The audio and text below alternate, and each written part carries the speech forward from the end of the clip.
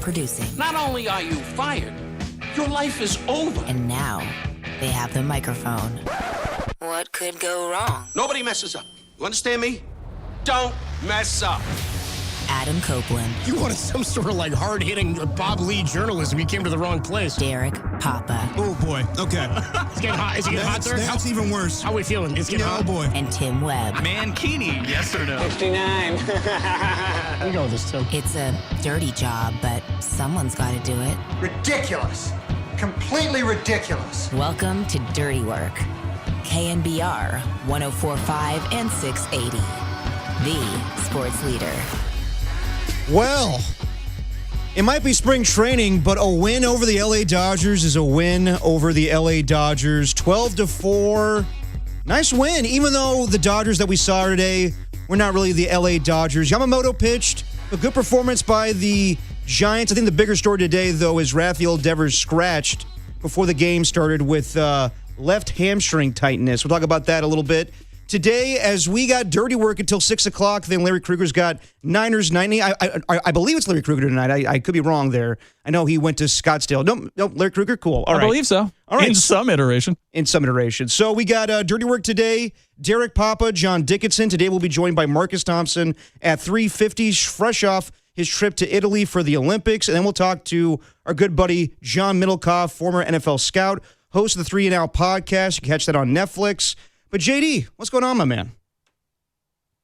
What's going on? Good to be with you here on this Friday. And I'll get my copes on here and say, bleep the Dodgers, even in spring training. Always good to see them lose. Always good to see the Giants beat them. All of that, even if none of the Dodgers other than Yamamoto were among the regulars even played in this game. But Adames took Yamamoto deep, and that's not nothing to lead off the game. And Barrows with the grand slam. In this one, and so nice win. First loss for the Dodgers, by the way. First loss in the Cactus League. They were 6-0, and so the Giants are coming for that Cactus League crown for a second consecutive year, my man. Yeah, and it's Tony Vitello's first taste of the Dodger-Giant rivalry, although it'll be a little heightened in the regular season. But you mentioned him, Victor Barrows with a grand slam, and we'll see what his place is going to be on this roster, battling for right field right now. I think Daniel Susac probably should have got the third home run of the game. If me and Tim were watching it, seemed like he cleared the brick out in left field. But, nice win. The Giants need to improve on where they were a year ago, 4-9 against the LA Dodgers, and they're going to see them a lot early on in the season. I think they got 3 games in April in San Francisco. They got 4 games in May. That's going to be in LA, and then September it's going to be quite the battle against the LA Dodgers. 3 games from September 18th to the 20th, and then the last 3 games of the regular season against the Dodgers at Oracle. That's a lot better than closing things out against the Rockies. Yeah, no, without question, and we'll see not only the Dodgers but the Giants against the Padres. I mean, that was really the 2 teams that were the reason that the Giants were a 500 team last year, and of course they're the teams that you're going to have to face the most, in addition to the Rockies and the Diamondbacks. So a big story, not necessarily for today on February 27th, but can the Giants maintain the level of play that they had against the rest of the league in 2026 and play better head-to-head against the Dodgers and the Padres? And if they can, then maybe we are going to be talking about the potential for this to be a playoff team this year, a wild card team in all likelihood, because the Dodgers are still so loaded and are going to be the favorite, if not to win the World Series for a 3rd straight year, definitely to win the National League West. But again, when you look at a pathway toward being better than the 81 of a year ago, it starts right in the division with the head-to-head matchups against the Dodgers and against the Padres.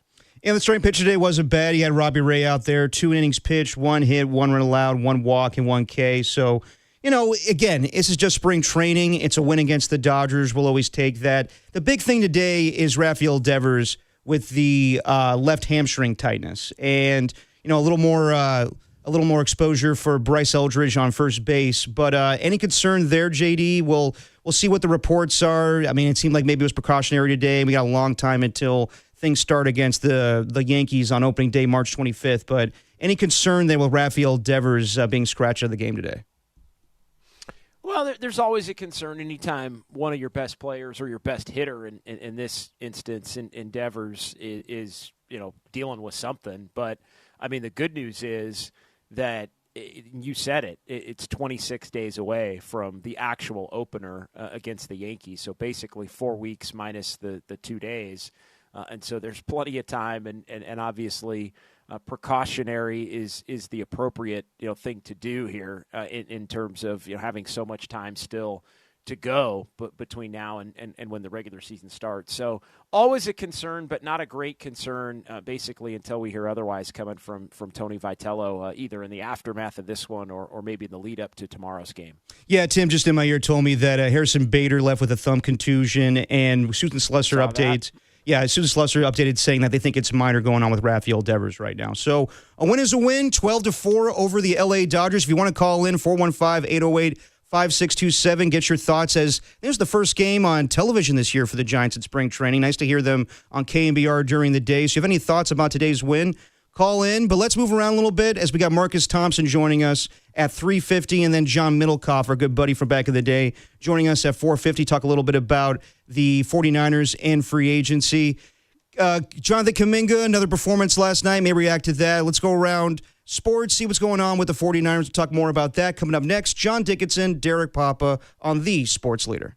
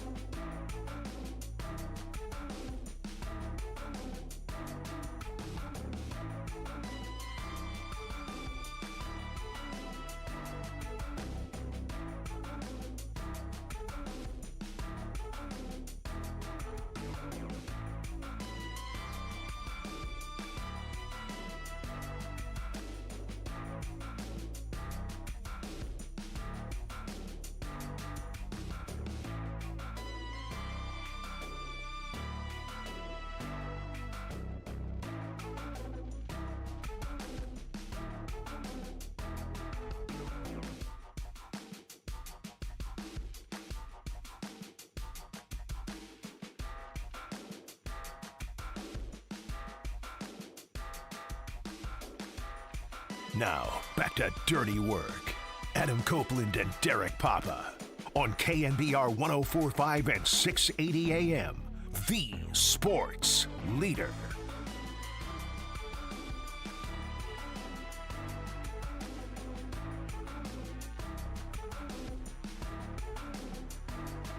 They do have a timeout. Decide not to use it. Curry, way downtown. Bang! Bang! Oh, what a shot from Curry! With 0.6 of a second remaining. The brilliant shooting of Steph Curry continues. And he ties the NBA record with his 12th three-pointer of the game. That's about 35 feet out, well beyond the 28-foot mark. And now with 0.6 of a second remaining, it's a three-point lead. Westbrook gets off a good look, won't go. And Golden State historic run continues with a signature win here in OKC. Stephen Curry, breathtaking once again, ties an NBA record with 12 threes, 46 points, and the Warriors are 53-5. 10 years ago today, the Warriors had an all-time moment in the regular season. Dirty Work, John Dickinson, Derek Papa. We'll catch up with Marcus Thompson of The Athletic in about 20 minutes here, but I want to go down memory lane to 10 years ago today, February 27th, The Warriors get the win over the Oklahoma City Thunder. And when you think about Steph Curry's iconic shots, this has to be right up there. When they started their season 24-0, they had Luke Walton as the interim head coach for a little bit of time with Steve Kerr out with his back. And they came into a game 52-5 against Kevin Durant and the 41-17 Thunder. They were down at halftime, 57-46. The whole thing with Lisa Salters reporting that Draymond Green and Steve Kerr got into a loud verbal altercation at halftime. Didn't want to go back into the game. And then I think we all remember the overtime period where Andre Iguodala comes up with a rebound, about 5 seconds left of the game, and then Curry puts up a 38-footer with 0.6 seconds left, an all-time shot to win the game, 121-118. Steph Curry finished the game with 46 points, 12 of 16 from three. When you think of that season, it's mixed, obviously, because it ended with a championship loss, and they had an all-time regular season, 73-9. I can't believe we're coming up on the 10-year anniversary of that season already and how we remember it. But, JD, when you think about 10 years ago when Steph had that moment, what comes to mind? It's just an all-time moment, and I think of Andre Iguodala hitting a couple of free throws to get the game into overtime as well in the closing seconds. And Iguodala at that point in time was not a great free throw shooter. It was really kind of hit or miss as to whether you'd have the confidence. And they force a turnover late also. And I mean, for Steph it was the epitome of peak Steph Curry and peak Golden State Warrior dominance. And this is when Durant was obviously still with Oklahoma City, although the rumors were starting to swirl about the potential really in that month 10 years ago in February, if you recall. The news kind of came to fruition really for the first time the night before the Super Bowl here in the Bay Area. The first time back in 2016, the Thunder were at Oracle, and the reporting on that day was that, hey, the Warriors are going to have interest, and maybe Durant is going to have some interest in joining the Warriors. And so all of these matchups, whether it was the one the night before the Super Bowl or the one 3 weeks later, and these both ABC Saturday night showcase games with Mike Breen on the call, it was, they were just highlighted matchups. It was peak NBA at the time, and the Warriors were at the forefront of all of it because they were the defending champions, because Stephen Curry was so captivating in his talents. And, that's in the midst of him hitting 400 threes. That's in the midst of the unanimous MVP season that would come just a couple of months later.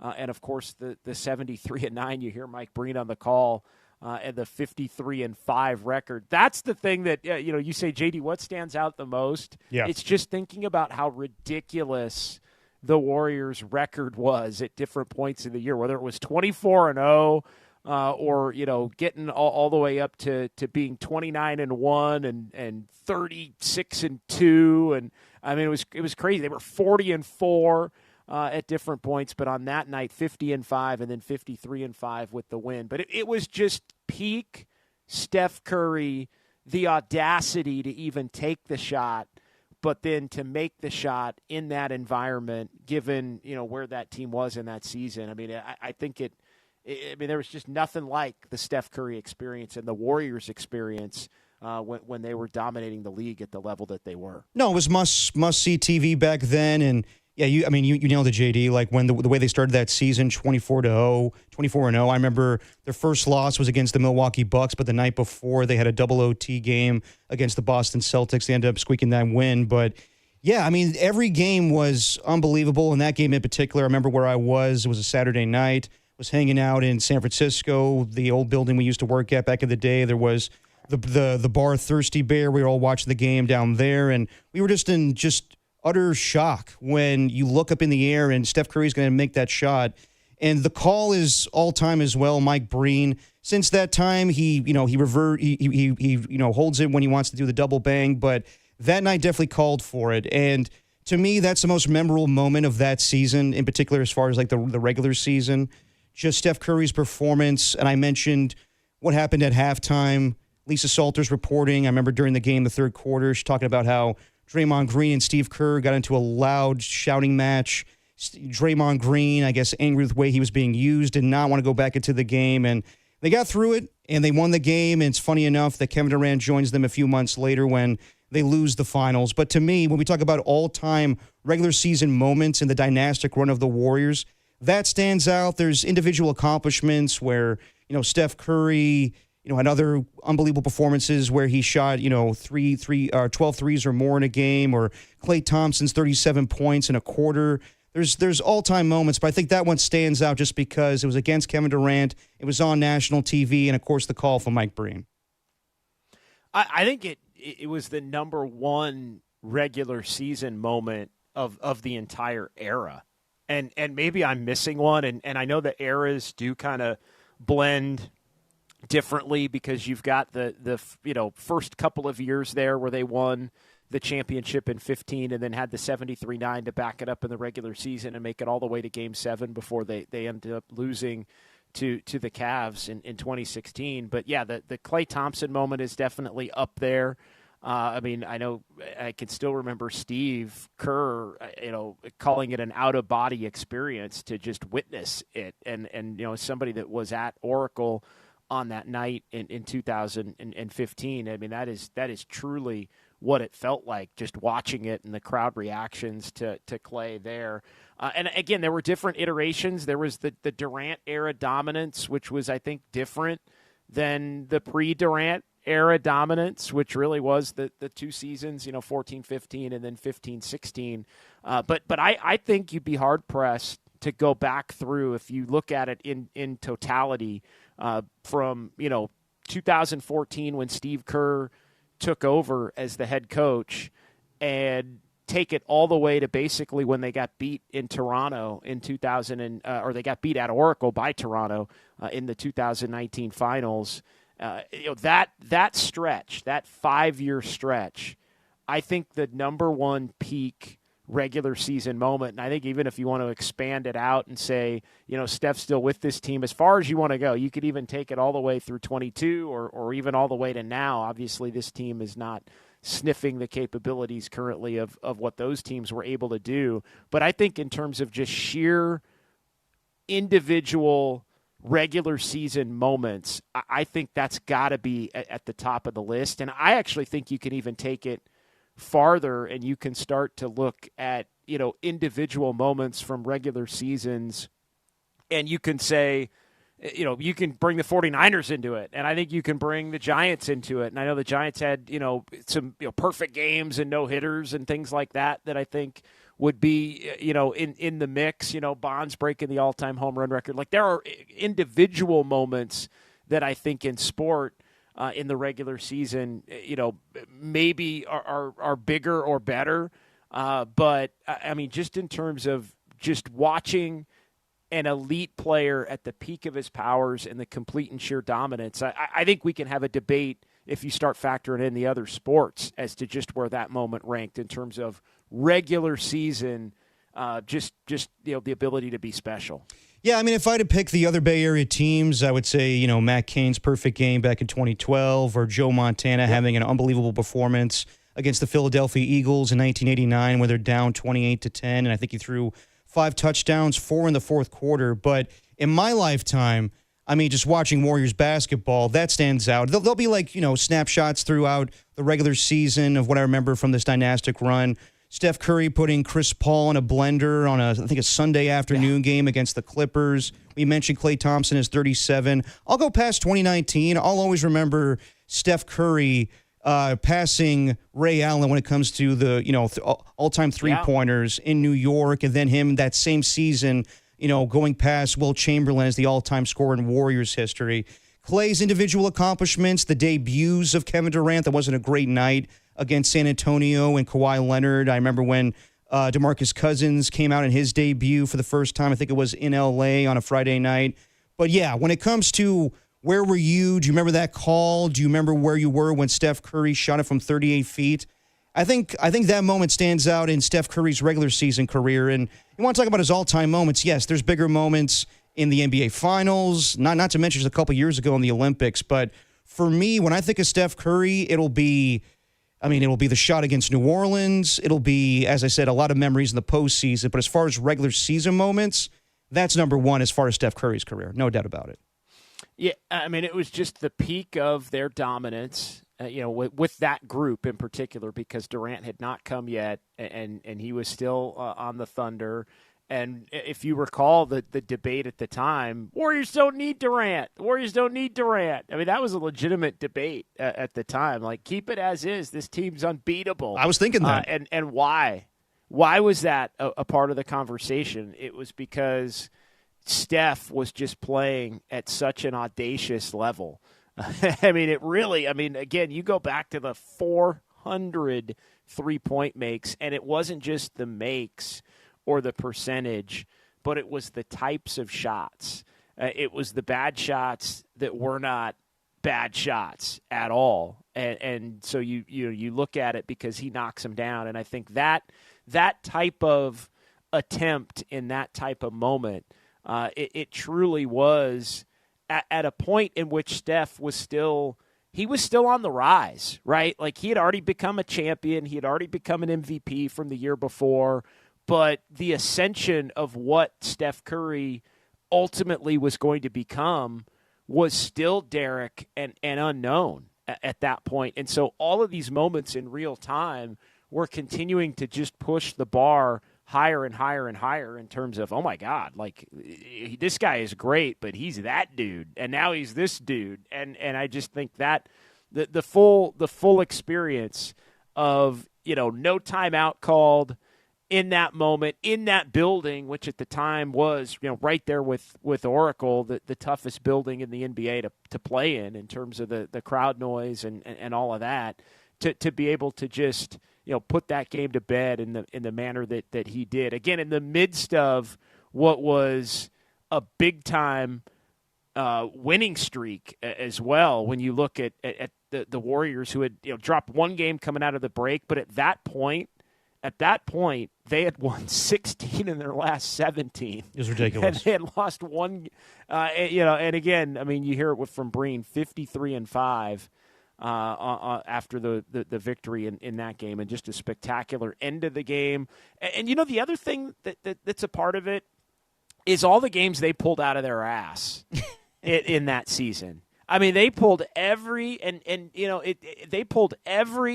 it felt like close game that they possibly could out of their rear end. Games where they didn't play well, they'd have a big run, they'd come back and win. They'd be down 8 with like 2 minutes left.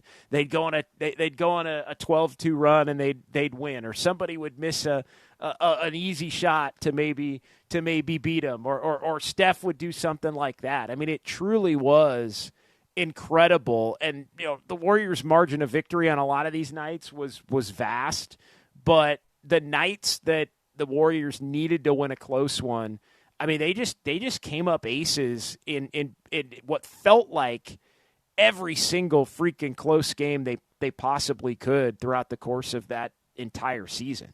And I remember leading up to that game, I mean, the three best teams of the Western Conference were the Warriors, the Spurs, and Oklahoma City. And at that time, the Warriors lost a few games. The record was ridiculous, 52-5. But you kind of circled this one as like, maybe this is one they lose. Nationally televised game, they're on the road. And Kevin Durant came out and had an unbelievable performance himself, finishing with 37 points. You understood if the Warriors were going to lose that night. But the fact that they came away with that victory and everything leading up to that, being 24-0, and before that, the championship they first won in 2015, there was all that talk, Doc Rivers saying they didn't play anybody of significance. Everybody was hurt they played during the playoffs or the NBA Finals itself, with Kyrie Irving getting hurt. And some people were even saying that Steph didn't deserve MVP that year. I remember Russell Westbrook, the Thunder got in as an 8th seed, but he averaged a triple-double. And some people were like, nah, it shouldn't be Steph, or it should have been James Harden, who led the league in scoring that year. Then the next year, he was unanimous. There was no debate about it in the way that they came in and dominated everybody. And as you said, JD, found ways to win games. But tonight, that was that night where Steph Curry made that shot. That was where I was like, no one's going to be in their way. San Antonio, Oklahoma City, they have to implode themselves, and sure enough, they did. You can say what you want about the 3-1 lead that they coughed up against the Cleveland Cavaliers in the NBA Finals, but yeah, at that point in time, no one was stopping the Warriors. So that night signified that they were going to be a force to be reckoned with, and Steph Curry was maybe the face of the league at that point. 400 threes for the season, over 400. What was the final number was it 403, 406? Something like that. How many threes did? Yeah, I mean, just incredible for Steph to be able to hit that many. I'll give you another one.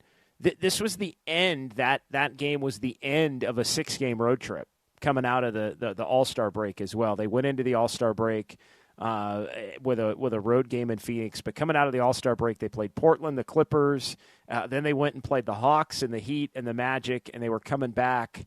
Not in a back-to-back scenario, but coming back in the 6th game of that trip on ABC, and the Warriors just had the ability. The Warriors had the ability to, basically dial it up on the nights that they really needed to dial it up, and they chased every win. I know you remember 5 years later. Steve Kerr talking about with a lesser team, hey, we're not going to chase wins because this certain team, it was the 21 team that we talked about a little bit yesterday, right? Can't win a championship, so we're not going to be chasing wins. But they chased every single win in that season, and they got most of them. 402, the final number in terms of 3-point makes for Steph Curry in an incredible year. So 415-808-5627, if you want to chime in about that performance, where does it rank in Warriors season, regular season moments, or where does it rank in Bay Area regular season moments? Do you have it up there with some Giants moments or some 49ers moments? Let's get Marcus Thompson's opinion on it, too, as he'll join us, and we'll get a little retrospective on 10 years ago today when Steph Curry made that unbelievable shot against Oklahoma City Thunder. It's Dirty Work, John Dickinson, Derek Papa on the Sports Leader.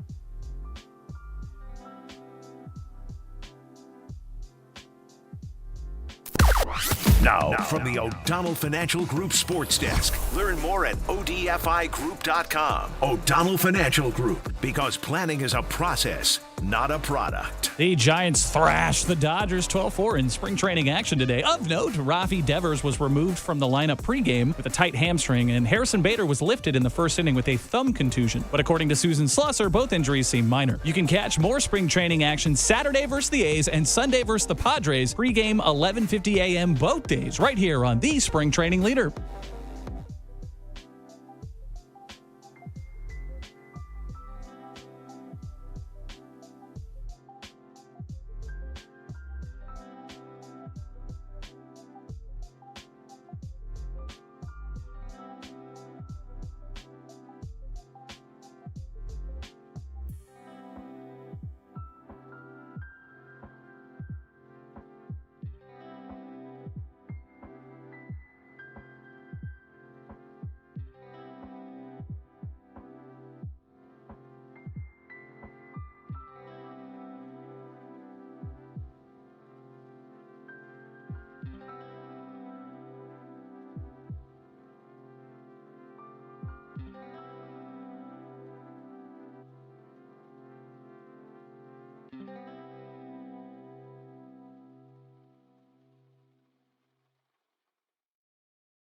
What up, filth? Derek Papa here for Jack's Restaurant and Bar. Look, if you listen to Dirty Work, you know how much we love Jack's Restaurant and Bar because we're always there. And we love that steak sandwich that Tim Webb can't stop talking about. We've been in the location in San Jose for a few shows. We went to the one in Pleasant Hill a few weeks ago. And coming up on March 20th, we're going to be at the location in Newark, getting you ready for some March Madness. It's an all-day, any-day kind of place with 5 Bay Area locations in Newark, Pleasant Hill, San Bruno, San Mateo, and San Jose.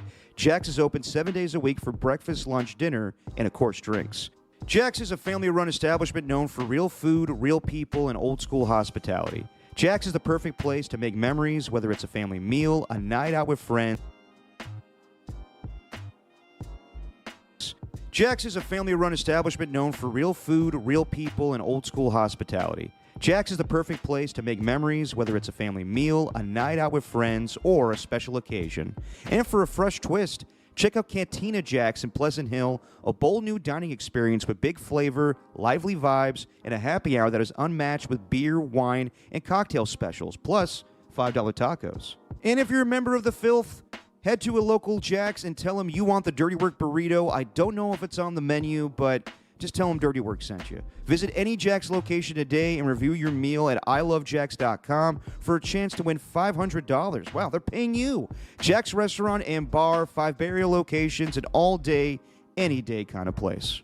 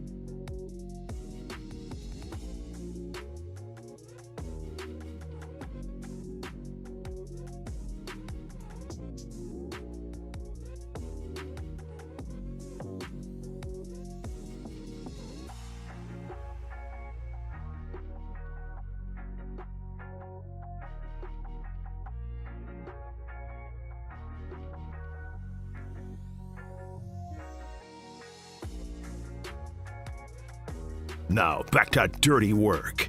Adam Copeland and Derek Papa in the KNBR Casino Matrix Progressive Jackpot Studios. Casino Matrix Progressive Jackpots are here. Where are you? Just drop in. Please play responsibly. Call 1-800-GAMBLER.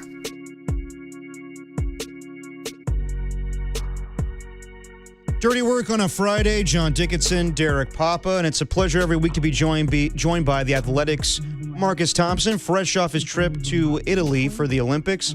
Marcus, what's your favorite part of Italy? You talking cities or you talking about attractions? Attractions. The coolest thing, the Coliseum. Coliseum by far? That was incredible. It was the best thing I did the entire time. And then what's the best food you ate when you were in Italy?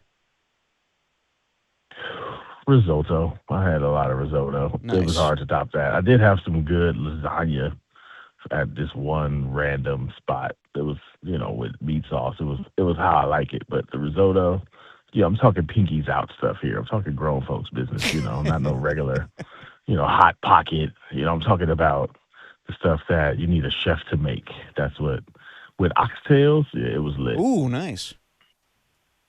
Wow. Okay. So, yeah. And how much did you try to spread it around in terms of like where you were going to go versus finding a spot that you liked that you wanted to go back to and try something else on the menu? I feel like that's always kind of tough if you're in the same spot for a minute.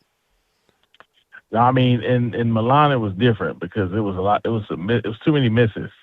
It wasn't like you could just go anywhere, right? You had to go to you had to have a good spot. So you found a good spot. You know, you needed to hit that thing. So it was a good mix. I tried some stuff. I did some stuff people recommended. You know, when you with people, you try things. But then when I found my little spots, I made them my regulars.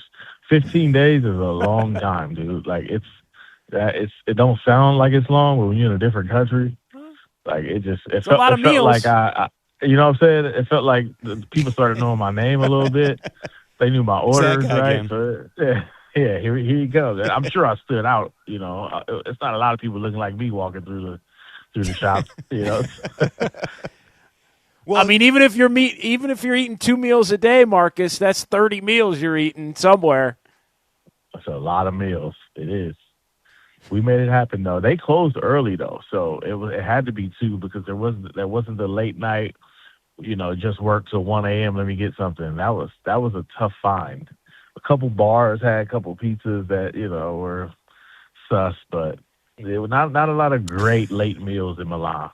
Nice. Talking to Marcus Thompson on the UMA guest line. So I know you were covering the quad god and figure skating while you were there, but just your thoughts on Oakland's own Alyssa Liu's gold medal performance. Man, that's what I was there for. I don't know what you're talking about. Quad too. Town. Yeah, I mean, I was there for the town. What you talking? I was there for Oakland. That was, you know, it was amazing to watch, just mostly because of how she did it. To me, that was the most impressive part. Like, it's intense, man. Figure skating is crazy. Like one fall, you cooked. Right. You know, Amber Glenn made one mistake, and that was it. No medal. Like, she was done. Like, that's what it is. So the intensity and the anxiety is palpable. So, like, you can feel it. You can feel the pressure they feel. And for her to go out there like she didn't even care was crazy. Like, she nailed everything like she wasn't bothered. It was the most, like, unfazed, unbothered, like, championship performance I ever seen, right? Like, it was supposed to be intense and it's supposed to be, like, something, like, epic, but she treated it like, hey, man, I'm just skating and I'm nice.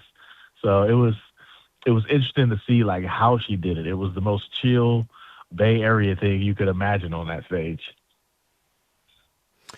Marcus Thompson joining us here on The Sports Leader. What did you think of Team USA ultimately, both the men and the women, but the men beating Canada specifically in the gold medal, in the overtime? I know we talked about it a little bit before it went down, just what it was going to be like, but what did you think of Team USA coming out on top? Oh, man, I thought that was lit. I went to a USA-Sweden game, and, you know, they won that. Yeah. In overtime, and that was on the heels of the Canada, you know, barely winning in overtime. I think it was you know, who was it? Czechoslovakia. Yeah. So the back-to-back, it just felt like, man, this whole thing is about USA versus Canada in the gold medal. Like, and it felt like for a moment we weren't going to get it. So for it to happen and for it to go down that way.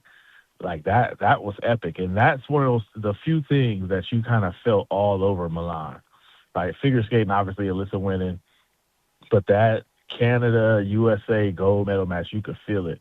So I felt like Canada was in trouble once they let it get to overtime because they had USA on the ropes. I was like, man, Celebrini about to hit this, or McDavid, or McKinnon, or one of the 90 All-Stars they have.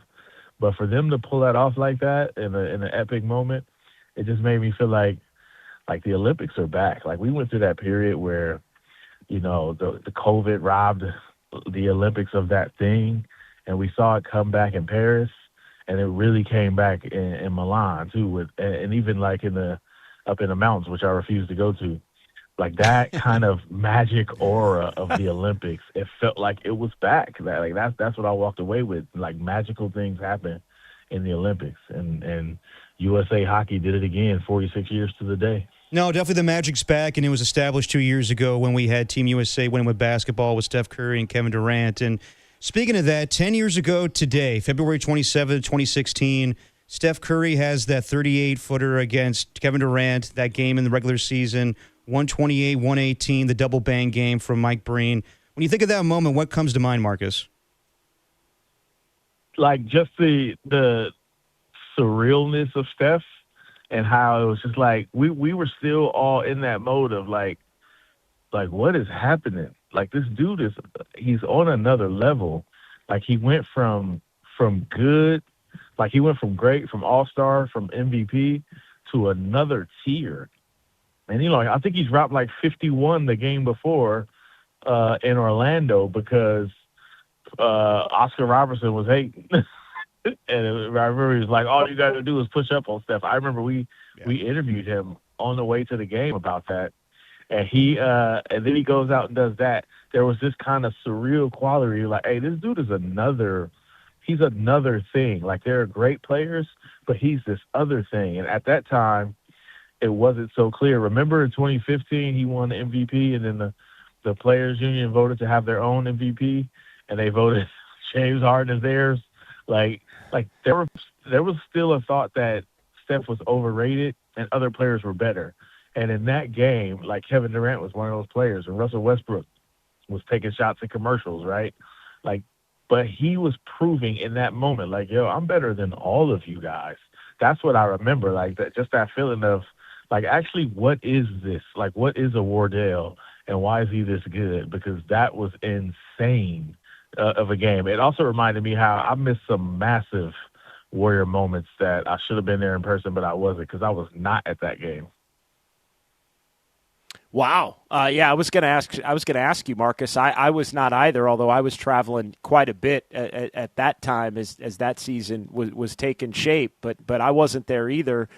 Interesting, though, because, I mean, that whole season for Steph did become, I think you're right, it became about going from, all-star to superstar, or maybe even superstar to legend is probably a better way of saying it, right? Because now we look back a decade later and we're having the conversation about, is he top 5, is he top 10, where does he fit in that realm, which a lot of people didn't think we would be having that conversation even 10 years ago. But I just keep coming back to the 400 threes that he hit that year, and it wasn't even the number as much as that shot was indicative of just like the audacity to take it and think you were going to make it. Like, it was the full, I think it was the peak, honestly, of the ascension of Stephen Curry and the ascension of, what the Warriors were still trying to be, even though they already had a chip because they wanted every game that year. And the fact that they kept playing through being down in that game, I mean, it was incredible. They wanted to win every single game, man, if they were down 8 with 3 minutes left or 6 with a minute 15 left. And Steph was the guy that was just leading the way and doing it in different ways and I think more audacious ways every single night. I think that was the game where the dimensions of basketball, like, changed. Like Steph had been doing it already, but that put it into the mainstream psyche. Like, the fact that he shot it so regularly from 37 feet, like, in the clutch moment, like, even Draymond was saying that was his first thought was, why are you taking that shot? But he pulls up for a regular 37-footer. Roberson was guarding him. There's a book about this that I wrote talking about this in depth. But I've heard of it. Like, Roberson, the reason the shot happened because Roberson, who was a good defender, whose assignment was Curry, did what every defender was taught to do back then. Like, you ran and put your feet behind a three-point line, and you guarded the line. And Steph is like, he saw him do that, and it's like, yo, you just made the biggest mistake of your life. And that people didn't think that way then. Now the game has changed so much where it's like it's second nature to us. But back then, that was insane. And I remember seeing Anthony Morrow on the bench telling him, like, get up. And you can see Morrow and Enes Kanter kind of throw their hands up. The ball's in the air. They like, oh, that's the end.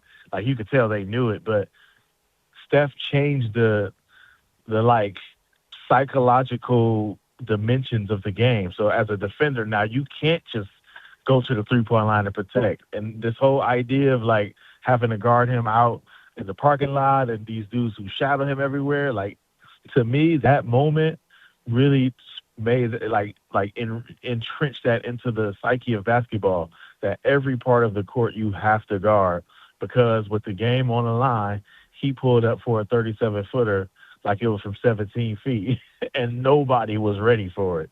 So that was, to me, was a day where it was like, oh yeah, you're not going back from this. Like it doesn't go back from that. You don't go back to mid ranges after this. And then on top of that, remember he did like the burning lean and the sea walk. Oh yeah, yeah, yeah. So it was like pick a celebration. Talking to Marcus Thompson on the UMA guest line, just talking about the Warriors today and former Warriors. What are your thoughts on Jonathan Kuminga's first action as an Atlanta Hawk? He had 27 points in the first game last night, 17 points. I think we all knew that he had the talent, he was capable of doing this, but we can still say it wasn't a good fit with the Warriors. But just your overall thoughts on his first two performances as Atlanta Hawk. Man, I could not tell you. Do you know what I was doing? I was walking the Coliseum. Okay, fair enough. On the ground where the Titans of antiquity roamed. You're over, Kuminga. I get it, Marcus. I didn't see it, but it's like, okay, we got to watch the Hawks now. Is that what we're doing? Yeah, watch the Hawks games. All right, but look, when Kuminga was with the Warriors, he had many great games. He had months where he was great, like that. To me, the fact that he can put together a game where he looks good, he looks efficient, the big problem with him with the Warriors was that he could do that and did it. That's what led to the thing. If he never had games like this, it wouldn't be an issue. But when he played, when he got the time and he got the freedom, he tended to produce in some capacity. That's why it was so difficult for him to sit out. So him having stretches, I don't think it's surprising at all. The question is, like, how does he sustain it? Can he find some consistency? And what happens when they decide to take away the thing he can do?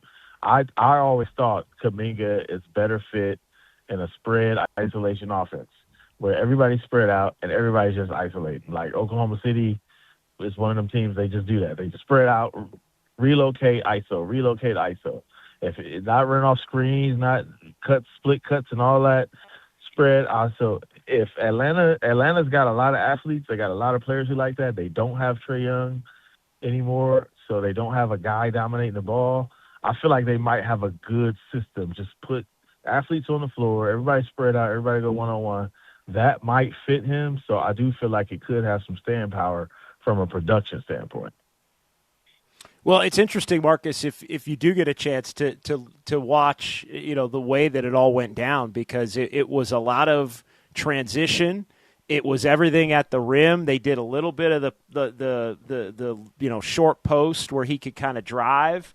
Otherwise, he basically stood in the corner and he hit a couple of three threes in the first game from the corner. But you look at the shot chart and there was no mid range. It was crazy. It was all at the rim, or he got fouled, and he did hit some corner threes, which obviously is the easiest shot, I think, for anybody to become a more competent 3-point shooter. It honestly looked like the shot chart that is very much aligned with kind of what you're saying. It's a shot chart that I think the Warriors, in some ways, it's more difficult to get those shots consistently because you're constantly moving around. But it also is kind of the shot chart that I think in a perfect world the Warriors would have wanted him to have more frequently, and he didn't seem to really want to be able to be only taking those shots, if that makes sense. I mean, I did see somebody saying he did everything the Warriors wanted him to do. I thought that was it wasn't like they unleashed him, Marcus. I will say that it wasn't like they unleashed him and put him at the top and let him be Kawhi. Like it really wasn't that. I think the difference is, though, in the Warriors setup, you could go a long time without the rock. Like if Steph get rolling or Jimmy, like you the pecking order doesn't make, like, you could end up getting cold out there. So that's it. I don't know how cold he got. I don't know how fluid he was a part of the offense, but that's what they wanted him to run the floor, pick his spots, only take open shots, rebound.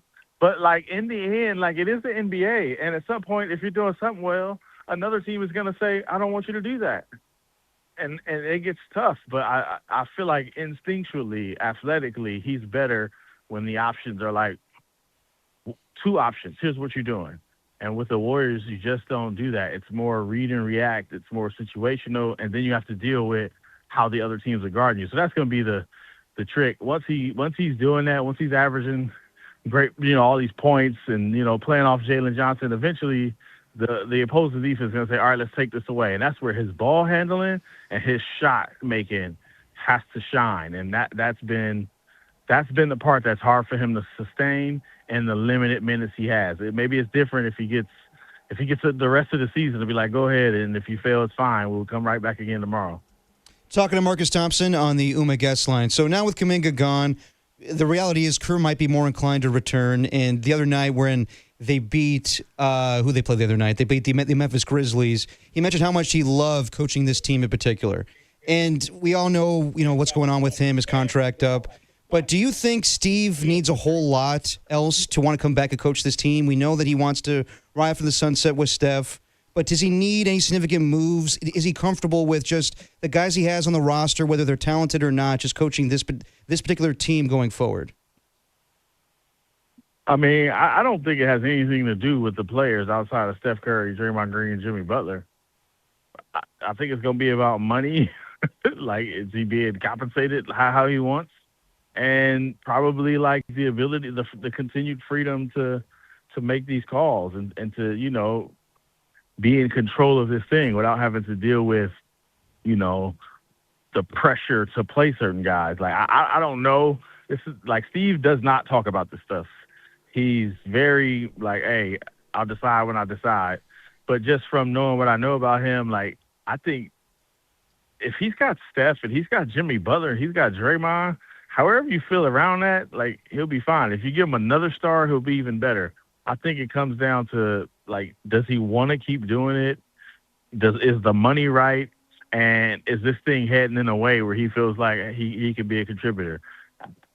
Otherwise, I mean, if they throw up $20 million at him, like, what's he gonna do? Say no? Yeah, he'll be exactly. right back again. Like, it won't be like, I don't know, man. I don't like my ninth man. He can be like, man, you better coach this ninth man for $20 million.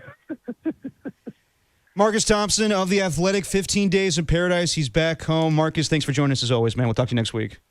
All right, have a good one. Later, Marcus. I'm a different man, and when you walk through the Coliseum floors, you're different. Oh, you're a totally different man now? Yeah, I'm soft. I just realized how hard I wasn't. Yeah. Later, Marcus. All right, peace. Later, have a good one. Marcus Thompson of The Athletic. You catch that interview on thesportsleader.com or the Sports Leader app. Marcus reflecting on 10 years ago today, Steph Curry with the double bang shot over the Oklahoma City Thunder. We'll come back to that conversation a little later. Let's talk about the NFLPA report cards. They came out yesterday during our show. I remember a couple weeks ago, me and Adam Copeland were doing a show the day that it was reported that these report cards were were going to be made public to us, and that changed quickly. So now we'll dive into that along with where the 49ers ranked amongst the rest of the NFL. It's Dirty Work. John Dickinson, Derek Papa on the Sports Leader.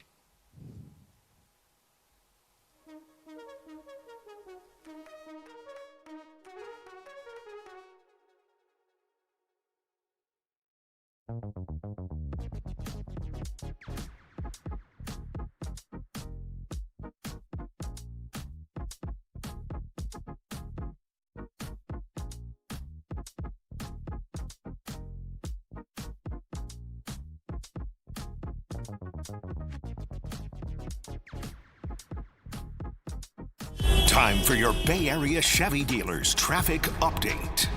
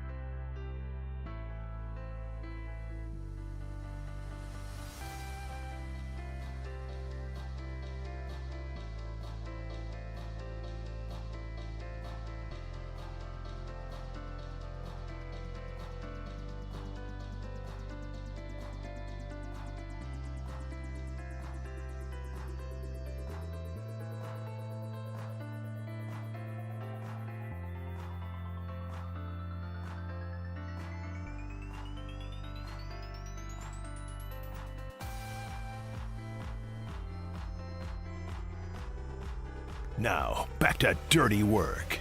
Adam Copeland and Derek Papa on KNBR 104.5 and 680 AM. The Sports Leader.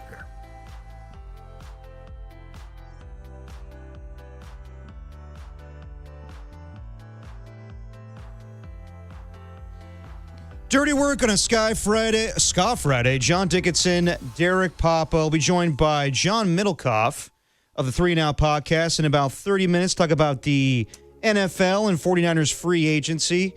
I like this every year that we get these NFLPA report cards. And just a couple weeks ago, NFL owners were making sure that we didn't see them because they weren't really, the most... they didn't paint the league in the greatest light when it came to organizations that didn't have great facilities or didn't treat families well. It was really Woody Johnson and Michael Bidwell who were kind of spearheading that, where they did not want this stuff to come out. They didn't want it public to the consumer or to fans or the media. And thanks to ESPN, we did get details on the report card yesterday it came out. So the 49ers are ranked 14th out of 32. And just going down the list here of what they grade. Treatment of families, they got a B. Home game field, A-. Food/dining area, A. Nutritionist and dietitian, B+. Locker room, B. This is where it's kind of consistent in the last few years, JD, where the training room got a C-. Training staff got a C-. Weight room got an A. Strength coaches, A. Position coaches, A. Everything else, either an A, A- or B+. Team travel, not fantastic at a C+ here, but 49ers got a favorable review when it came to everything in their organization. Other teams, not so much, but it seems to be consistent in the last few years with the training room or the training staff is not on par with the rest of the league. Yeah, and head coach, by the way, A-. I know you don't want to run through all of them, but 3 pretty important ones. Head coach, GM, and ownership, A-, A-, A-. Not bad, so not really, bad. when you look at this, the 49ers do, and position coaches, A-, strength coaches, A. So there's a lot of real positive stuff here, but the stuff that isn't quite as positive is what you might expect, which is why I think it has become a talking point here within the last 24 hours. You said it: training room, training staff, and yeah, the travel one is that one. I'm not so sure about, but. I don't know. What are kind of your biggest takeaways in terms of the issues with the training room and the training staff? Either a size issue in terms of maybe not being big enough or having enough room for the training staff to be able to operate, but anything that's related to injuries, injury prevention, any of those kinds of things is going to become a hot button issue with the 49er fans, I think, when it pops up. Well, it's been consistent with the last 3 years, where in 2023 they got a C+ and A- when it came to either the training room or the training staff. 2024 a C and a B-, and last year B- and B-. So it's gotten worse in the last year with a C- and C- when it comes to training room and training staff. I think when you hear training staff, I think that's when people go like, training staff, the fact that they have so many injuries accumulated throughout the years here. And I don't think this is related in any way to substation talk, but, I think it's maybe just their weight room facilities. You go through the list here, and other teams, for the majority of them, have pretty good weight rooms. Tampa Bay Buccaneers also have a poor grade as a C+. Just going through the list here. I wouldn't... Honestly, for me, that's not the biggest thing that I would grade on. You look at the Pittsburgh Steelers, who are a storied franchise, and they came in 32 out of 32, which is alarming to me because you think of them and the tradition they've held up and the Rooneys and everything that goes into that organization. They got treatment of families, F. Home field, F-. Team travel, F. Team ownership, D-. And you touched on it, JD. The biggest ones for me are how you treat families and what's your coaching staff like, what's your family, what's your head coach like, what your coaches like, and across the board for the 49ers, A-. Treatment of families, a B. So those are the grades that I care about. But if the players are not happy with the weight room or the training staff, that's something they got to prove upon. I think the goal of these report cards is so the owner, in this case Jed York, can look at what the players are not so positive about and improve on that. And I think that's where good owners do that. Years ago, Daniel Snyder got this report card, and he didn't care. But then came Josh Harris, the owner of the Washington Commanders now, and now they have great grades. The same consistent teams that are always graded poorly are the New York Jets and the Arizona Cardinals, and I think it was Michael Bidwell who got the worst grade here with an F, and Woody Johnson not so much better in that department. But as long as the 49ers have good grades when it comes to the head coach, the general manager, and John Lynch, and team ownership, and Jed York, they're still established as one of the best organizations in all of football. I would agree. And again, the one thing, though, that is kind of bringing the grade down is the thing that has – I mean, wouldn't you say that and again, I'm not saying the training room or the training staff, but it's all related back to injuries. Yes. Wouldn't you say that the number one problem with the 49ers over the Kyle Shanahan era, and again, I'm not saying this – I'm using that as a time marker, not saying it's Kyle Shanahan's fault. Right. But wouldn't you say that the biggest problem – in that era has been injuries? Yeah. Like the biggest net negative for the 49ers, just period, has been injuries. Absolutely. And it goes back to 2018 when Jimmy Garoppolo tore his ACL. I think it was week 4 or week 3 of the regular season. And since that time, it impacted this season and impacted last season 100%. And the fact that this is graded by the NFLPA, the players, they think, there's something's that factor here. So I don't know what it is. I don't know what it could possibly be. And I don't know if you could really, blame the training staff itself. But I believe some of the players, they bring up the substation stuff. I don't know if there's any legitimacy to that. But, yeah, I would say that reflects the amount of injuries they have. And maybe the 49ers players think that they could do better.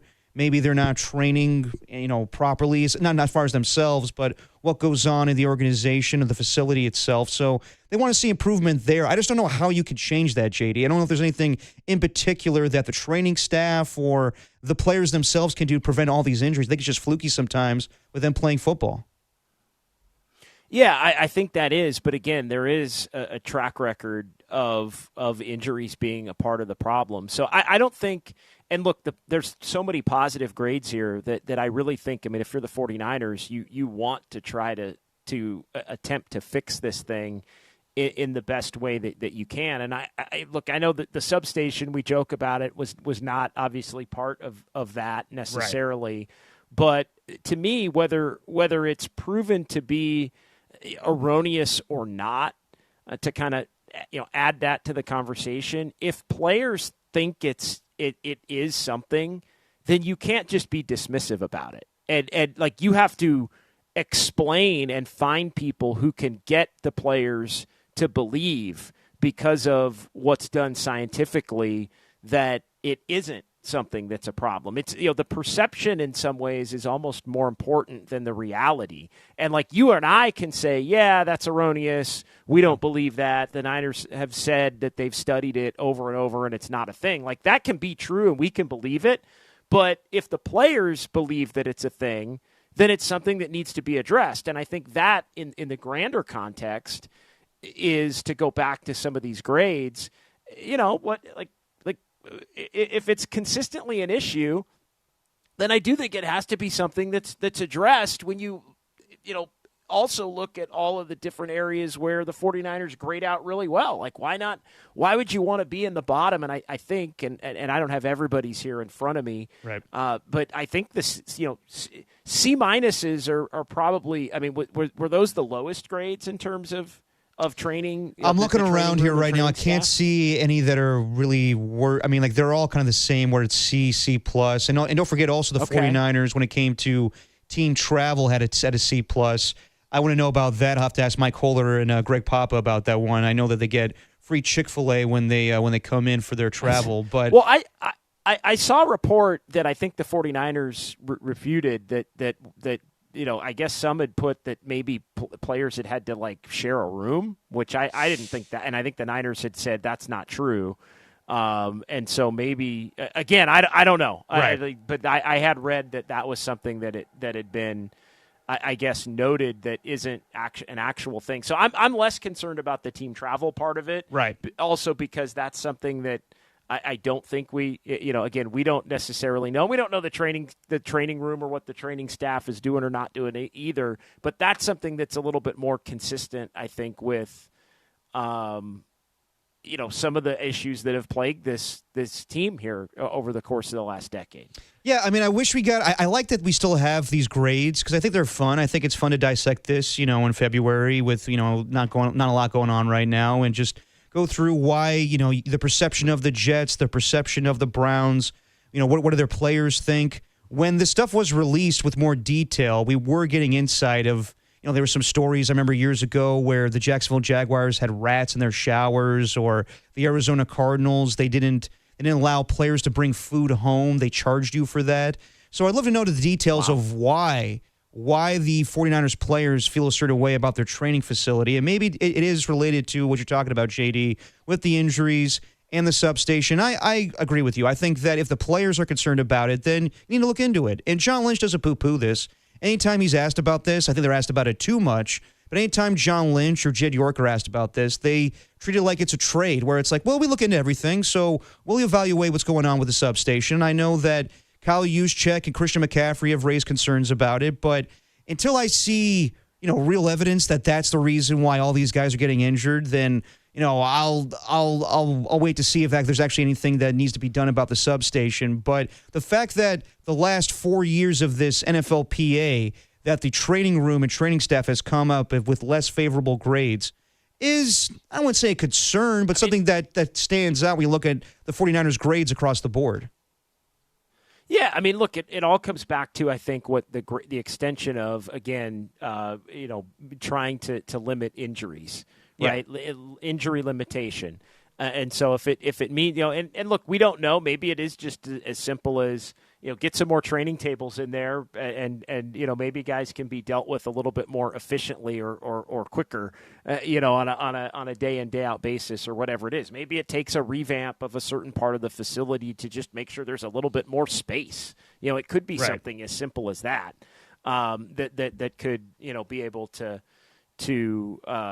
rectify the situation. So again, not a huge thing. No. But I do think it's interesting that the areas that come up as not quite as highly rated among a long list of just about every other area of the 49ers organization and coaching staff that is extremely highly rated is in some ways what you would expect. And that's something that I think, if everybody kind of knows it, it's like, well, let's make and take a little bit more emphasis to be able to try to maybe get some improvements in that area. Yeah, I mean, the most important thing to me is the fact that the head coach, the general manager, and ownership all got A-minuses. The treatment of families got a B as well. So that's the most important thing to me. And if they can improve the training room and training staff along the way, that'll be great for next year's report card. Dirty Work on a Friday. John Dickinson, Derek Papa. Let's get into more of NFL free agency, or the 49ers free agency, I should say. ESPN put out an article today projecting what's one free agent each team should sign. Let's see what ESPN has to say about the 49ers or where they could go in free agency in a couple of weeks. It's Dirty Work on the Sports Leader.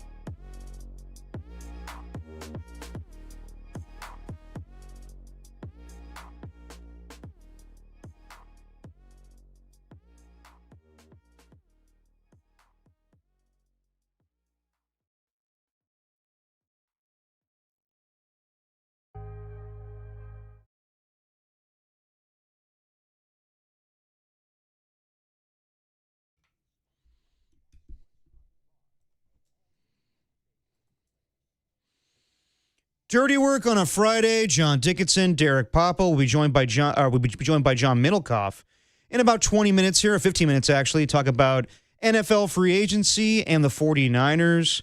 There was an article written today in ESPN by Aaron Schatz saying that looking around the league and seeing one free agent that could sign with each team, and he projected the 49ers signing Browns guard Joe Petunio. Now, not a bad option. I mean, Joe Petunio was an all-pro back in 2021 and 2022, one of the better guards in the league. I think the Cleveland Browns are redoing their entire offensive line this year, so he won't be coming back. But when you look at his age, 34 years old, and you got Trent Williams going to be 38 this year, I don't know if that's the right call there. And if that's one free agent in particular that you're picking out with the whole pool of players available, I would say that's not the sexiest thing in the world, not the splashiest thing in the world. Now, it's not about being splashy or getting the biggest name in free agency. It's about finding guys that are going to make an impact on this football team coming up to compete with the likes of the Seahawks and the LA Rams. But when you look around free agency this year, and some of the names that are available, Alec Pierce, AJ Epinesa, Tyler Higbee, some other guys. I mean, there's big names, but those are some of the guys that I look to that could fill the voids that the Niners need when it comes to positions of need, when it comes to wide receiver, a pass rush, obviously, with only 20 sacks a year ago, or, trying to find a guy to fill in for George Kittle until he comes back from that torn Achilles. So what would it take, JD, in your opinion, for you to feel good about the 49ers this offseason when it came to free agency? We can talk about the draft down the line here, but what needs do they need to address in free agency where you feel good that they actually did some work this year as opposed to last offseason?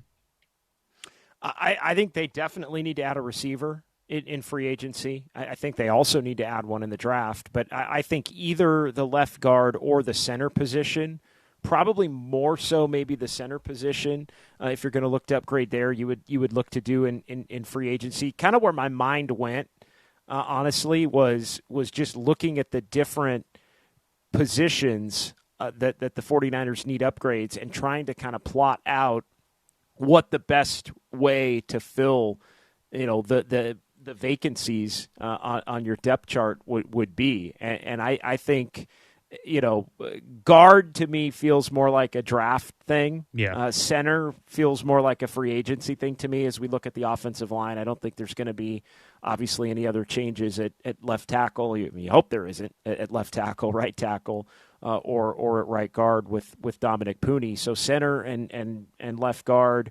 But I feel like probably left guard in terms of the draft, maybe center more aligned to be done in free agency. I feel like wide receiver has got to be both, because you're gonna you have the two spots that we talked about yesterday that have to be filled.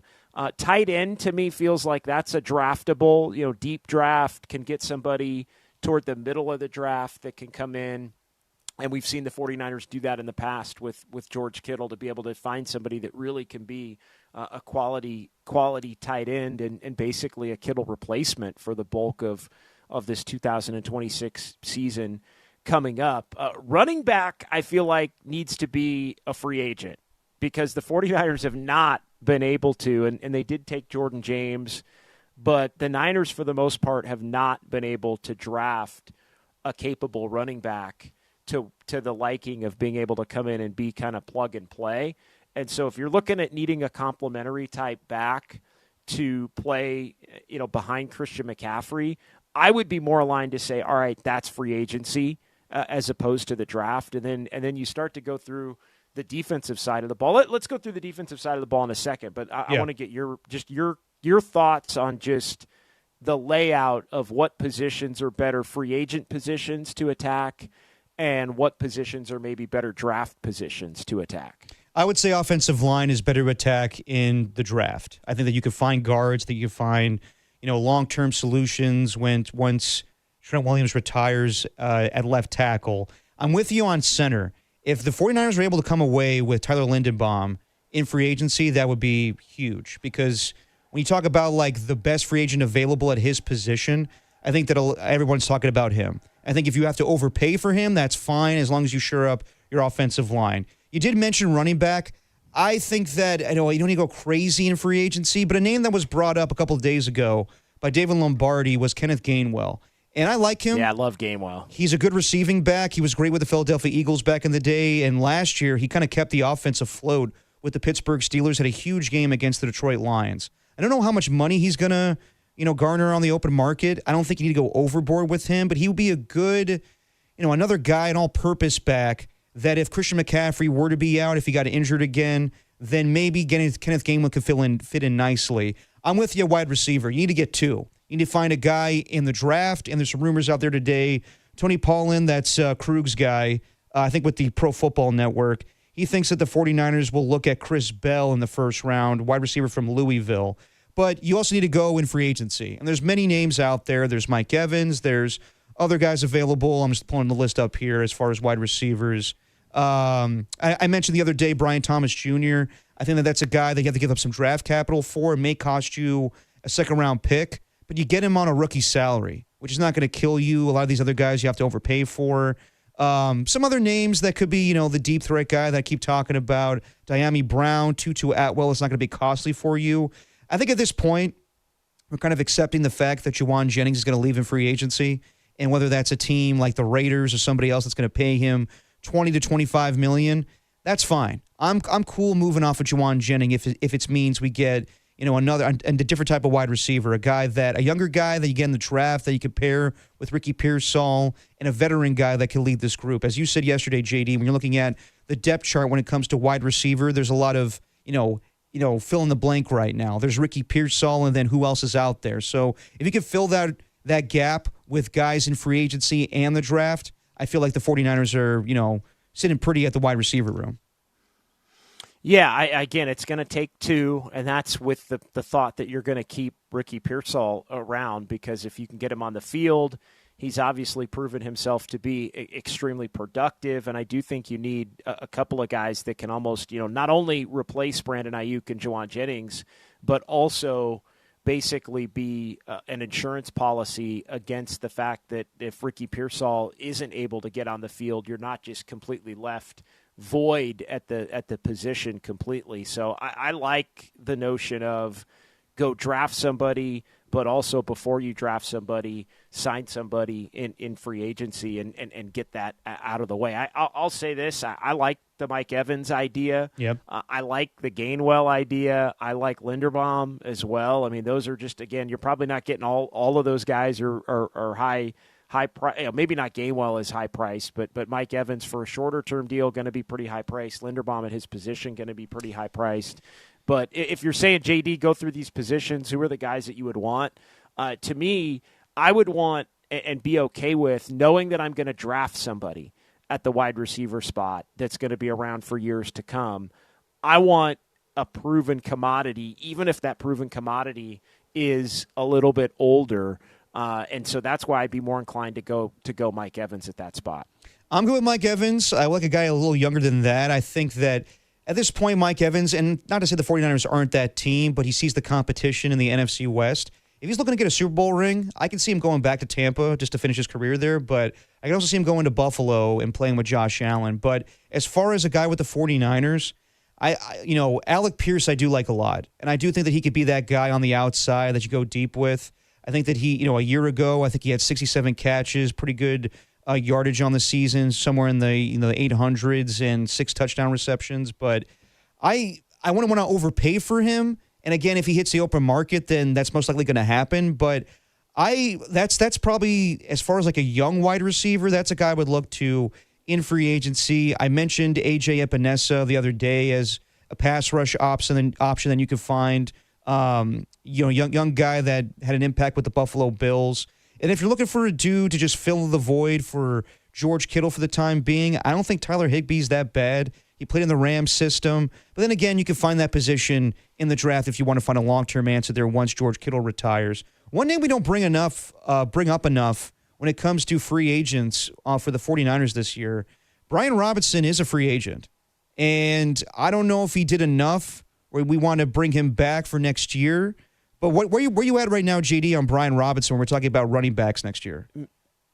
I think you need an upgrade. Yeah. Over Robinson, and I thought he was fine for the time that he was here. I thought he could have the potential to be more impactful. I know some would say he didn't really get enough of an opportunity, maybe to show that he could be. But he obviously is a bigger back. I didn't see enough from him to think that he's necessarily the answer.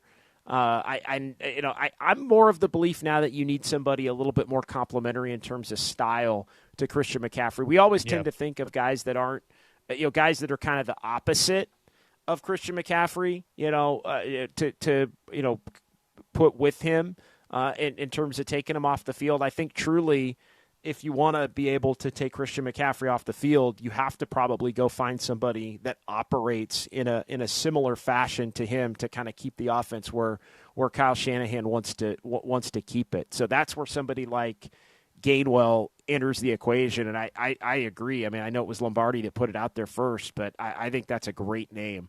Not if the 49ers could add another running back to the mix. And then you've got Jordan James still around that can be kind of mixed in here and there as a younger back. I love McCaffrey as your guy. Gainwell is kind of your number two, and then Jordan James is somebody that you really like and would have the ability to factor in here as the number three. Yeah, I mean, Gainwell would be a good complimentary back to McCaffrey. He kind of does the same stuff as far as a all-purpose back. So I like that move. I wouldn't be opposed to bringing back Brian Robinson. Again, you're not going to do both here, but it's not bad to have the opposite running back. I do kind of like the stronger guy, the more the goal line runner, but maybe you can upgrade there if there's another name out there that could be better than Brian Robinson from a year ago. Dirty Work on a Friday. John Dickinson, Derek Papa. Let's catch up with an old friend of ours, John Middlekauff, who hosts the 3 and Out podcast. Highly recommended if you're a football fanatic like me, especially in the offseason. Middlekauff goes through it all as a former NFL scout. Let's talk about the 49ers in free agency and what could happen with the NFL in the next couple of weeks here. It's Dirty Work on the Sports Leader.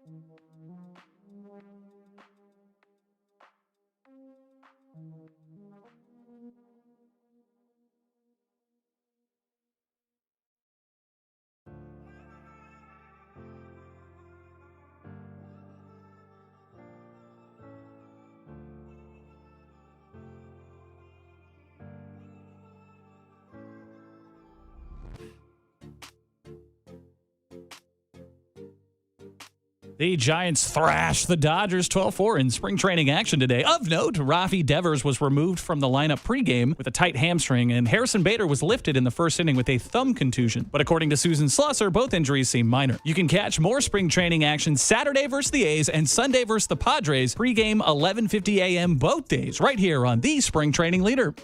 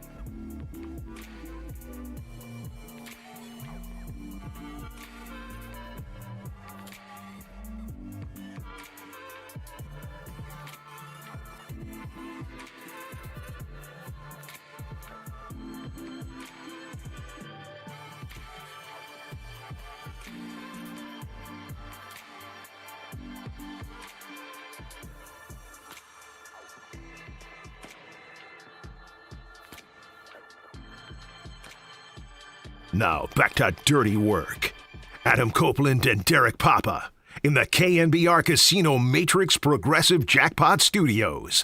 Casino Matrix Progressive Jackpots are here. Where are you? Just drop in. Please play responsibly. Call 1-800-GAMBLER.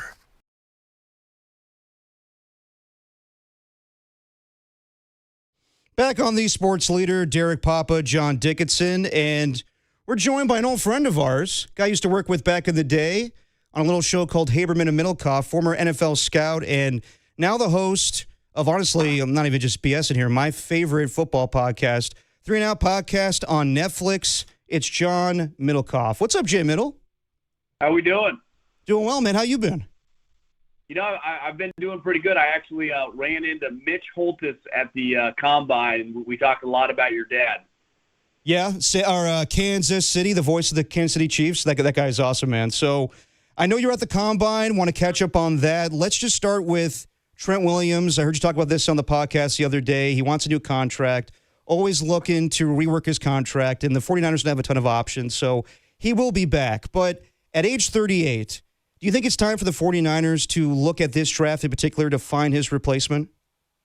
Yeah, I mean, I'd say that's easier said than done. You know, when you're drafting in the mid to late 20s, there's not exactly a lot of Trent Williams sitting there. Right. You have, historically, the Joe Staley pick is, when you factor in where they got their starting left tackle that made Pro Bowls, it's probably one of the great picks in, franchise history. I mean, when you really think about it, obviously Montana in the 3rd round or Purdy in the 7th, but you get your starting left tackle at the end of the 1st round. I mean, look at Trent. He's a top 5 pick, and the only reason the 49ers have him because he loves Kyle, and they were able to make that deal years ago. But, I respect Trent. He's a businessman. You don't play forever. You got to strike while the iron's hot, and let's face it, he's got leverage. This offensive line is exactly the 1993 Cowboys. So he's the best player. Now he's older. How you do these deals, I mean, that's why you have kind of Parag and company, how to manipulate it. But what are they going to do, cut Trent Williams? So in a weird way, he's got a lot of leverage. Now I think you got to be careful about, could you just basically give him the equivalent of like a franchise tag type deal, like, $35 million or whatever for the year? But that's why you pay John and Parag the big bucks to figure out the manipulation of that. But Trent Williams will be the starting left tackle for the Niners next year. John, what do you think, just kind of generally speaking, of just where the 49ers are? They go 12-5. They obviously had a ton of injuries. They're able to knock out Philly, and then they just get destroyed by Seattle, who goes on to win the Super Bowl. And the day-to-day debate out here is one of, they won 12 games, but they also have a lot of holes that need to be filled, maybe more holes than a normal team that just went 12-5 would. Do you see it that way? And what are some of the more gaping ones here as you look toward free agency and the draft? Yeah, I mean, let's face it, their 2 best players, arguably, or maybe 3, beside Trent and I guess Purdy, would be Bosa, Fred, and Kittle are all coming off major injuries. So the question mark on their health going into next year, now it all signs point Fred is going to be completely fine. But Kittle's injury, for a guy that, in his peak last year looked fantastic, that's a major injury. And same thing, Bosa's torn his ACL multiple times. So to me, the key is those guys being healthy and those guys being ready to roll. And then you saw last year, I mean, they did a pretty good job of random guys, of young players. But one thing being at the Combine, I talked to him for a minute, is God, Saleh is just a stud. And, what he did last year and, kind of what he means now to kind of 49er, he's just kind of a made man in 49er world and well-earned.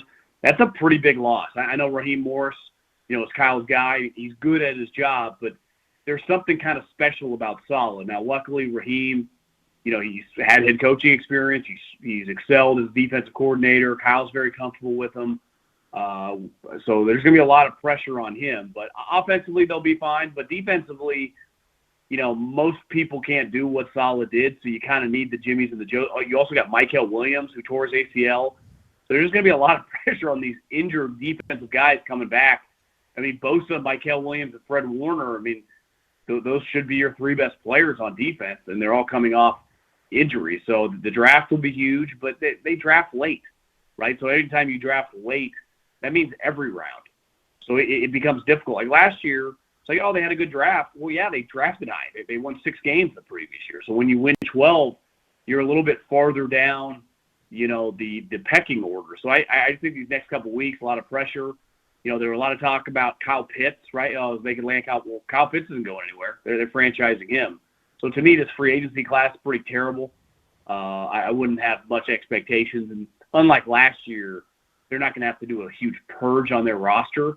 So you kind of just need guys to step up and play better. And once upon a time, let's be real, most people didn't, 7-8 years ago, didn't know who Dre Greenlaw was. Didn't know, who Fungo was, this positionless guy from USC.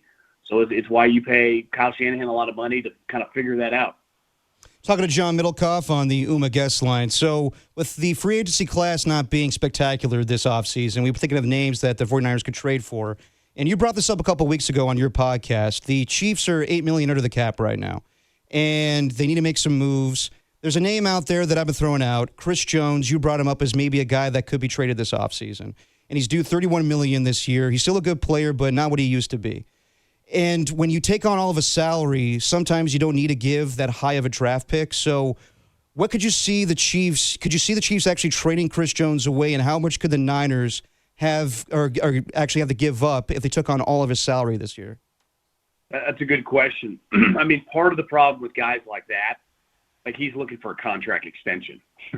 So that's what makes that complicated. If you could just get Chris Jones for, a 4th-round pick because of the money or whatever, no-brainer, right? I mean, look, the Chiefs and the Niners like similar guys.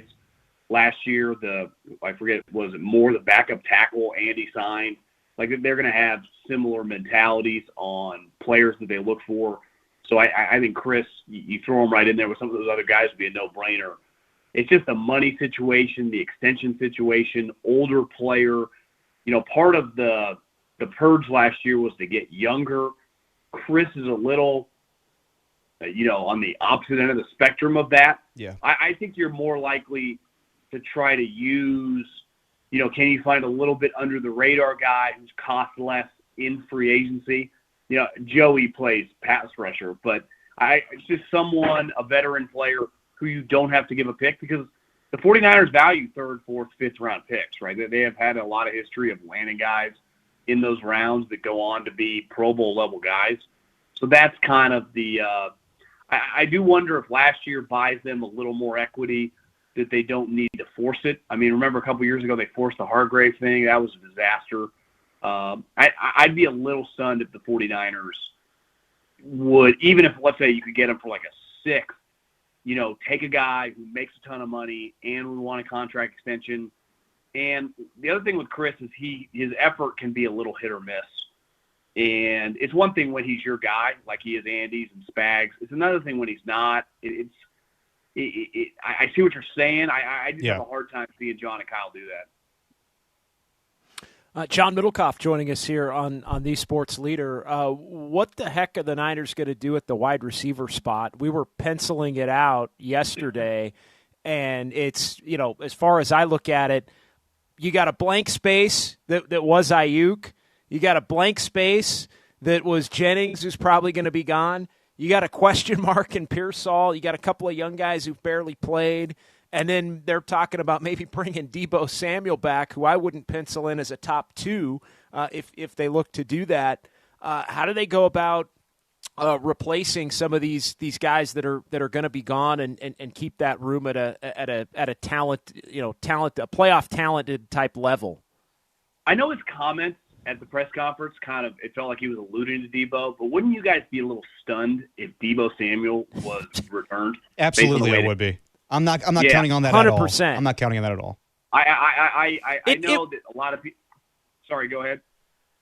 No, it was interesting because I couldn't tell, and I actually went back and listened to it again, because at first I know it kind of got made like, oh, he's talking about Deebo, but he also, was he just talking about guys that maybe are still on the team? Yeah, that exactly. they may give more run to, like guys that have been here, as in guys that are still here. So I don't know. I think maybe that got a little bit made too much of. But I use the NBA, and obviously covering the Warriors, the way Debo left felt like the way Klay Thompson left. Like it just was ugly kind of at the end between, both sides. So that would be a little bit surprising.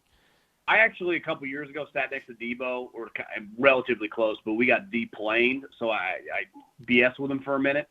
Him and Kyle have a very, unique, good relationship, and this was right before he was done, or I guess got released or traded.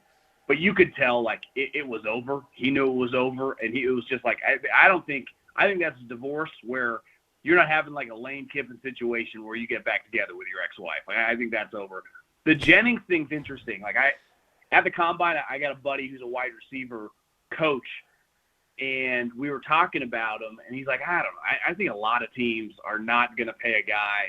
He's a very specific player.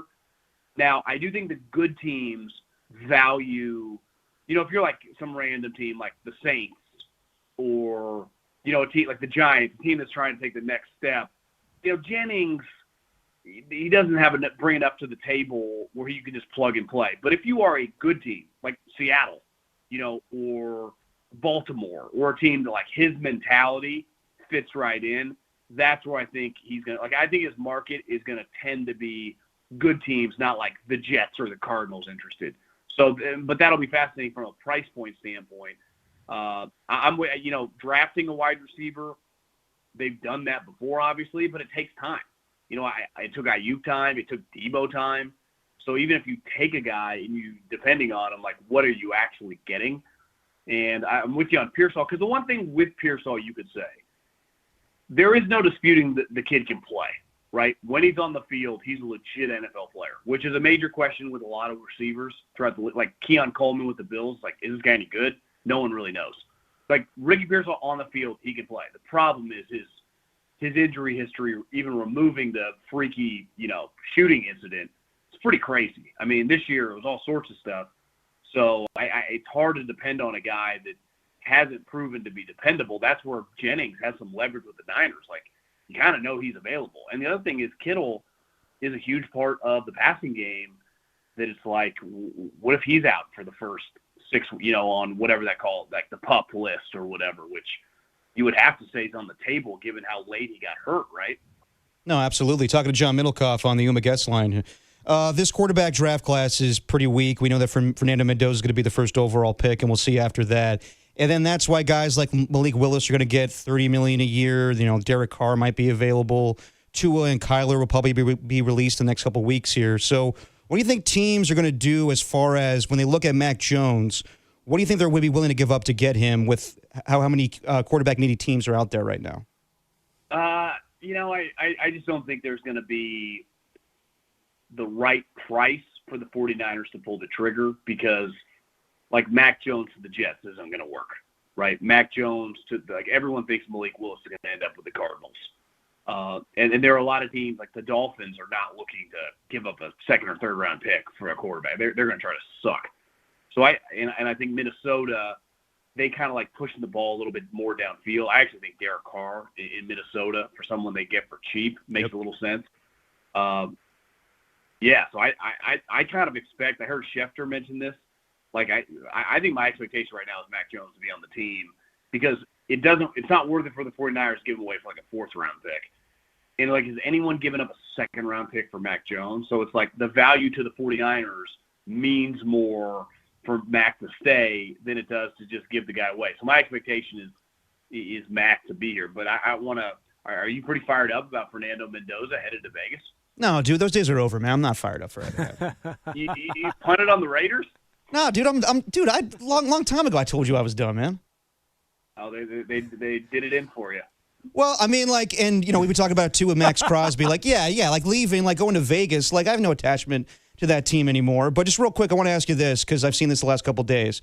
I do think Max Crosby is going to get dealt, and I do think 2 first-round picks are warranted. I've seen some other people out there throw out that, maybe he's not worth it. It's not the same as the Micah Parsons package because he's younger and he's gotten hurt. Your former guy in Philadelphia, Louis Riddick, I saw just put out there that you could get a first and third for him. Would you be shocked if Max Crosby's dealt for anything less than 2 first-round picks?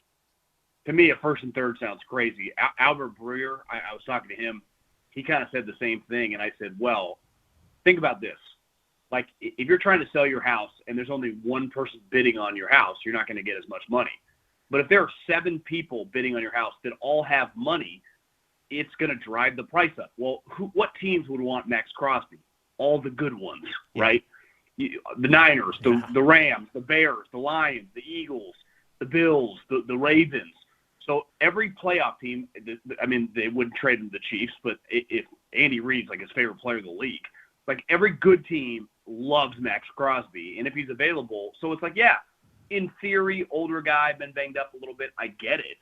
And comparing to Micah and Khalil Mack, the other thing is for these teams, both those two guys, those teams had to give, Khalil at the time got a historic extension, like 90 guaranteed.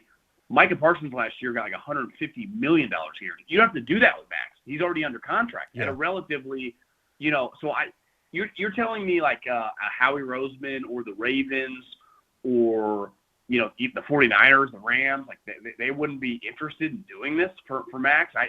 I'd be stunned. Like, I would say minimum would be like a 1 and 2 twos. Right. A 1 and 3, like that's like the easiest trade anyone would ever make, right? No, agreed. Yeah, that seems light. A 1 and a 3 definitely seemed light, and I'm of the belief that take whatever the offers are that are on the table. And I feel like the Niners, and I don't know what you think of this, John, but I think the Niners would have to probably offer more, right, to get them to actually pull the trigger. I mean, I just don't see the Raiders trading Max Crosby to the Niners unless they're getting a deal that everybody goes, damn, that's a good deal for the Raiders. Well, one thing that I heard, JD, I know Spytek decently well. I was out with him one night. I do think that the separation in Vegas, these billionaires that are involved now, Brady, it's definitely lessened the juice of that. Now, I'm with you. Like, Mark loves Max, but if the Niners you remember when they got McCaffrey, I think what were the Rams offering, like a 2 and a 4, and then they just offered 2, 3, and a 4. Like, if the Niners had the best offer, and I don't know if they're 100% going to trade him, because, again, they love him. He's everything they want. And they get the quarterback, they use some money, get some offensive linemen. Maybe they think they can be better, right, or at least a little more competitive. And a lot of these teams that are trading for Max Crosby, they're giving you picks in the 20s. Like, it's a coin flip whether that kid's going to be any good. But if you told me the Niners were the only team offering 2 1s, right, and everyone's offering like 1, a 2, and a 3, I don't think it would be the same. Like the Chiefs or the Broncos, I think would be in that bucket that the 49ers definitely used to be in. I do think that's kind of dissipated a little bit. Now, when push comes to shove, we'll see. I mean, Mark would still have to give the thumbs up. But I'm telling you, the Raiders we were around when they were in the Bay, these big billionaire guys and Brady, like, kind of do it all. It's kind of like Gruden. It's like when they hired Gruden, like, John can do whatever he wanted. And Mark's like, you do you. And I think that's kind of the thing they got going on now. One more I wanted to ask you. We've been talking about the NFLPA survey that came out. Again, anything always interesting that relates, potentially negatively as far as the training room and the training staff. The Niners got they got a glowing report, right, from the NFL, the Players Association. They do these surveys. I mean, it was a glowing report. Like, it's like A, B, A, all the coaching staff gets JD, A's, some whatever. of these teams are getting Fs. I mean, Fs, Right. F minus. No doubt. Yeah, no doubt. And that's telling in its own right. And it's like the Niners got a great report card here. But the two that stand out, training room and training staff, C-, C-.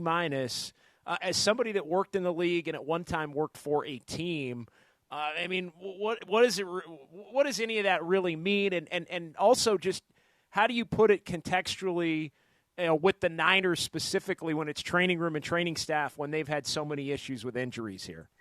That's a great question. I mean, I'd be lying if I feel like I have a great take on that one. At the end of the day, like, right, people are going to you can just start listening to coaches like Andy Reid, Kyle, Saleh, like those types are always going to get sweet grades. There are going to be coaches that are a good coach. Who'd I see was a pretty good one? He didn't get a great grade. Like, you can just piss people off, right? And I do wonder if whoever their head trainer is might not be best friends with those guys. And let's be real, those guys spend a lot of time in that room. So that would be my guess. Again, uneducated. I don't feel great saying it's because I don't think they're getting a lower grade because the strength staff would be more, we're getting injured because of them. I mean, the training room is really, right, I guess, rehabbing. It feels like the guys get injured before they go in there, clearly. So I don't know. I mean, that's yeah. And the strength coach has got an A, got a solid A. Right. So there is a difference there. What do you think they would have got if they would have put the substation on the list? Yeah, exactly. F-. Well, and it's interesting too. Well, we were talking about that, John, because here's my thing on that, and I know you've talked about it a little bit. But to me, it's like you can say, scientists and people, and we've done work on it, and it's not a thing, and you can kind of, scientifically maybe prove that it's not a thing. But the reality is if half your locker room or 40% of your locker room or 33% of your locker room with 60, 70 guys in there with your practice squad think it's a thing, then you got to do something to make sure that it's not a thing, right? Well, to me, it's not even debatable. I don't know the power of it or not, but it is a thing. All these guys got asked about it. They all had opinions on it at the Super Bowl, from McCaffrey to you name it. They were all asked and talking about it. Internally, you don't think like a 28, 30-year-old dude in his downtime with his buddies on the team, you don't think they're discussing that? And my thing is, I'm no scientist here, but when you compare it to Jerry days, Jerry, Steve, and Joe Prax there, I would say the substation, the use of it in 1989 is a little different than 2026 in the heart of Silicon Valley. Yeah. And then when Delaney talks about it, he's like, yeah, we used to kind of look over there. And listen, it's not going away. And what we can all expect is an article comes out about a guy, the Niners, because football is a little different than baseball, right? Like when the Niners or when the Giants come up short on a Bryce or an Aaron Judge, it turns out those guys, we're always going to go to the Yankees or whatever, but they always finish second. Like in the NFL, sometimes this team, we just don't have the money, so we finish second because we just couldn't offer that, right, with a salary cap. I would not be shocked if this guy was interested, but he chose Team X. He just wasn't that comfortable with that situation. I'm expecting that in about 2 weeks. Aren't you guys? Yeah, possibly. I mean, we'll see what happens here. But yeah, I think we make a lot of, a big deal about it in the Bay Area. But if the players think there's truth to it, absolutely. Papa, it's a big deal. No, I know. It's a story nationally that everyone is discussing and thinking about, especially all the former players that are involved. Right. Because, these guys' livelihood depend on these Achilles and tendons. And again, I'm not crushing them. It's like Jed's to blame. They've been there before, when Eddie built that thing, in the 80s. You wouldn't even think about it. And the guy wrote the story or whatever. I do think the Niners got to be a little proactive, though, and just say, hey, we've done this own study. Here's what we found. We feel confident. It's not one of those things that's just going to kind of keep your fingers crossed and go away. Do you feel that it's just going to disappear into the day? No. It's going to get louder. They've got to put the players at ease. They've got to do what it takes to put the players at ease and make them feel comfortable about it, even if internally maybe they think because of the scientists that they talk to or whatever that it's not a thing. It doesn't matter if you don't think it's a thing. They think it's a thing, so you got to put it to bed and treat the players' concerns with the appropriate amount of respect, really. Totally. And let's face it, when people go what's the biggest issue with the Niners this offseason? Making sure their best players don't get injured. That's just because I think when you look at statistically, their injuries relative to some teams were not as high as the hype, but they lost their most important players. So it's when you lose Fred and Nick, and Pearsall's always injured now, and, obviously, George battled multiple things. If it was 4 of those guys were random backups, it wouldn't be a big deal. But, you can't lose. George's a Hall of Famer, right? Fred's a Hall of Famer. Bosa, probably not, but he's a Hall of damn good. You need him to win a championship player. So it's you can't lose these guys. You look at you removed Mahomes, who wasn't even having a good year, from Kansas City, and they couldn't even function in a drive. And they have like the modern day Bill Walsh as their head coach. They could barely get a first down. So you lose George, you lose these guys. You just got to find a way. And again, I don't have answers. I don't think, and I'm not blaming Kyle or John. It's just it's a hard thing that's hard to quantify, hard to know how to fix. But it's just, to me, it's a really big issue to not lose those guys to these catastrophic injuries if they want to get over the hump, because, you know, I'm sure you guys agree, like they have a championship level head coach. No, they do. John Middlekauff, host of the 3 and Out podcast. Catch it on Netflix. Real quick, Middlekauff, with you working for Netflix now, do you get early access to some of these shows now? Yeah, I just watched the Love is Blind weddings. Oh, nice. Do you got like a sneak preview of that Peaky Blinders movie coming up? Totally kidding. That would be sick, though. That's not a bad idea to ask. When does the Peaky Blinders movie come out? Like early March. So, if you got like a login, let me know. Okay. Well, I mean, I do. My mom, my brother, everyone. Yeah, I gotcha. Yeah, well, thanks, man. It's good talking to you again, man. But good luck with everything with the podcast, man, and enjoy listening to it, man. Thanks for coming on today. See you guys. Take it easy. Love you guys. All right, man. Later. Thanks. John Middlekauff went along with him. Let's react to some of what he had to say about the substation, and not really, but more about Mac Jones and everything with 49ers free agency. It's Dirty Work. John Dickinson, Derek Papa on the Sports Leader.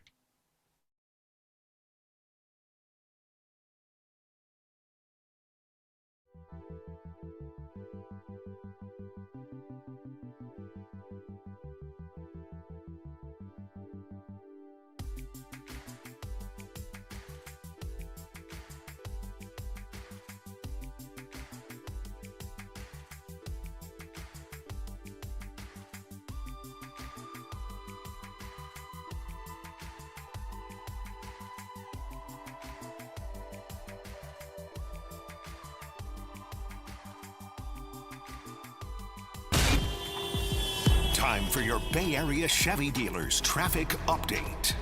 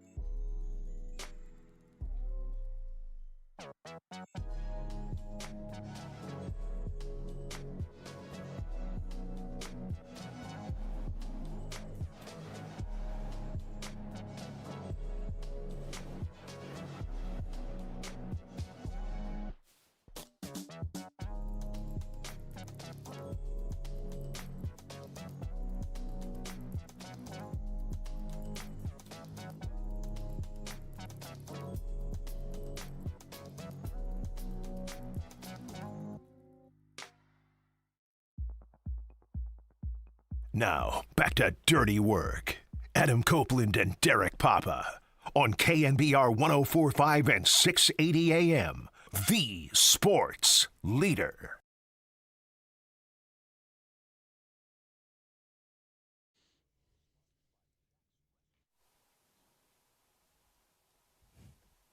Good conversation with John Middlekauff. You can find that interview on thesportsleader.com or the Sports Leader app, talking about 49ers in free agency, and he seems to believe that Mac Jones will stay with the team, and I agree with him to a certain extent where if they don't get the value they want in return, then they're going to keep him. There's no reason to trade him just for the sake of trading him. And especially when next offseason he could leave a free agency, get a comp pick for a third rounder. But if there's a team that's desperate enough, and I don't think the Minnesota Vikings would be that team. He just mentioned the Arizona Cardinals are not going to do that deal inside their own division.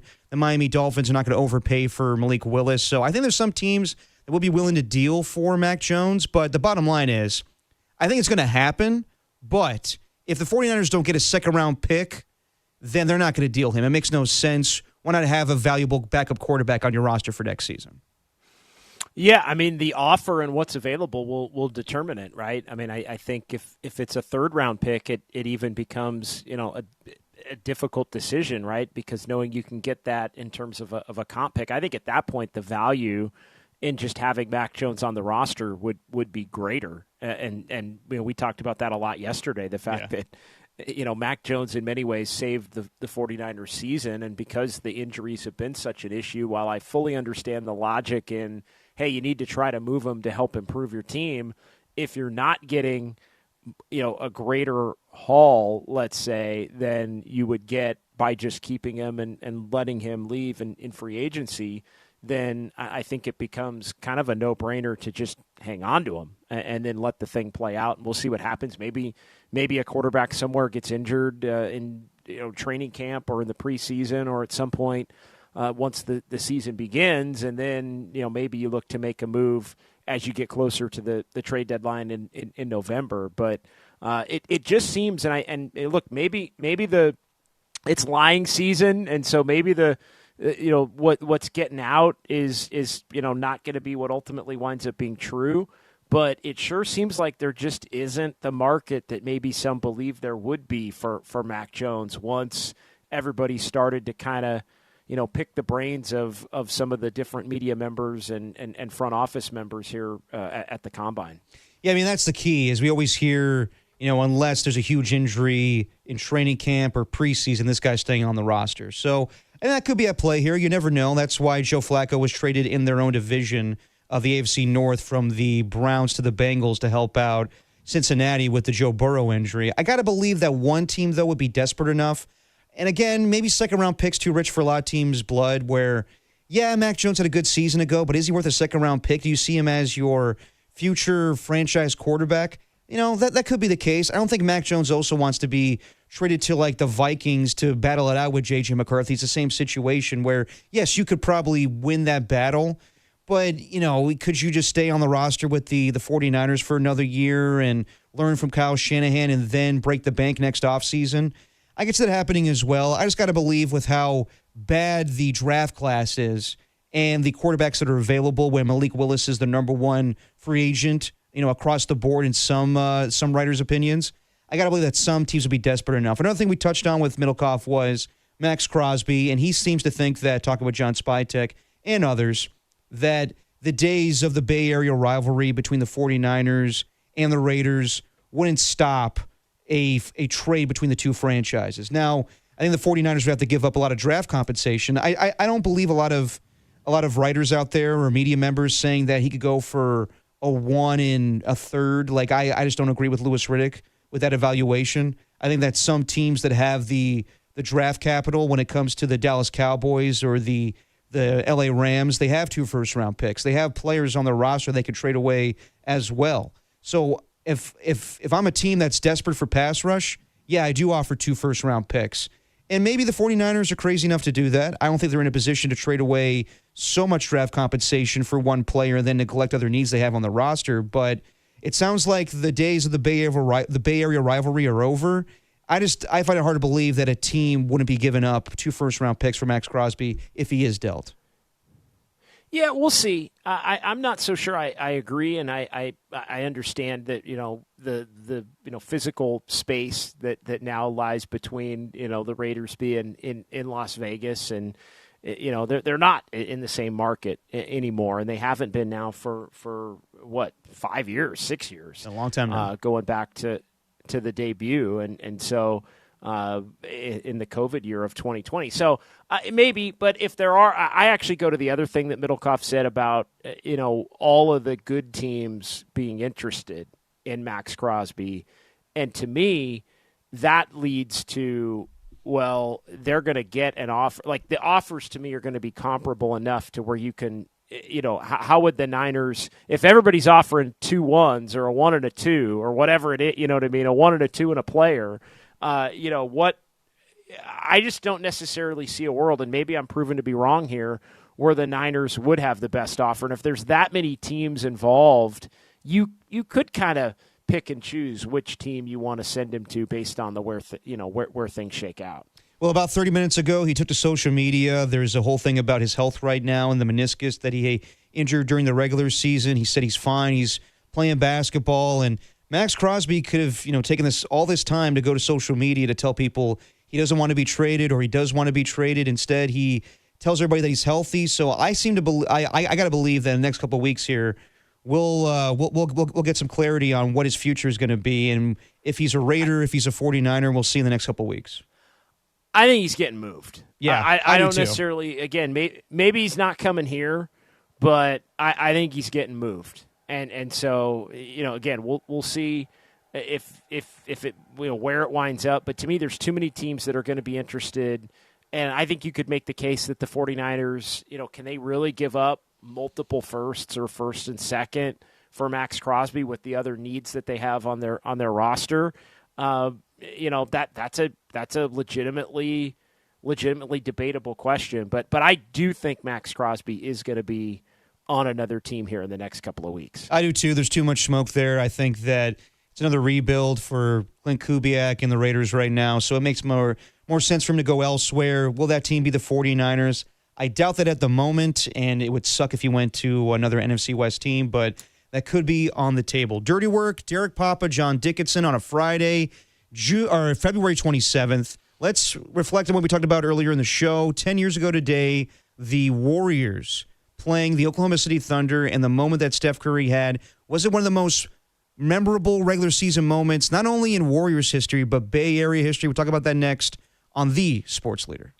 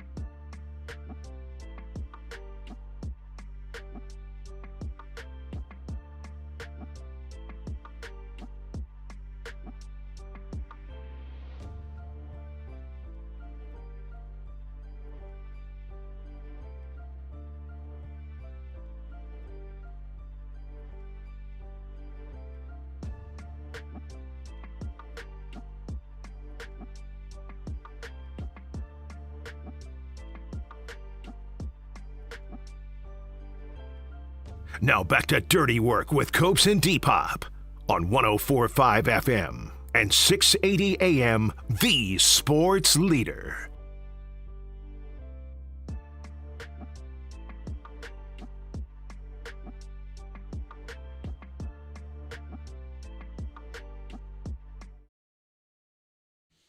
Scott Friday, Dirty Work, John Dickinson, Derek Papa. Warriors in action tomorrow against the Los Angeles Lakers. Sounds like Draymond Green's going to play tomorrow. We'll see about Kristaps Porzingis. And it's going to be on ABC tomorrow night. And funny enough, 10 years ago today, another ABC game that we're remembering, the game against the Oklahoma City Thunder where the Warriors won 121-118. Steph Curry with the double bang shot against Oklahoma City. It's one of the more memorable moments in Warriors regular season history, and you can put it up there maybe with some of the greatest moments in Bay Area regular season history. I mentioned earlier Matt Cain's perfect game. And I'm like, when you hear that call, you know exactly what it is too. Like that's such an unbelievable call by Mike Breen. Double bang. One of the. I mean, he's the voice of the NBA in my opinion, and when you hear that call, you know exactly what he's talking about, where he doesn't do the double bang for every three-point shot. But as far as memorable regular season moments of Bay Area history, Matt Cain, obviously. I mentioned Joe Montana against the Philadelphia Eagles. Even Steve Young, his touchdown run against the Minnesota Vikings when he was filling in for an injured Joe Montana. When you think of just great regular season moments, JD, does that appear at the top of your list when it comes to just Bay Area regular season moments? It's definitely in the conversation, and you mentioned the Matt Cain perfect game as far as regular season. I mean, there's been Tim Lincecum no hitters, yeah. But it's that level. It has to be a no hitter or a perfect game in my mind, and you can say logically, hey, those are greater because they are rare accomplishments, especially the perfect game. I mean, you're talking about, how many have there been now at this point? I mean, we're in the low to mid 20s, right? Perfect games in MLB history. So that's the kind of thing that you don't necessarily, 24 perfect games in baseball history. And so you look at it and it's extremely rare. So I think you could put that obviously at the top of the list, but beyond that, just kind of the ho-hum regular season games and regular season performances, I actually struggled to find, one in with the 49ers, and I'm sure there are many. I know you mentioned. I mean, I remember the two John Taylor 90-yard touchdowns against the Rams, against the Rams on Monday Night Football. I mean, that was. That was, I think, maybe slightly before your time in the late 80s there. Yep. But I remember that, obviously, as a kid. That's one that's special. You mentioned, Joe Montana with the touchdown, that massive fourth quarter in Philadelphia in that 89 season as the 49ers were looking to go back-to-back. But just in terms of everything that it meant to where a team was in their specific rise, and really where Steph Curry was, and this was the part that we got into with Marcus Thompson all the way back in the 3 o'clock hour when he joined us. It was really the moment in which Steph, it was one of those change the game moments, right? We go back now and litigating where Steph stands in NBA history and among the all-time greats.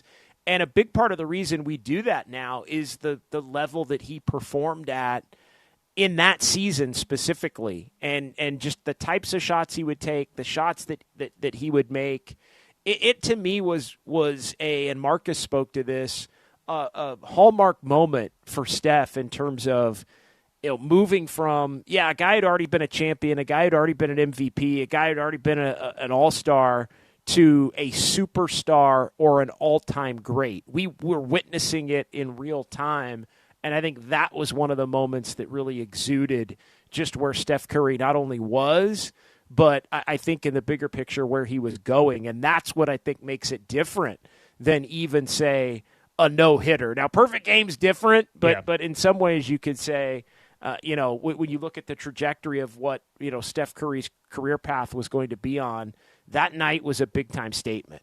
No, I mean, Steph Curry's had plenty of games where he's had 12 three-pointers or more, but when you have a clutch shot like that, and, of course, the history that comes with it and the 46 points, I mean, if that game put Steph Curry like in the superstar conversation, I mean, before that, it was his performance in Madison Square Garden, where I think he put up 51 points in a loss to the Knicks.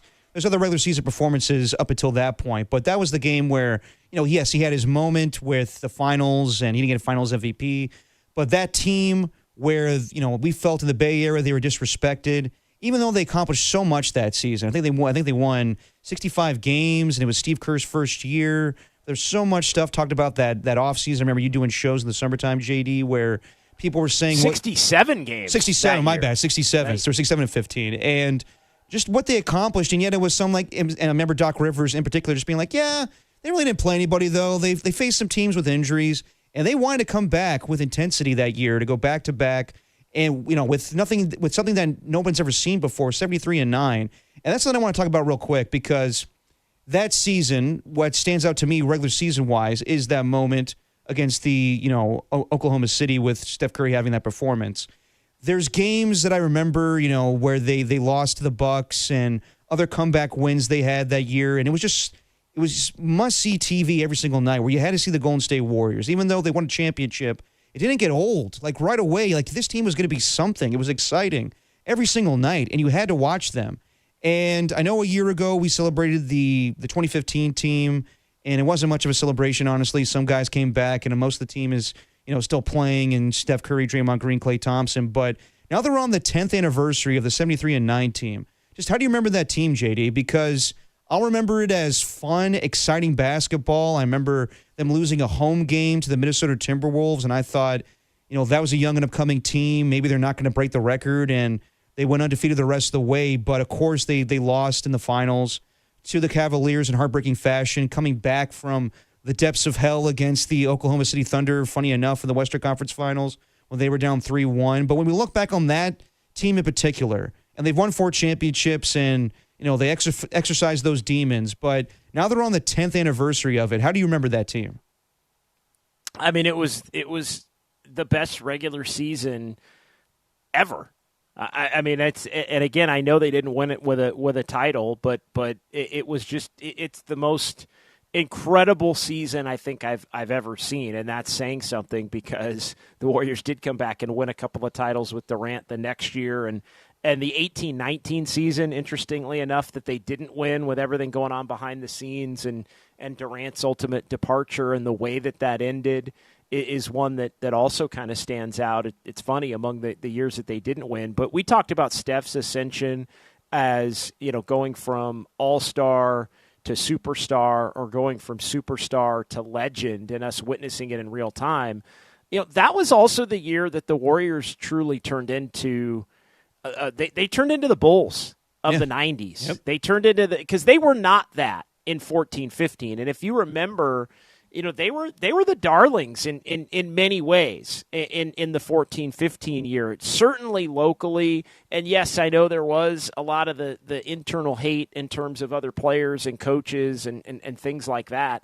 But I think nationally, from a basketball watchability standpoint, they were more beloved that year, and I think they were pretty beloved as they were chasing down the Bulls and trying to win 73 and make it the greatest NBA season in history, even though they came up short and didn't win the title. So that was the year in which they became, they went from just this team that had won a title to this team that became, the greatest show in the world, in any sport. I mean, it started this trajectory of them being covered, which I think still exists to this day, like an NFL team. And it's because of Steph Curry. Now, yes, they're mid now, and they can't win a title this year, and we can debate, as people have gotten spoiled, whether it's kind of blasé by comparison to the way, 15 to 19 and then again in 22 was.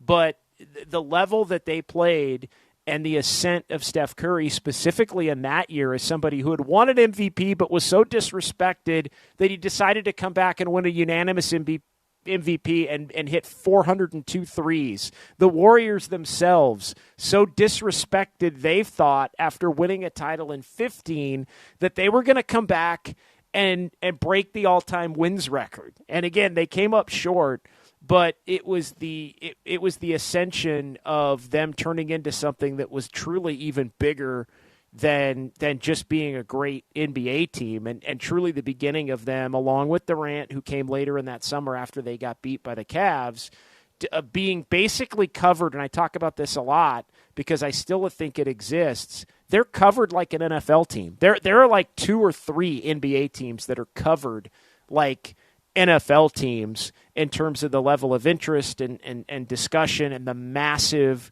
fan bases and the minutia and the depth that people still, even without a title contending roster, want to discuss and want to consume their content and want to interact with. And none of this, where it got to, even if it is declining now, it won't be gone until Steph Curry is gone. But it doesn't get to that pinnacle without the year that Steph had. And I think that moment in that year, 10 years ago tonight, was, really the pinnacle in many ways, even in February, of what was one of the most special seasons in really sports history, let alone NBA history, because it was the best of the best in terms of winning 82. Nobody's done it, and I don't know that anybody ever will win more than the 73. I mean, there were comparisons this year with Oklahoma City, and were they going to challenge the Warriors for 73-9? They might not even be the best team in the NBA this year, dude, OKC. The Spurs may end up with the best record, or the Pistons, I think, currently do have the best record, last I checked a couple days ago. No, that record will not be broken, and I didn't even realize today. I was looking at the standings, and I was like, oh, my God. San Antonio's won 11 in a row. They might get the 1 seed with the Western Conference here. But yeah, I mean, as far as the Warriors that year, I'm with you, JD. It's different today. It's not, I mean, yes, the way that they're covered, it's because of Steph Curry and Draymond Green and what Klay Thompson, all of them accomplished years ago. But as far as like a night in, night out basis, as far as the games, yes, like that was when you wanted to see the Warriors. They were superstars. And I remember all the simulations we ran, all the comparisons to the Chicago Bulls that went 72-10. And I just think that when it comes to that team in particular, we're so jaded because they lost. And I wish we celebrated that team more. I know that when you look at the rest of, the seasons of the last 10 years, the championship years stand out more. But that season in particular, that's when things changed. That's when they took over the Bay Area. That's when Steph Curry really became a superstar and challenged the likes of Kevin Durant and LeBron James in popularity. So, yeah, I'll always remember that 73-9 season. And, yes, it left a bitter taste in my mouth, and the ending sucked. But it's all-time regular season basketball, in my opinion, where you had to – I remember where I was. I remember what friends I was with watching those games. It was all-time for me, that 73-9 season, and in particular that game against OKC 10 years ago today. It was unbelievable. And, again, I am going to look at it more of the 5 years plus the extra year in 22. And obviously there's a separation. And part of the story is the injuries, right, to Klay Thompson, Durant before he left, but then even Steph Curry in the COVID year. And, but being able to bounce back and cobble together one more run at it if it winds up being all they're able to do in terms of a championship. And, let's be honest, it looks like that it did end in 2022, at least at this point, although there were moments in 23 with the series win against the Kings. Like, they showed they still had a little in them. They showed they still had it in them even against Houston with Jimmy Butler. But it was Steph that's at the forefront of all of that, whether it was the 50-burger in Sacramento in Game 7 and 23, or whether it was the ability to lead the team to a win in the series last year against Houston. But to me, I'm going to look at it, Derek, as the 5-year run beginning in October of 2014, the night that the Giants won their most recent World Series. I say this a lot. That night, when Bumgarner was on the mound in Kansas City, that was the end of one dynasty and the beginning of another, because the Warriors played their first game, and it was the first game that Steve Kerr coached. That night, the Warriors played in Sacramento, going on concurrently with Game 7 of the World Series. And as one dynasty ended, another began. And I look at that whole run from October 29 of 2014 through even the loss in Game 6 in the final night at Oracle in June of 2019 as one unbelievable ride with a lot of great and some heartbreak there too, because the Warriors did only win 3 of the 5 titles. But, I mean, it was just something, just truly unprecedented or only comparable to the 90s Bulls or the 80s Lakers, that run specifically. No doubt about it. John Dickinson, Derek Papa. It's Dirty Work on a Friday. We'll put the show to bed next on the Sports Leader.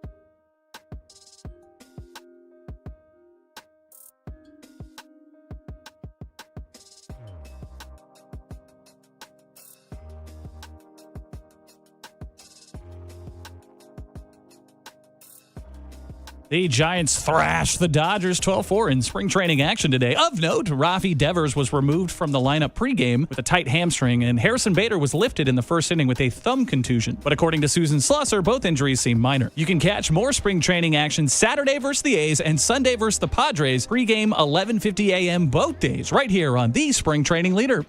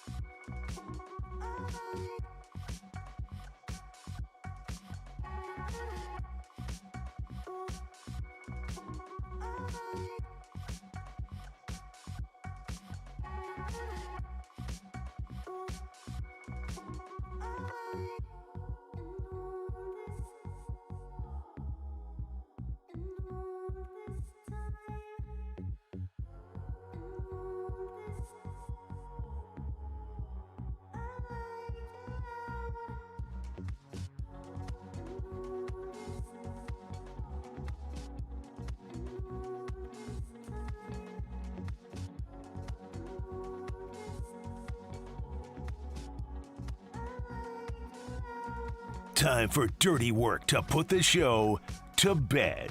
Are you crazy? I don't need a bed. On the sports leader. Now you will go to sleep, or I will put you to sleep.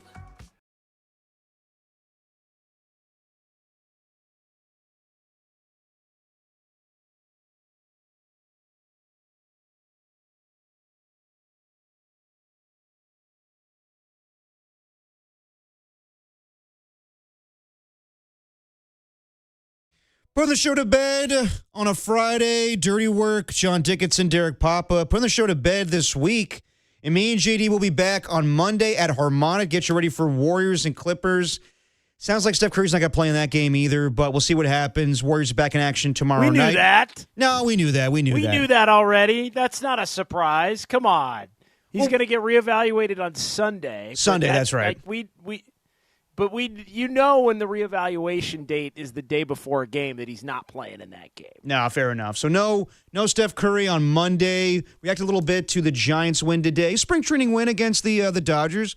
Not bad thanks to Victor Barrows with a grand slam today. But a lot of the normal Dodgers not in the lineup today. Good performance from Robbie Ray. None of them. Yeah, none of them. Other than Yamamoto, exactly. who did pitch. Exactly. And then we celebrated the 10-year anniversary of Steph Curry's performance against Oklahoma City, the double bang game. We talked about it with Marcus Thompson. And, of course, we talked to our guy John Middlekauff, talking about 49ers free agency and everything going down in the next couple weeks here. Excited for that. Let's do a little note to self before we put the show to bed officially. Ref, what's your note to self? Hey. Note to self. What's up, Ref? Hey, what's up? Note to self. Maybe the Giants should save double-digit runs versus the Dodgers for the regular season. Agreed. They need to improve on their 4-9 record against them a year ago. Tim, you got a note to self? Note to self. Yeah, note to self. Raph wrote that down. No, also note to self.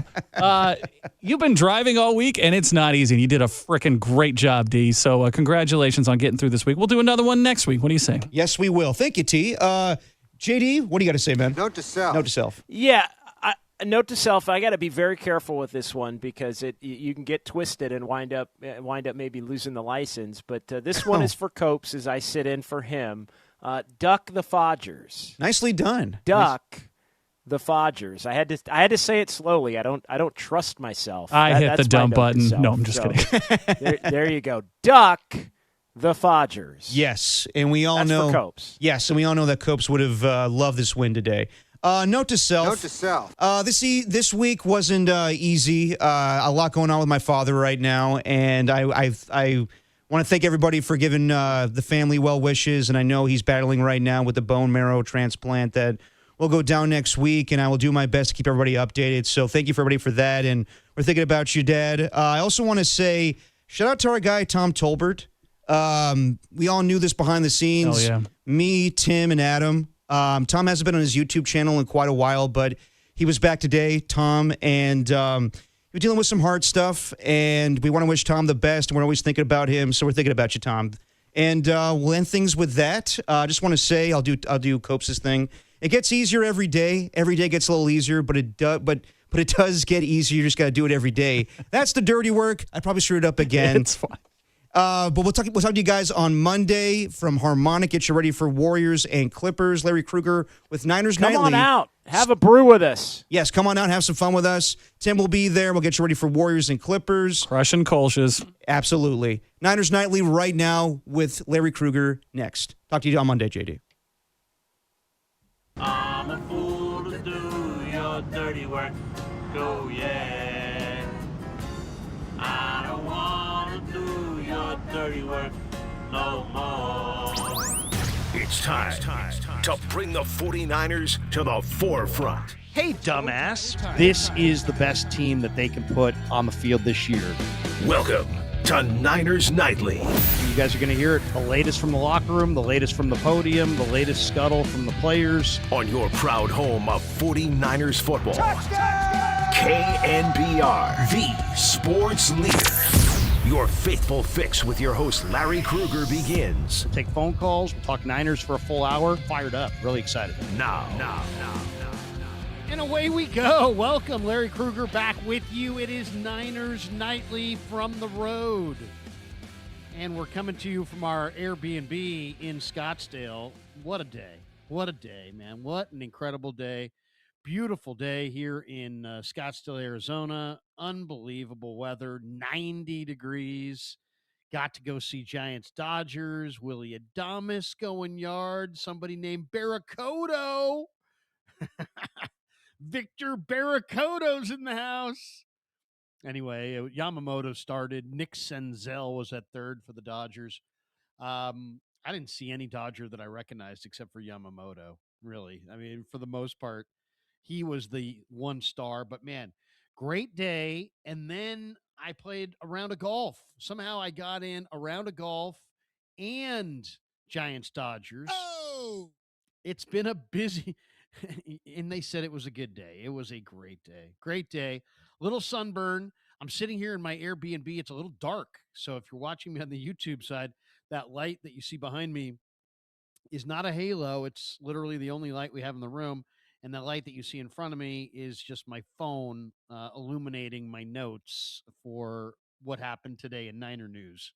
Otherwise, I mean, I'm sitting in the dark. I mean, there you go. Actually, that doesn't look too bad. Actually, I'm better in poor lighting. I've noticed I'm a more attractive man in poor lighting. Be that as, take that for what it's worth. By the way, before we get rolling, my thoughts and prayers go out to both Greg and Tommy. I've been doing this a while now, and these guys have been two of my better friends through the years. Known both those guys for decades, have worked with them extensively.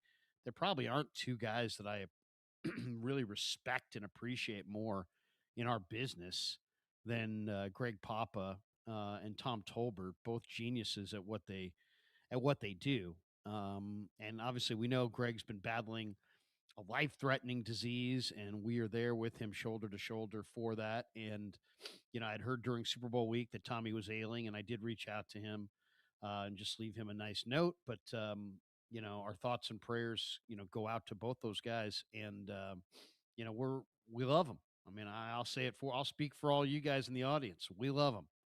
We love Greg. We love T. They've been fixtures and huge parts of KNBR and huge parts of our listening for literally decades. And those guys mean an awful lot to all of us and all of you. So, Greg, keep fighting. Tommy T, keep fighting. And hopefully we'll have good results on both fronts. But two of the most talented guys and two of the best guys. Tommy T makes me laugh every time I hear him talk, period. Always has, always will. And Papa is just, maybe one of the best play-by-play guys in the country. Think about that. We do have some great ones here, but Greg's as good as any in the country, I believe. It's funny. I mean, I love Fitz and I love Tim Roy, but I really did enjoy Greg Papa doing basketball for a lot of years, and I thought he was awesome on basketball. And I kind of miss him on basketball to some degree. I mean, those guys are my friends and they do a great job, and there's nothing against those guys. Those guys are ultimate pros. Heck, Fitz is the voice of the Olympic team. Tim Roy is one of my good friends going back to my when we both worked in the Canadian Football League in the early 90s when I was just out of college. So, but yes, our thoughts and prayers go to Greg and Tommy, and two enormous talents and two enormous personalities and two great guys. And we love you guys, and not afraid to say it. And we're thinking of you. And we hope we hope you guys get that strength that you need to fight what you're fighting. So anyway, kind of an awkward start to start Niners Nightly on a Friday with that, but those guys mean a lot to me, as you guys well know. And we can get to today in Niner news a couple minutes late if we have to on this Friday, to express some love for guys that we truly do love. So we're thinking of you, Tommy T. We're thinking of you, G-Pop. And keep fighting. And we're hopefully good things are coming.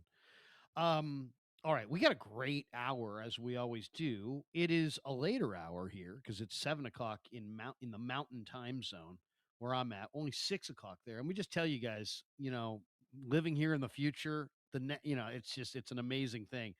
But Matt Barrows is going to join us in about 20 minutes or so, maybe in about 15 minutes or so, from The Athletic. Niners beat writer from The Athletic.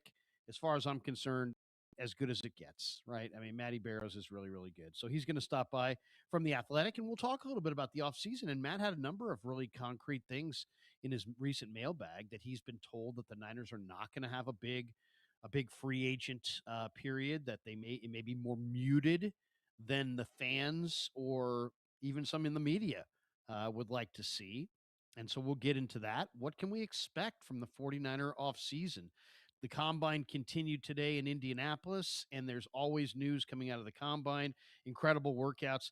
Today, Kenyon Sadiq, the Oregon tight end, ran 4.39. And if you say, wow, a tight end who's yoked up, who's running in the 4.3s, who does that remind you of? Vernon Davis. Vernon Davis ran like 4.38, 4.37, something like that when he came out of Maryland. The funny thing about Vernon Davis, he was a great Niner. He never really played to that 4.3 speed. He really didn't. I can't remember that many times that he was just, breaking away from everybody. Look, Vernon's in the clear. But what he was just one of the studliest athletes the league's ever seen. And he was an awesome inline blocker, even though he had 4.3 speed. I mean, you could make an argument that Vernon moved people in the run game. He absolutely did. And he had one year where he had 13 receiving tight ends or touchdowns. People who say he's the greatest Niner tight end, I don't know, man. I don't know. I mean, was he better than Brent Jones? I know he had one year where he had 13 touchdowns, and Brent Jones never had that. But Brent Jones played with Ricky Waters, Jerry Rice, John Taylor, bar none. There were some other guys on those teams. It wasn't just Brent left, Brent right. Let's get the ball to Brent. But I kind of feel like Brent was better. Some people would argue that Russ Francis was better. Do you think Kittle? 808 KNBR, who's the best tight end in Niner history? Is it Kittle? Is it Kittle? Is it Vernon? Is it Brett Jones? Is it Russ Francis? Am I missing somebody? I mean, you can go super old school if you want. John Frank, once upon a time, pinned Lawrence Taylor in his prime. John Frank, future surgeon. We've mentioned this a few times, but that's amazing. But Kenyon Sadiq, who a lot of people think are coming to the Niners in the late first round, ran 4.39. And you know how much teams love their 40 times. So maybe he doesn't fall to 27. He may go higher than that. What a stud athlete, though. 4.39 at like close to 250 pounds. Kenyon Sadiq, really, really, really explosive, very talented. Other notes today of note in Niner news. Mike Garafolo is reporting that Chase Lucas, who I believe is a restricted free agent, that he's going to garner significant free agent interest around the league. If the Niners do not offer him a tender as a restricted free agent, they have to offer him a tender, which means that he's going to stay here, or they have the right to match, I believe. And if they don't, they can essentially take his restricted status and make him unrestricted. He's a really important guy in the room. When I say important, I'm not trying to say that Chase Lucas is the key to the Niners. Don't get me wrong. But he's a big personality. He's a guy that you hear from. I mean, he lets his feelings be known. He's a presence. He really is. And he's kind of an underrated player. Really has had a kind of a nice career. And every time I think, you know what, Chase Lucas is just this, Chase Lucas is just that. And then he surprises me and he shows me, no, he's not just this. He's not just that. He's pretty damn good. I thought he did a nice job stepping in for Upton Stout as the nickel backup, corner. And, you know what, the one thing about Lucas that I love, first of all, I love talking to him. You can go up to him and just go, bro, you got a few minutes? And he's just real. He's cool. I love talking to him. He's one of my favorite guys to talk to. I love to check in with him in the locker room. And then sometimes he'll be like, hey, Krug, not a good time. And I'll be like, hey, no sweat. We'll do it another time. But when he does talk, he says things. And even though he might not be a star, you get the feeling that he's one of the leaders on this football team. So I thought that was an interesting report from Garafolo that Chase Lucas will have a significant number of teams bidding on him if the Niners don't tender him a restricted free agent contract. They probably will. At what level, I'm not sure. But good corners you don't want to ever get rid of, and he's a pretty good corner, and he's pretty versatile. The NFL salary cap was announced today is going to be $301.2 million. And since that means absolutely nothing to any of us, it's up 22 million from last year. So the Niners, if you're crunching all these numbers, and I'm not, it's easier for me to just peruse Dave Lombardi's Twitter and tell you that Dave says the Niners have 55 million in available cap space, and I'll take that to the bank. How he got it, whatever chart he used or how he came to that number. I think you can take it to the bank that Dave's right on that. 55 million in cap space for the 49ers. So they should be active in free agency, but according to Barrows and others, they're going to be targeted. John Lynch actually said that. That wasn't coming from Barrows. Lynch, in his interview earlier this week from Indy, said, what's our approach in free agency? We're going to be targeted. So I don't think they're going to spend a bonanza of cash in free agency. But I do think they're going to go, my guess would be like either a linebacker or a receiver, maybe somebody on their defensive front seven, maybe a left guard, those would be the spots I think but you never know. They're going to target somebody they really like in free agency and they're going to go after them. I don't think they're going to have big signings on day 1, day 2, day 3. And, let me just say this. Can we all agree as 49er fans, 49er media, 49er content creators, 49er radio hosts, 49er whatever, whatever you are, whatever fits the description, can we just all agree if the Niners don't come out in the first day or two of free agency that we're not going to lose our collective minds and call for Kyle Shanahan's head and call for John Lynch's head and say that Jed's a cheap ass and say that they're never going to spend money and that, the ruination, the window's closed and, I just get the feeling the Niners are going to be muted and targeted in the free agent market. And people, if they don't go after big names early, it's going to be like the substation. I just think people are going to lose their S. And just a prediction, but I'll just say this. You will not hear me on day 2 of free agents. Welcome to Niners Nightly, and today was day 2 of free agency, and the Niners haven't signed anybody. What the hell's going? No, I'm not doing that. I'm not doing that. But the Niners have roughly $55 million in cap room. They're going to be targeted in their approach in free agency. Couple other interesting notes today, and there's some really interesting notes in my opinion. Fernando Mendoza, who's expected to be the Raiders' pick as the number 1 pick in the 2026 draft, he says that his teammate, wide receiver Omar Cooper, is a Deebo Samuel, a prime Deebo Samuel type wide receiver.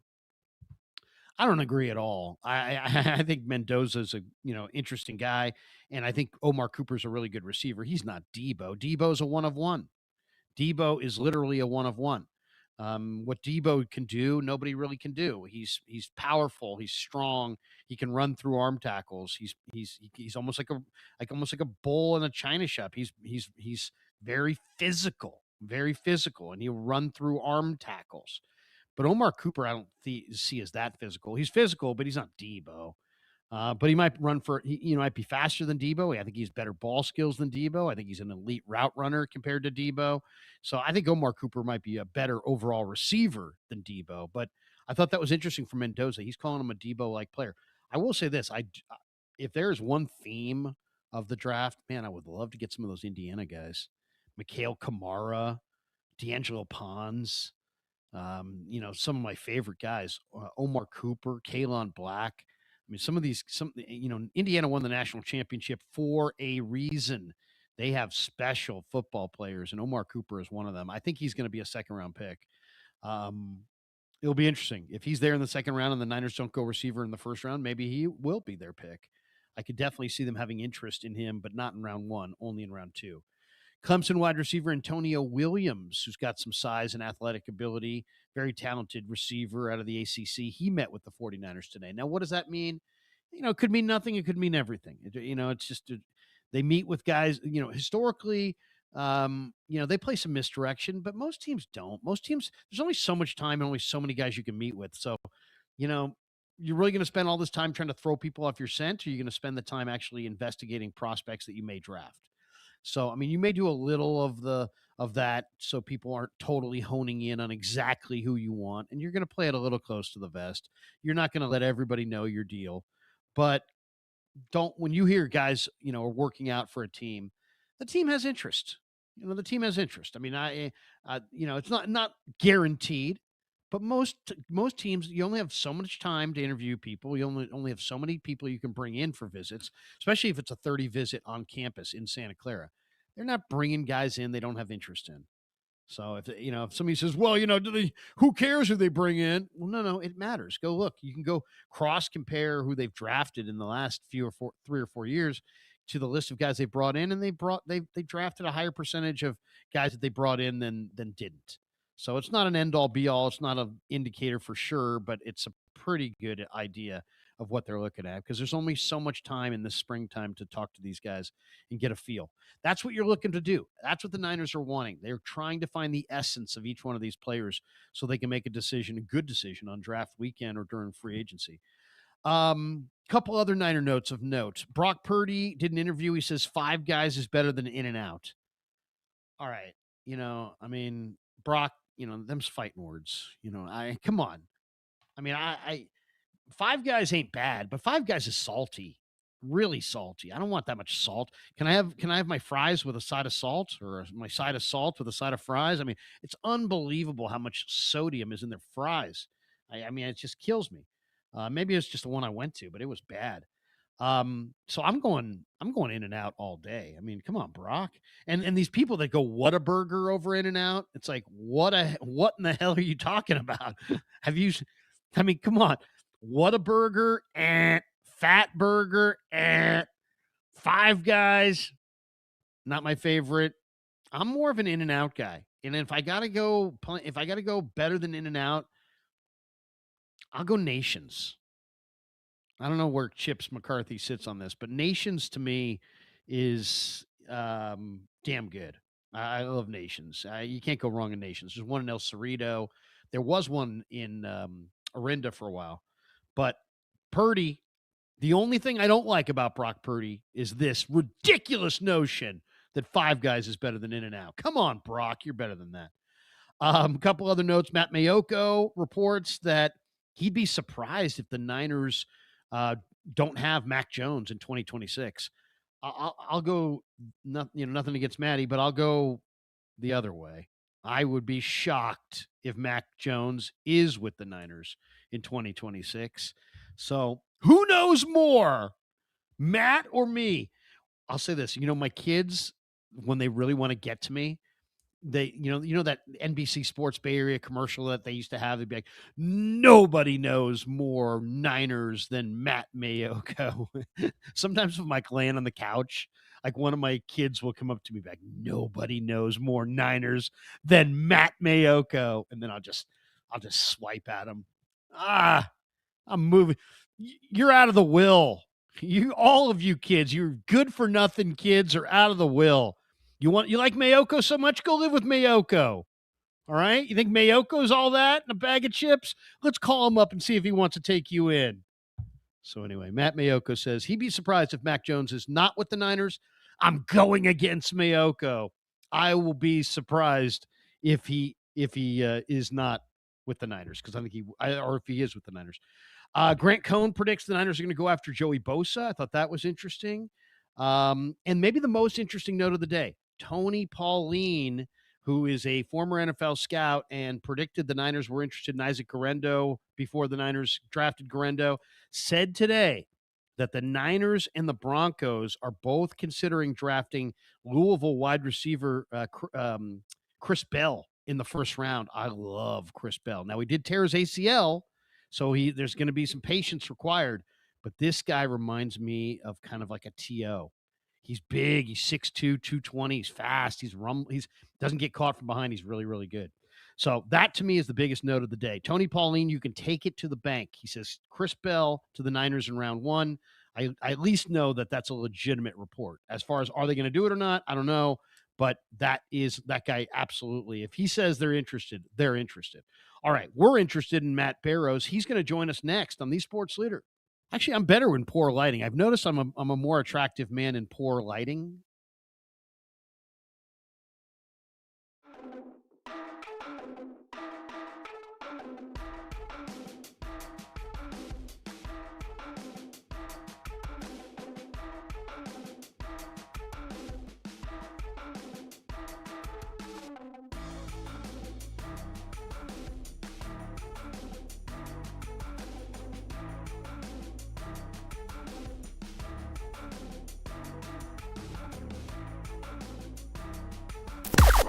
Now, from the O'Donnell Financial Group Sports Desk. Learn more at odfigroup.com. O'Donnell Financial Group, because planning is a process, not a product.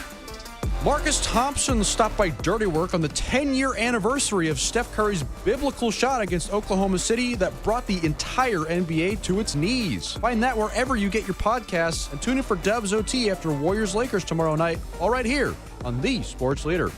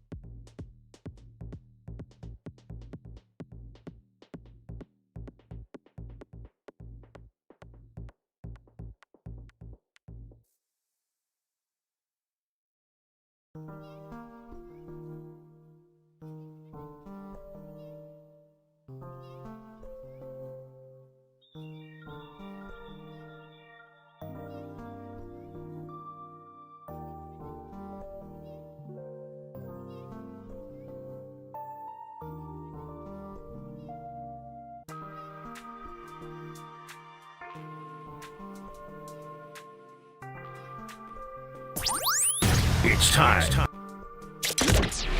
Faithful, time to make some Niners noise on Niners Nightly with Larry Krueger on your proud home of 49ers football. KNBR, the sports leader. And we keep things rolling. It's Niners Nightly on a Friday. Chips McCarthy producing, Larry Krueger back with you. Day 2 of the Combine in the books. And let's talk a little Niner ball with Matt Barrows from The Athletic. As good a beat writer as there is in the country, and he's with us to chop it up and talk all things Niners. Matty, how are you? No, I'm doing well. I'm excited to be moving into what I call Larry Krueger season, which is draft season. The next couple of months in the Combine happening right now, and all sorts of fireworks with the tight ends today. So it's an exciting time to be covering the 49ers. No doubt. And I want to get to the 10 guys that you highlighted in The Athletic. That was a great piece that's out right now on the Athletic site. But I wanted to start with something that caught my eye this afternoon. And that is my good friend Tony Pauline, who's been scouting in the NFL for a number of years. And he has got more sources than almost everybody I've met. And they're not media sources always. A lot of times they're scouting sources. And this guy is often wrong, and he's very plugged in. A couple years ago, he had a report, 49ers, who was very specific, are interested in drafting Isaac Guerendo out of Louisville in the 3rd round. And he released it, and it was like a Saturday or whatever. And like less than 24 hours, 48 hours later, he took it down, and he said, you know what, there was nothing to that report. Which, of course, there was, because the Niners eventually took Guerendo. Well, today, Tony is saying that the 49ers and the Broncos, very specific, are interested in Louisville wide receiver Chris Bell, possibly in the 1st round. And he's coming off a torn ACL. To me, just because of Pauline's connections, I'm going to say that's legit. What do you think? If the Niners have interest in Chris Bell, what do you think of that? It doesn't surprise me that they would have interest in Chris Bell. I'd be shocked, though, if they took him in the 1st round, because he is coming off an ACL, and it was a late season ACL, if I recall correctly. So, I mean, how do you expect him to take part in the spring and in the summer and in the beginning of the season? That would be a big surprise. Now, how far does Chris Bell drop is the question. Because I do think that, healthy, he's a 1st-round talent.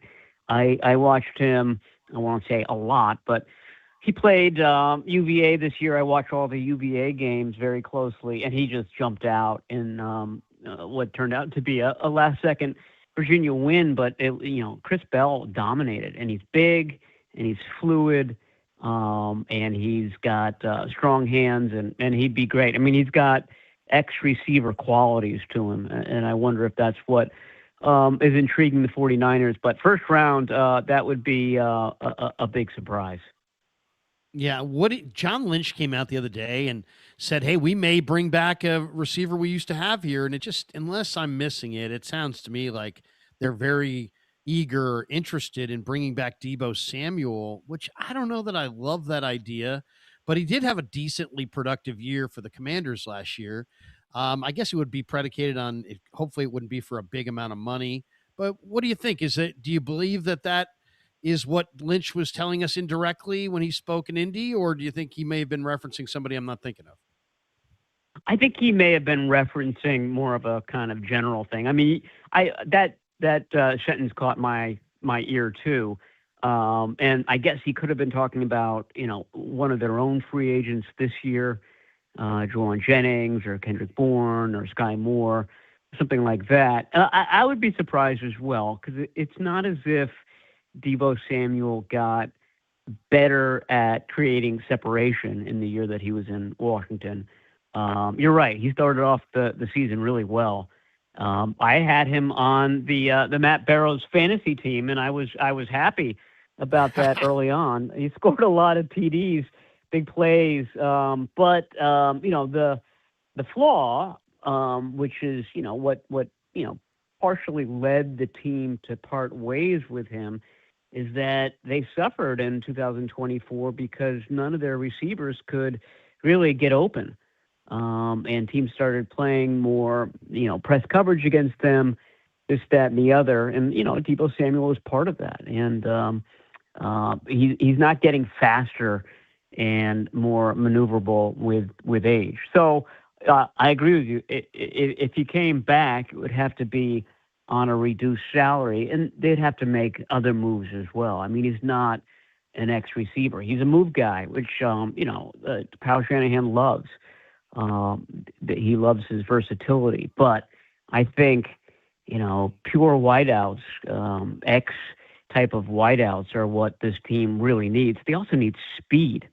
Larry, the fastest ball carrier, this is according to Next Gen Stats, the fastest ball carrier for the 49ers in 2025 was D. Winters, a linebacker, on that pick six in Indy. Wow. And it wasn't really close. None of the wideouts, none of the running backs made it to 20 miles per hour, which is not it's not a huge accomplishment. Like hundreds of players a season, hit 20 miles an hour or faster. I mean, Raheem Mostert used to hit 23 sometimes. And the only one to do it was D. Winters on the pick six. So Deebo Samuel's not, he actually does get over 20 every now and then, but he's not known for deep speed or kind of stretching out defenses. He's known for plowing through them. So I think that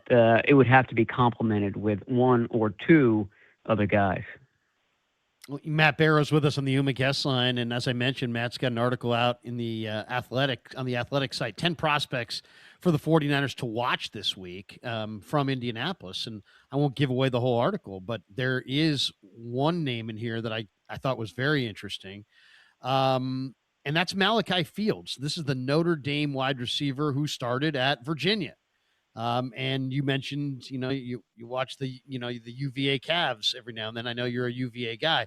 This kid was really good at Virginia, and then he transferred to Notre Dame, and he was really good. And then he went to the Senior Bowl, and he was really good, and he made an amazing catch. And he's 6'4", and he's 220. And man, if the Niners are going to say goodbye to Jennings, this would be a very nice replacement for Jennings. I don't. The receivers, did they run their 40s? I don't think I've seen this guy's 40. I'm really waiting to see what Malachi Fields runs. I saw a mock this week that they had the Seahawks and John Schneider taking him at the end of the first round. And I thought to myself, well, he's going to have to run a great 40 to get there, but maybe he will. What do you think of Malachi Fields? I know you had him in your article as one of the 10 guys to look for. Yeah, I mean, he's been rising, I would say. It doesn't surprise me that the Seahawks would like him. He's got a DK Metcalf-like build. I don't think he's going to be nearly as fast as Metcalf is. And that's the question. You're right. I mean, that 40 time is going to be everything for him. Like I said in the story, I liken him to an A.J. Brown. Again, not quite as fast or maybe not quite as fluid, but close. And I think that's where he made strides at the Senior Bowl. I think he turned a lot of heads there as far as route running and maneuverability and things like that, because he's definitely got the size and the strength, and that's what UVA did with him. He would run 5 yards to the sideline, catch the ball well out of the reach of the defensive back, and then drag 2 or 3 defensive backs beyond the sticks. I mean, that was it was sort of an unsophisticated offense when he was there, but he did the most with it, and he caught short passes, he caught deep balls, caught a lot of touchdowns. I was always impressed with his strength. He's not, it takes, some gang tackling to get him down. He's always falling forward. And when you got somebody with his frame, falling forward means, gaining 3 yards. So he's a stick mover. I think you're right about Juwan Jennings. I'm not quite sure about his run blocking, something that Jennings is fantastic at, but he certainly has the size and the strength to be good at that facet of the game. Matt Barrows with us on the Yuma guest line. One guy on this list that really caught my eye, and he would not have been on this list had you written this article last year, is Cassius Howell from Texas A&M. And, you picked up on this, and I can tell from reading the article, Lynch mentioned that Raheem Morris is going to give the Niners defensive front some different looks. And we may see more 5-man fronts, and it sounds like we may see some smaller or some different body shapes than we've been used to seeing on that defensive line, all part of their desire to somehow get some rush, right? They were terrible against the rush. But what do you think of this one? Because, this is an interesting player. This guy was great in the SEC this year. 11.5 sacks, 14 TFLs. Cassius Howell can fly off the edge. I'm not saying he's Von Miller, who also went to A&M, but he's really, really good. But in the past years, Niners wouldn't have looked at him. But it sounds like Raheem Morris in Morris's addition has changed kind of maybe the overall target of what they're looking for up front. What do you know about this? Yeah, I would say last year was a great case in point.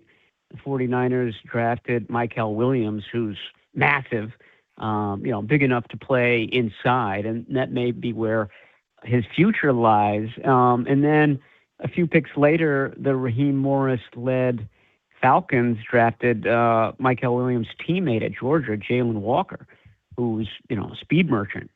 And he lined up on the edge of the Falcons' defense his rookie season. So, yeah, I think it does. It basically expands what the 49ers might look at as far as the defensive line. And we're talking about guys who, they might be labeled as linebackers in college. You mentioned Cassius Howell. He drops into coverage well. It's not like a safety or something like that, but he moves very well. He can keep up with tight ends. That's what the beauty of that fifth, lineman is. He can drop into coverage, a dozen times a game. You're not quite sure what his role is play to play. I think that Byron Young for the Rams, who was also drafted when Raheem Morris was Los Angeles' defensive coordinator, is a good model. He's 6'2", 250, drops into coverage a lot, and had 13.5 sacks in last season. So that would be ideal to find somebody like that. And I do think that Cassius Howell is of that mold. There are a lot of 250-pounders in this draft, and it's deep in at that position and that body type. You can find them in every round. Cassius Howell, I'm sure some of your listeners are howling right now that he had the shortest arms of all the edge players when they were measured earlier this week. I think they were 30.5, which is like, Upton Stout sized arms. So that's interesting. He's an alligator. He's an alligator. Yeah.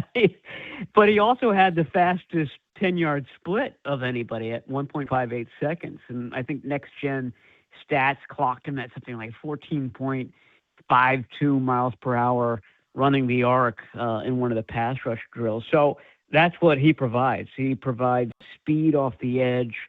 I was looking up D Ford to see whether he compared to Howell as far as size and arm length. And Ford was bigger, longer arms too. Just about everybody's had longer arms. But that's sort of the idea. Somebody who could be a third down rusher and would come in and play sort of, I don't know what the 49ers would call that position, strong side linebacker or, edge or what, but would be that fifth edge defender opposite Nick Bosa.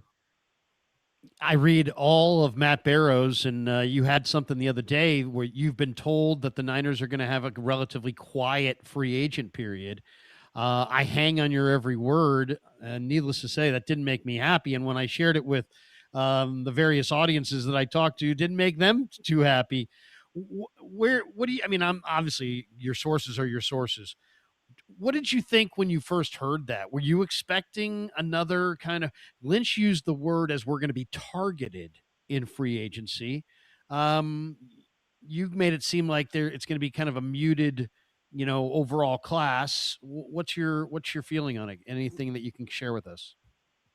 Well, I don't think it's going to be as muted as last year. And I think targeted means, I would be surprised if they came out of this without a veteran wide receiver of some sort. And maybe it's Juwan Jennings. I don't know. But I think they're going to spend money at that position, which already would be, more than they did last year, certainly at that spot. Demarcus Robinson was their signee there. And he's actually signed for next year as well. It didn't make much of a splash in 2025. So, I asked that question directly to Lynch when he was on the podium, and he said, yeah, it'll sort of be like last year. But then, in the private session that he had with us, I think he made it clear that wide receiver and edge rusher are two positions that they're going to look at, either in, trades, free agency, or the draft. So, I would, like I said, I'd be surprised if one or both of those aren't addressed in free agency. And those are, premier positions. They're, you have to spend money if you're going to get a quality edge rusher or a quality wide receiver. So I think it'll be quiet overall for the 49ers, but a little bit splashier than last season. That's how I'd characterize it. What do you anticipate going forward with Trent Williams? Are they going to get this done? Are they not? You only mentioned one offensive lineman in your group of 10 players from the Combine, but it's a guy that I just love. This kid is unbelievable when you watch him. His name's Max Ianachor, and he plays for Arizona State. If you looked at him, you'd say, man, this guy's like, 6'6", 280. But no, he's 6'6", 330. And he moves like a guy who's like 270, 280. He's incredible talent. Didn't allow a sack this year. He might be raw, but he is good. This guy's got a lot of talent. What do you think? What can you tell us? Are the Niners, they don't seem very eager to upgrade the offensive line. Maybe that's just, maybe they're trying to throw us off their scent, but it doesn't sound like they're on the verge of going O-line in round one, does it? No, it doesn't. It sounds like they're going to kind of follow their pattern, which is emphasizing wide out and defensive end. I'd say the odds are it's going to be one of those two positions in the first round. I don't think Ianachor would be available in round two. He just plays too much of a premium position. He'd be a bit of a project, but there's a reason why Trent Williams can continually push this team around at the negotiating table. It's because they don't really have any, backup plans at this point. Their backups are literally a couple of journeymen, Brandon Parker and Austin Pleasance at that spot. So, at some point they have to have a plan B, a guy in waiting. And, this guy from Arizona State, as you noted, he's like a ballerina. He's got great feet, very quick. The raw materials are all there. The idea that he could perhaps apprentice a year behind Trent Williams before moving into a more prominent role, or maybe you start him out at guard. I don't know. He doesn't have a lot of experience, and he played right guard or right tackle, at Arizona State. So I don't think you could bring him in and expect him to play right away. And this is a team with a lot of needs. Wide receiver and defensive end being, prime among them. So it would be tough to see them doing that. I think it would be smart for the future, but I don't think it really helps them for 2026. And the other part of that is that their philosophy is that, we're not going to spend a first-round pick on offensive tackle because we think that the difference between the offensive tackle we can get at the end of the first round and the one we can get in the fourth round there's a difference there, but it's not as big a difference as the wide receiver we can get in the first round versus the fourth round. So they emphasize playmakers. They emphasize defensive linemen, overall and in the draft. And, if you're making guesses, you think, okay, they're just going to do what their tendency, what their philosophy is, and that's D-line and wide receiver. If you were going to make a prediction on a free agent that you think's coming to them and a draft choice that you think they're going to make in any round, are there two names that come to mind? I asked you this question because I just watched that kid Zane Durant from Penn State, and man, that guy to me, he ran 4.75 at 290 pounds. I just think they're going to value pass rushing tackle. They have to get more pass rush, especially inside. And the two guys they got right now, they really like in Weston Collins, but they need that guy who can really, that speedy guy. And I think Durant would just be outstanding.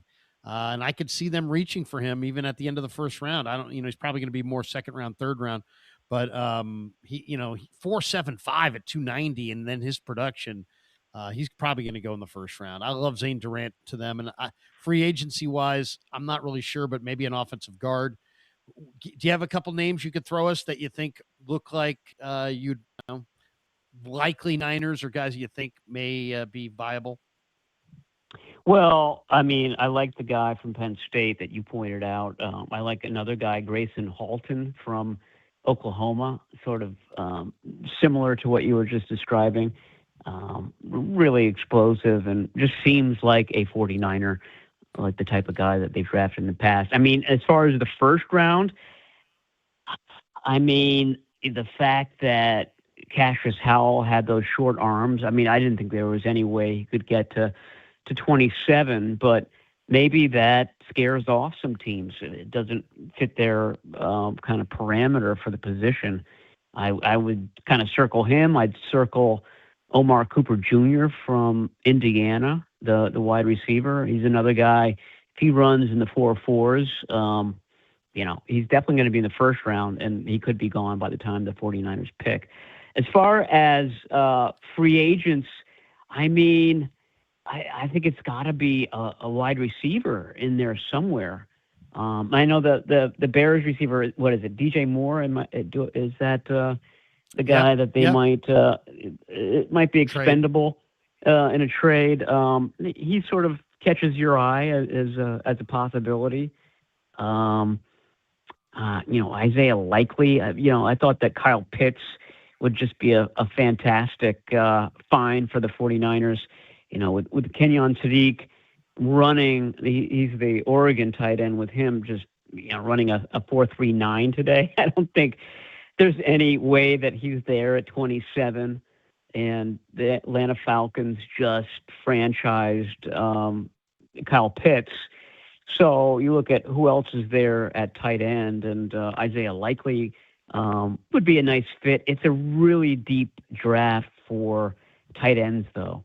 And we seem to say that every year, and the 49ers never seem to land one in the draft, at least. So it might be that they're waiting for the draft at that position. But those are a couple of guys that I can see being added. Matty, great stuff. We love reading you. 10 guys, the Niners, that Matt's highlighting from the Combine, 10 prospects for the 49ers to watch for this week. If you're into the Combine, you're into the Niners, get The Athletic and go see the 10 guys that Matt profiled. Some great stuff there. One of many angles that Matt has thrown out there on the Niners. Matty, thanks for jumping on KNBR. We appreciate you. Hopefully we'll see you soon. All right. Thanks, Larry. Talk to you soon. Yep, Matt Barrows, fantastic, does an outstanding job. We're going to come back and wrap it up. We'll have our 49ers stat of the day next on the Sports Leader.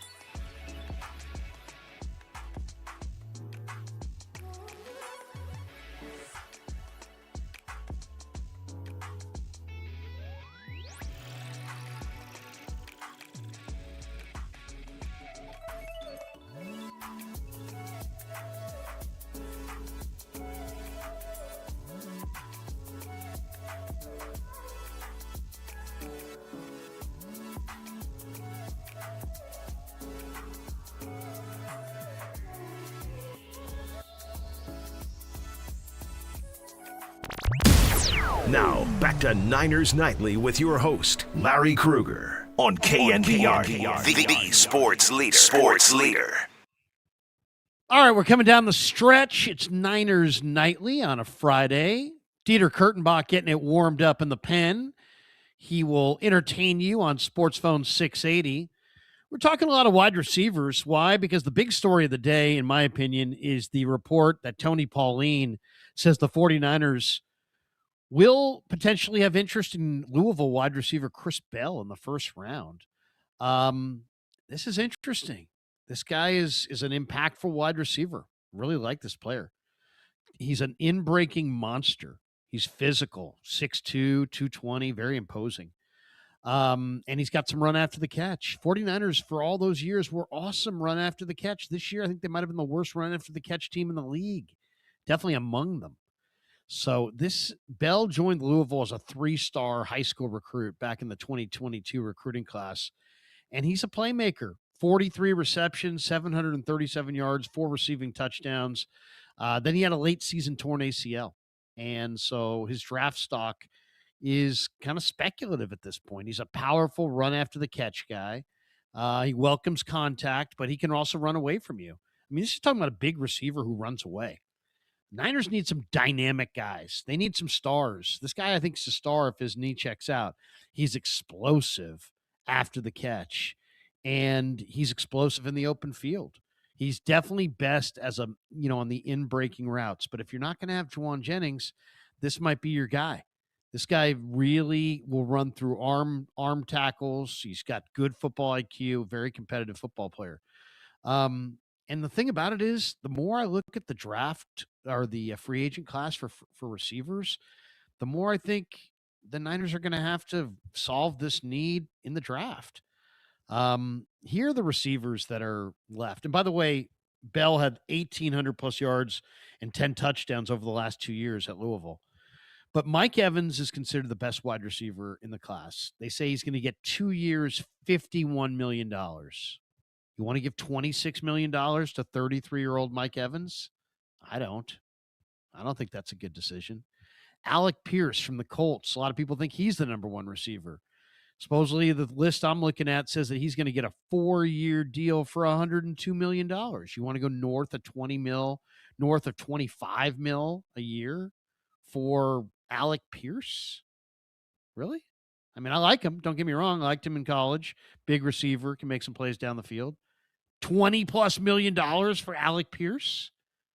I would say not. I threw out Wan'Dale Robinson the other day because, he's had 90 targets the last couple of years. I loved him at Kentucky, and he's a 25-year-old receiver. He's probably got his best football coming. They say he's going to get 3 years, $48 million. Juwan Jennings. You think of Jennings, and you're like, oh, man, are they going to pay Jennings? They're saying Jennings, who's 29, is going to get 3 years, $42 million. That's $14 million per. Now, that to me is interesting because I've said I wouldn't go north of 15 or 16, like 2 years, $32 million. I'd rather go 2 years. But, if you could get him at 14 million, would you go 3 years for JJ? I mean, you have no receivers. You can have one slowish guy. You want Debo coming back? You want to bring back Bourne? Or you want JJ? I think of those three, I'm taking JJ. So I don't know if they can get it done, but 3 years, $42 million, that's about where I would pay him. It's not crazy. That's not the $22 million that I heard people talking about a couple months ago. That ain't happening. But $14 million for 3 years for JJ, that might not be bad. There's Jalen Naylor. There's Romeo Dobbs. They say Dobbs is getting 4 years, $15 million a year, $61 million total. He would be a pivot. If they don't want to go with Jennings, maybe they would go with Dobbs. Dobbs is a continuity receiver. He's a chain mover. He keeps the chains moving. Rashid Shaheed, they say he's going to get 2 years or 3 years, $39 million. So $13 million a year for Shaheed, I should say. Calvin Austin, 3 years, $33 million. This is where you get in trouble, paying the Calvin Austins of the world $11 million a year. Keenan Allen, 1 year, $9 million. Debo, they're saying 1 year, $12.5 million or 12. Yeah. If the Niners gave Deebo Samuel $12.5 million at age 30 to come back, that would be a very bad decision, in my opinion. I just don't think. I know Shanahan loves him, but he's if he's coming back, it's got to be for a whole lot less than that. $12.5 million. So let me get this straight. You're going to potentially kick your kicker Eddie Pinheiro to the curb because he wants $5 million and you're offering $3.5 million. So $1.5 million, and you're going to say goodbye to your kicker, but you then going to pivot and give Deebo Samuel north of $10 million when he's played his best football already. And last time he was with you, he averaged 2 yards a carry. So this is going to be an interesting offseason, to say the least. Do Shanahan and Lynch get kind of soft and kind of, nostalgic and kind of, oh, we loved Dre Greenlaw. Oh, let's bring him back. We loved Eric Armstead. That's Big Eric. Come on back, you big lug. Get over here. Are they going to do that? Deebo. Oh, God, I miss Deebo. Man, Deebo. Are we going to do that? Are we all out of fresh ideas? We're going to go back to the sequel, Star Wars for the 19th time, Deebo 2.0. To me, it just seems, go find the next Deebo. Go. Maybe the Indiana receiver is the next Deebo.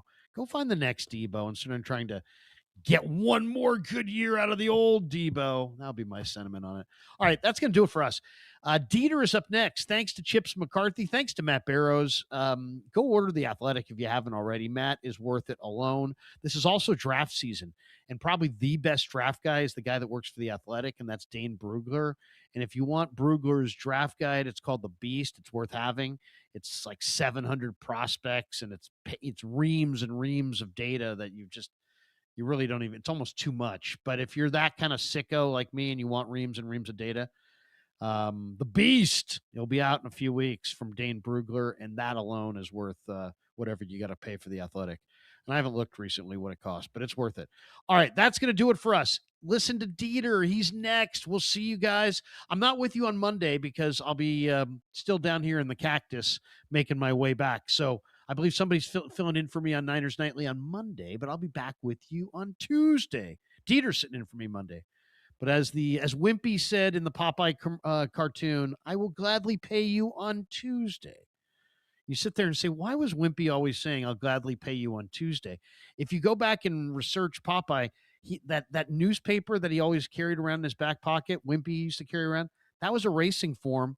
Wimpy was a big horse racing fan, and the reason he would gladly pay you on Tuesday is because that was the only day the track was closed. There you go. There's your Popeye data, and you got it here first on Niners Nightly. All right, that's going to do it for us. Thanks to Chips. Thanks to Matty B.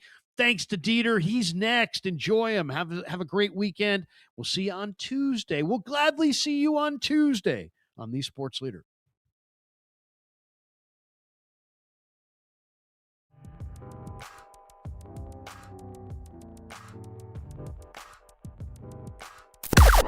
Now, from the O'Donnell Financial Group Sports Desk. Learn more at odfigroup.com. O'Donnell Financial Group, because planning is a process, not a product. The Giants thrashed the Dodgers 12-4 in spring training action today. Of note, Rafi Devers was removed from the lineup pregame with a tight hamstring, and Harrison Bader was lifted in the first inning with a thumb contusion. But according to Susan Slusser, both injuries seem minor. You can catch more spring training action Saturday versus the A's and Sunday versus the Padres, pregame 11:50 a.m. both days, right here on the Spring Training Leader.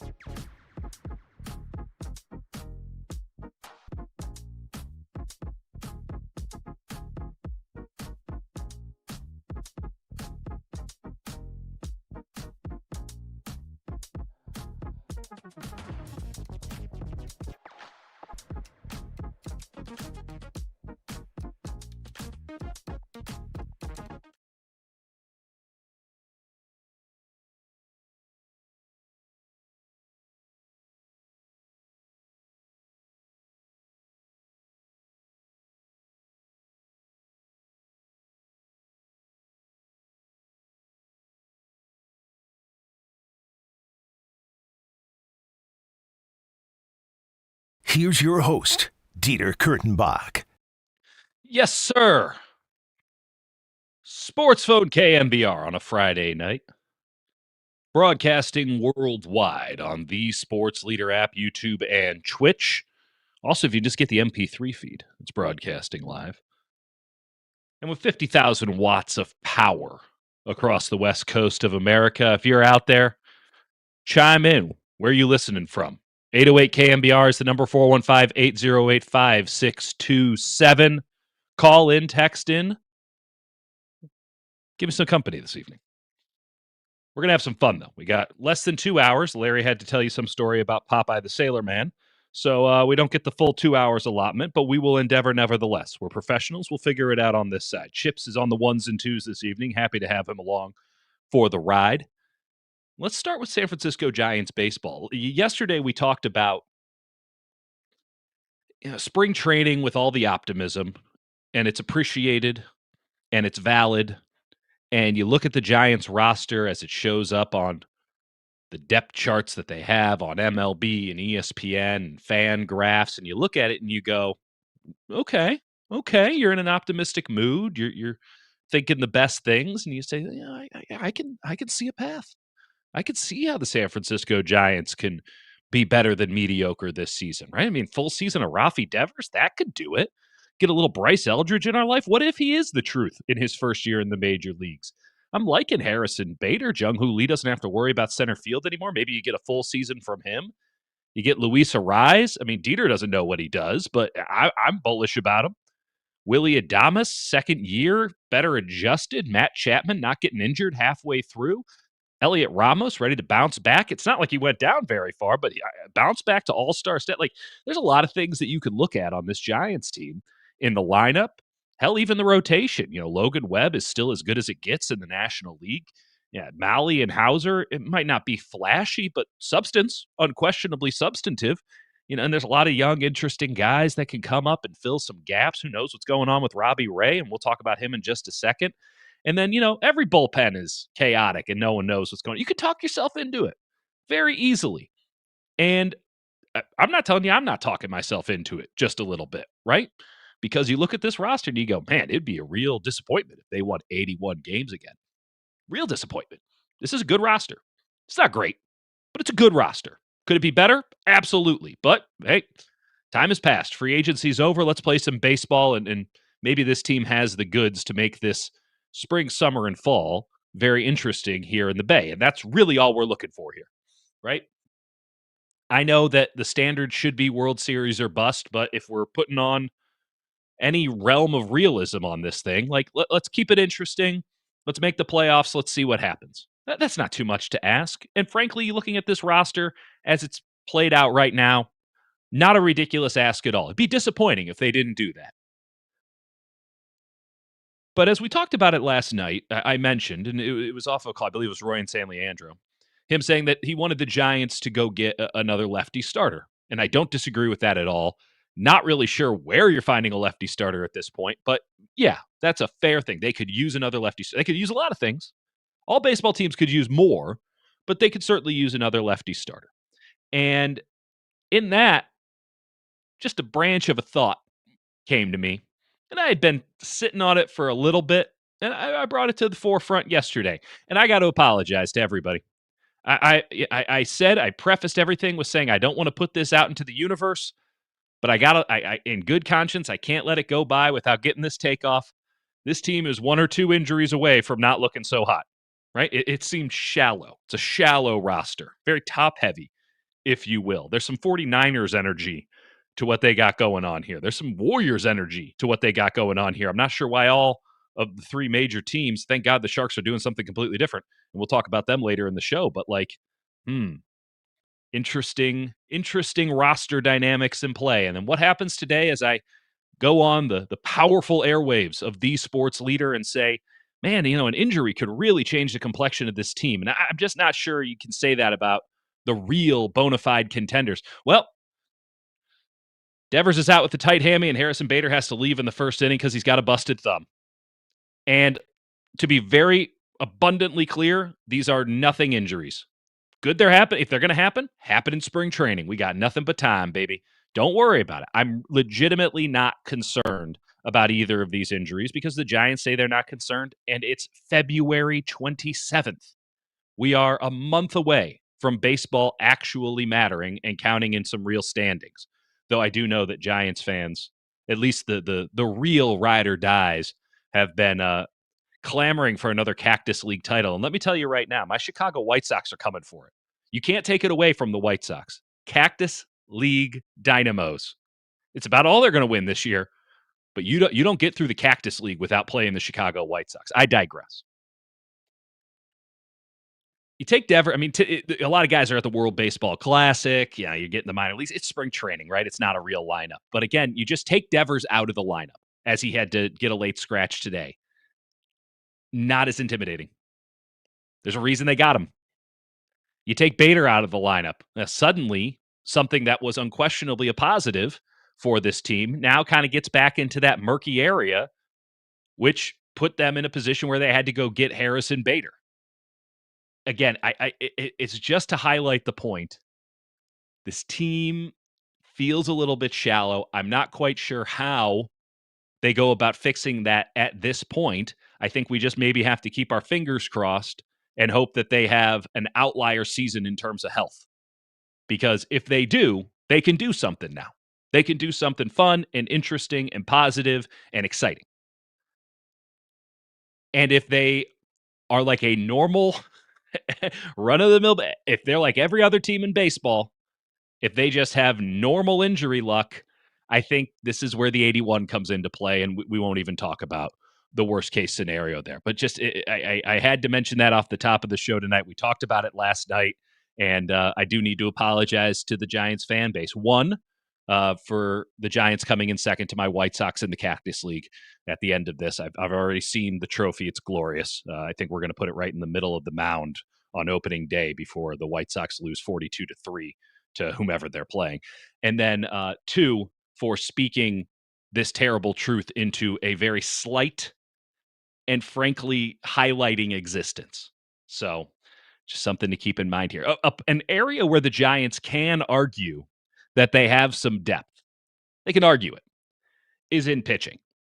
And not necessarily when we're talking about their rotation or their bullpen, though I suppose if you lack high-end options, all you have is depth. If everybody's kind of the same, I don't know, that at least you got a bunch of them. Rotation with Webb and Ray and Molly and Hauser and, as Fangraphs has it now, Landon Roop, but it could be one of 5 or 6 or 7 guys. And when that happens, that's a good thing. I never really disliked the Giants leaving one spot in the rotation open for a kid to come and take it. And I know some of these guys have been in the big leagues for a long time and are like 27, 28 years old, but kids relative to their experience in the league.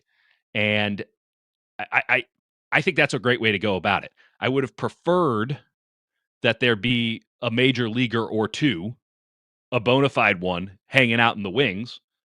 But it's nice to have a bunch of guys pushing for a spot. It might bring out the best in all of these guys. And if I had to take a guess today, again, February 27th, this is not a very good guess just by the nature of when it's happening.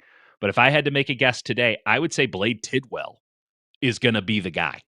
The buzz off of Blade Tidwell is very high right now. He's given up 2 runs. He has like a 6 ERA in 3 innings, but we're talking about a guy who's upped his velocity, a guy who, when the Giants got him last year from the Mets, went to Sacramento, pitched 18 innings, had a 1.5 ERA in Sacramento, where every stadium is like at 13,000 feet in the air and it's 120 degrees. So having a 1.50 ERA in the Pacific Coast League says something to me. He also had 24 strikeouts in 18 innings. And you look at what he's done. I mean, he's averaging 15 strikeouts per 9 so far this spring, and I'll be at 3 innings. So you can do the math there. 5 strikeouts, 2 walks, 2 runs. But another factor to keep in mind with Blade Tidwell, Tennessee guy. And Tony Vitello might not know much, but he knows Blade Tidwell. So listen, I think Tony's coming in, and there's no guarantees there's a second or a third year for Tony Vitello. I mean, there's no guarantee there's baseball next year, but Tony Vitello has so much to prove from the jump as a manager, coming in with no major league experience whatsoever, that we are absolutely, as in most things in baseball, on a year-to-year basis. And Tony knows that. Tony's no dummy. He might speak a little too freely sometimes. I hope he continues to do that. Very good for business. Very good for just having honesty in a dugout is a positive thing for the media, for fans, for everybody. He might step in it, but it's a positive thing more often than not. But he knows. He knows that he has a lot to prove. He knows that every game is going to be a referendum on him as much as it is on the Giants and everything else. Like, people will be using him as a scapegoat if things don't go right. And to, flip side of the coin there, like, if things are going well, people are going to give him a lot of credit as well. Maybe not as much as he'll get the blame, but there will be some credit coming his way for the Tony Vitello magic touch, whatever that might be. We'll find out in due time, which is another reason this season is going to be interesting. But he knows, like, this is he's proven himself every day out here, and not in the lip service way that everyone says they are. He has to be at his absolute best. Who's he want to go to war with? Who's he want on that bump every 5th day between all these guys? Now, listen, so much time between now and the start of the season, so many opportunities for young guys to impress, and certainly the front office has the ultimate say on this, but they really, really liked Tidwell when they got him. He's given them no reason to back off of that belief. He's already got more work than anybody else. Now, that's virtue of the schedule to a degree, but they're giving him an opportunity here. He's already in AAA, so it's not like it's some big jump. Again, February 27th, a real recency bias, given that, the articles are about him today because he just pitched all this stuff. But Blade Tidwell, from what I hear, from what I read, from the tea leaves that I can piece together the story as it stands right now, February 27th, wouldn't shock me if he was the man. So apologies to Trevor McDonald. I'm a big TMD guy. Apologies to Carson Wisenhunt, who has a 45 ERA in 1 inning. Apologies to Hayden Birdsong, who has given up 8 earned runs and 7 hits in 1 1/3 innings. Apologies to Keaton Winn. Never forget about Keaton Winn. Never forget about Carson Seymour. Apologies to all those guys. I say that Blade Tidwell is the man to beat there. Now, of course, none of the 5th starter stuff matters if you don't have that dynamic 1 and 2. Now, Logan Webb's going to go pitch for the USA. I believe the mandate is that he's going to give 2 starts to the good old US of A. Apparently, Olympic hockey fever can only go so far. Everybody, everyone was waking up at 5 a.m. watching hockey, joining me on the puck train, and man, we were just so excited, and it was so great. And then apparently, it inspired none of these baseball players to commit to actually pitching in Miami should the U.S. advance to the final rounds of the World Baseball Classic. So imagine what would have happened if they had lost that game. Regardless, you can trust Webb. If you can trust anybody on this team, you can trust Logan Webb. Then you got Malley and Hauser, who are actually pretty trustworthy, even if they're not spectacular. You're going to figure it out with number 5 from a coterie of young arms, all of which deserve a good opportunity here. They're all at just the right spot to make this push, and it makes spring training really interesting. The big question, and the guy that we don't talk about enough here on the Leader, don't write about him enough in the paper, don't chat about him enough on our cell phones, or heaven forbid, when we're together with people in person. I don't hear any chatter about Robbie Ray. I don't hear any yapping about Robbie Ray. He's just sort of taken for granted in some ways. And I'm not even sure anyone can define what he is for this team. He's the number 2. And the number 2 is so pivotal when you have 2 guys under him who are, clear back-end starters, even if they're going to be the 3 and the 4. And again, solid, reliable, positive pickups, but maybe slotted 1 too high. You have a kid, be that one of 5 or 6, that's going to be on the back end, and it'll be nice. You can rotate through them, but still a work in progress with all of them. Robbie Ray could very well define this season for the San Francisco Giants, because if he looks like Cy Young Award winner Robbie Ray, now the Giants have a hell of a rotation. Now it doesn't matter that you have a wild card at the end and just 2 kind of steady eddies in the middle, because you got 2 aces. And if he's more of like a 3 or a 4, as he looked for many, many games last year, and I would even include after his nice start, he didn't look all that great. Well, now you kind of have a one-trick pony of a rotation. And yeah, you'll eat some innings, but it's just not going to inspire. And this team might need a little bit more inspiration than it can currently provide. So I was very encouraged today, get the report out of Scottsdale, that Robbie Ray feels like he broke through mechanically in a good way. So Ray detailing to reporters today that they were just trying to figure out what the hell was wrong with him, right? He just didn't feel like himself. He had Tommy John 2 years ago. He hasn't really gotten back to Cy Young Robbie Ray. Just felt like there was something there keeping him from getting over the hump, the restrictor plate in NASCAR parlance. And so they have been studying this dude and his mechanics and trying to figure out what it is that's different. Why is it that he feels like he can't just get through? He doesn't have the same whip as he used to. And it's easy to just say, oh, you're an older guy. It's easy to just look at him and go, you're 34 years old. Of course you can't get it like you got it when you were 28, 29, 30. But good on Robbie Ray. He's like, I don't accept an answer. And working with the Giants coaching staff and training staff and video staff, how about just staff next time, Kurtenbach? He thinks that they figured out the problem, which was that he was dipping his hip. And when he dipped his hip, that made him raise his arm, kind of to compensate. I wouldn't pretend to understand the kinetic chain to the level these guys do. And because of that, his stuff kind of flattened out. He needs to be more at like a 3/4, not sidearm, but he needs to have a little more drop for his stuff to really run the way that he wants it to run, and to really get off his fingers the way that he wants to get it off, kind of flick it, as opposed to kind of drive it down, which is what he's been doing. And anyone who's watching on YouTube or Twitch right now is getting just one hell of a visual report from your boy. Really, really highlighting exactly what he's doing, because, I can throw it 98 miles per hour, right? Ray said he was feeling stuck, and today he comes out and he says, I think we took a pretty big step in the right direction, figuring out that hip thing. So, listen, the results will speak for themselves. A lot of guys with the Giants have seen big velocity gains, like Whizzin' Huntin' Birdsong is, oh man, they're really ripping it. Well, they also can't find the damn plate. But Ray at 34 years old, going into his final season of his contract, like there's a lot riding on this for him. There's a lot riding on it for the Giants. And to hear him say that he feels like the best Robbie Ray is just around the corner because they were able to find out and to explain what that is, right? Not just wishful thinking, like, oh, he'll be better. Well, how? Why? Explain. Well, again, dipping his hip, got his arm up, flattened out his stuff, and he felt like today he was able to keep that hip a little bit higher. That got the arm down a little bit more, and the bullpens are looking a hell of a lot better.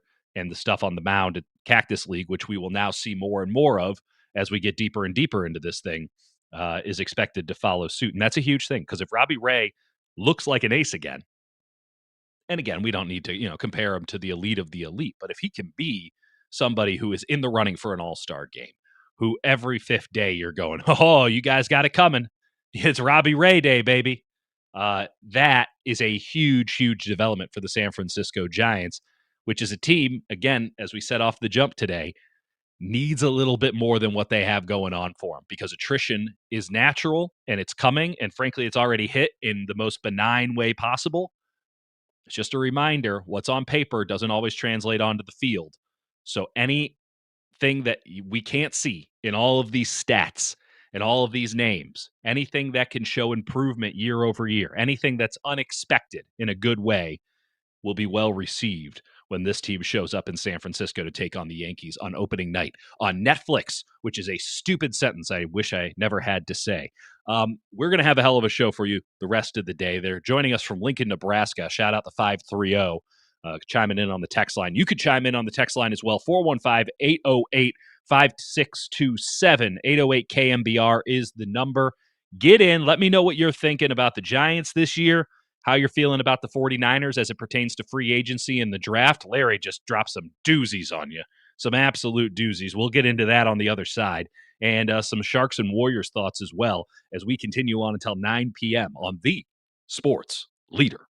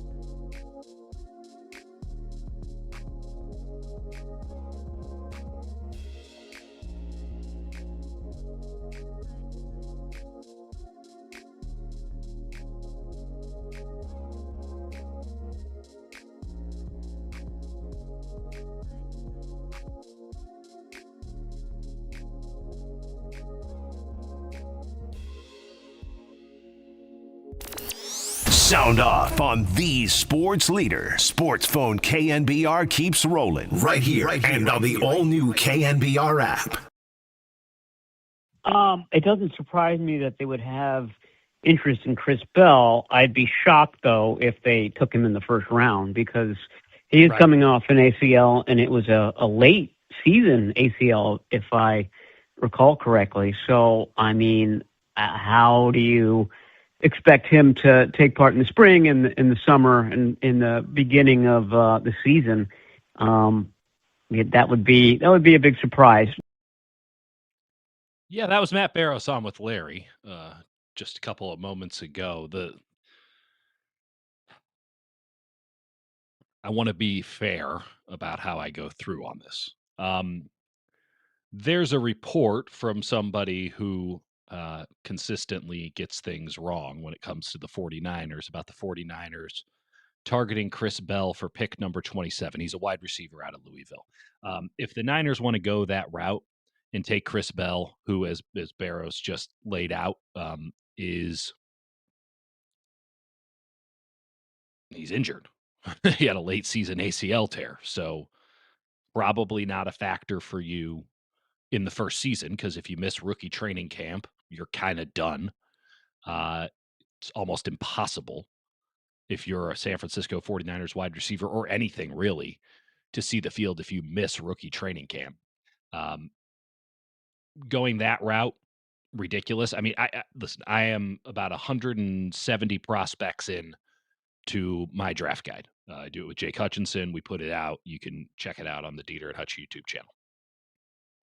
I have watched Chris Bell. I've watched 4 or 5 games of Chris Bell. Here's my scouting report, and I'll keep it as brief as possible. He can't beat press. He runs really loopy, imprecise routes. He has no quickness and bad hands. If that's who the Niners want at 27, more power to them, because they're going to need to be getting their resumes in order. I mean, that is... Listen, eye is in the beholder. Not telling you that I get it 100% right, but I don't think that the reason it'd be shocking Chris Bell would go at 27 as the often wrong reporter who seems to be plugged in, and yet I don't know anyone who talks to him, continues to allege. If they want to go that route at 27, it's done. It's over. Again, I don't get them all right, but that would be a pretty big whiff from me, and it would be a massive whiff from them. It is silly season for stuff like this, for rumors like this. There's a lot of people out there trying to make a name for themselves by baselessly guessing stuff and throwing it against the wall, knowing that there will be 45 other things like that in the next hour. And if you were right, you can go back and cite it. And if you were wrong, there's so much nonsense out in the ether that is the internet and news these days that no one will remember. No one will be able to go back and cite how wrong you were, except I remember. At least with this guy, I remember. Chris Bell, it just doesn't make any sense. I don't get it at all. I have a pretty clear line when it comes to stuff like this. And frankly, it's not hard to believe that Chris Bell's name has buzz on it, because Chris Bell has some awesome YouTube highlights. And this is the fundamental difference. While I will say, full disclosure, really do mean this. Fans are getting really good at draft analysis stuff in general, really good at it. And that is a credit to the information age that we live in. That's a credit to the ingenuity of fans. Really, really good at that stuff. And there are more and more people every year whose opinions earn my respect in this space. And I've been doing the draft earnestly since 2017. And to be full disclosure, I sucked at it when I first started. My in was that I had scouted at the high school level in South Florida a great deal of the prospects that were coming into the NFL. So I still had a tremendous amount of connections, and I still have some, into that space, so I could get some good inside tracks and some good information. As my career's progressed, I've just maintained this as almost a hobby, if nothing else, because certainly the San Jose Mercury News and KNBR don't want me to come on the air and bloviate about prospects for 2 hours every night and just name names and read scouting reports. It's the intel. It's the thing that you didn't know that gets people excited. And again, it's a real positive that in the fan space or the independent media space, if you even want to call it that, that there is so much knowledge that can be gleaned from that. And that we can all know what Chris Bell looks like when he runs routes at the University of Louisville, because we can get access to all 22 and things of that. But there's a lot of people out here who base their, they don't have a lot of time, right? I'm not going to bang anybody for not sitting and watching hours of college football for the sake of figuring out who's going to be on an NFL team. That's what they pay me for. It ain't easy most of the time. I mean, I'm watching some Oklahoma film today, and I'm just like, what have I done with my life?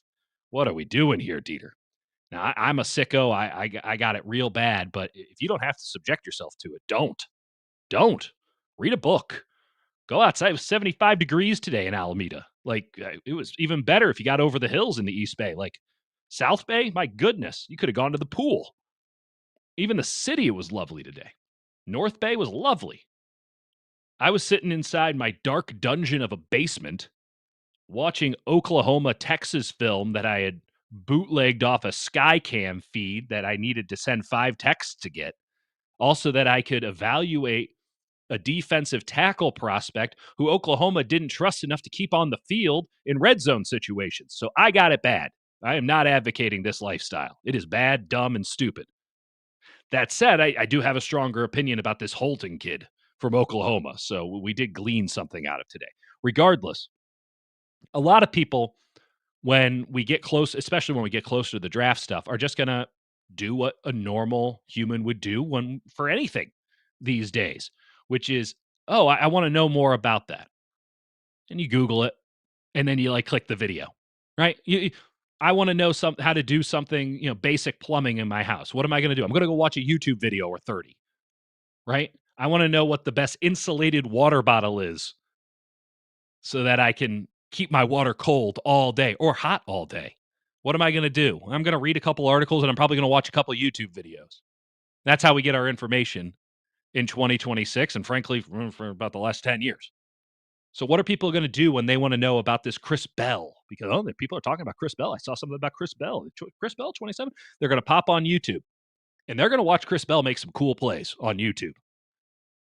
The problem is that's 15 plays. He was on the field for hundreds. And you look at the rest of them and you go, what are we doing here?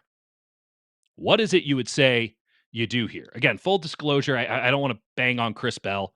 My hope for all of these kids is that they have the best possible professional careers that they can have, that they have healthy, productive lives, that they get to fulfill their dreams to the fullest of their potentials. I wish ill upon none of these prospects except for maybe the ones that have very deep moralistic flaws. And I'm not going to air those out on the air right now. So I hope everybody has. I hope if the Niners do take Chris Bell, that he is the best version of Chris Bell. And that one day or a month or a year or 5 years with Leonard Hankerson, the 49ers wide receivers coach, with Kyle Shanahan being the taskmaster, unleashes something incredible and positive and winning in Chris Bell. But I'm telling you right now, going off the tape that I have from Louisville, watching the all 22 of this kid, I wouldn't draft him on day 1.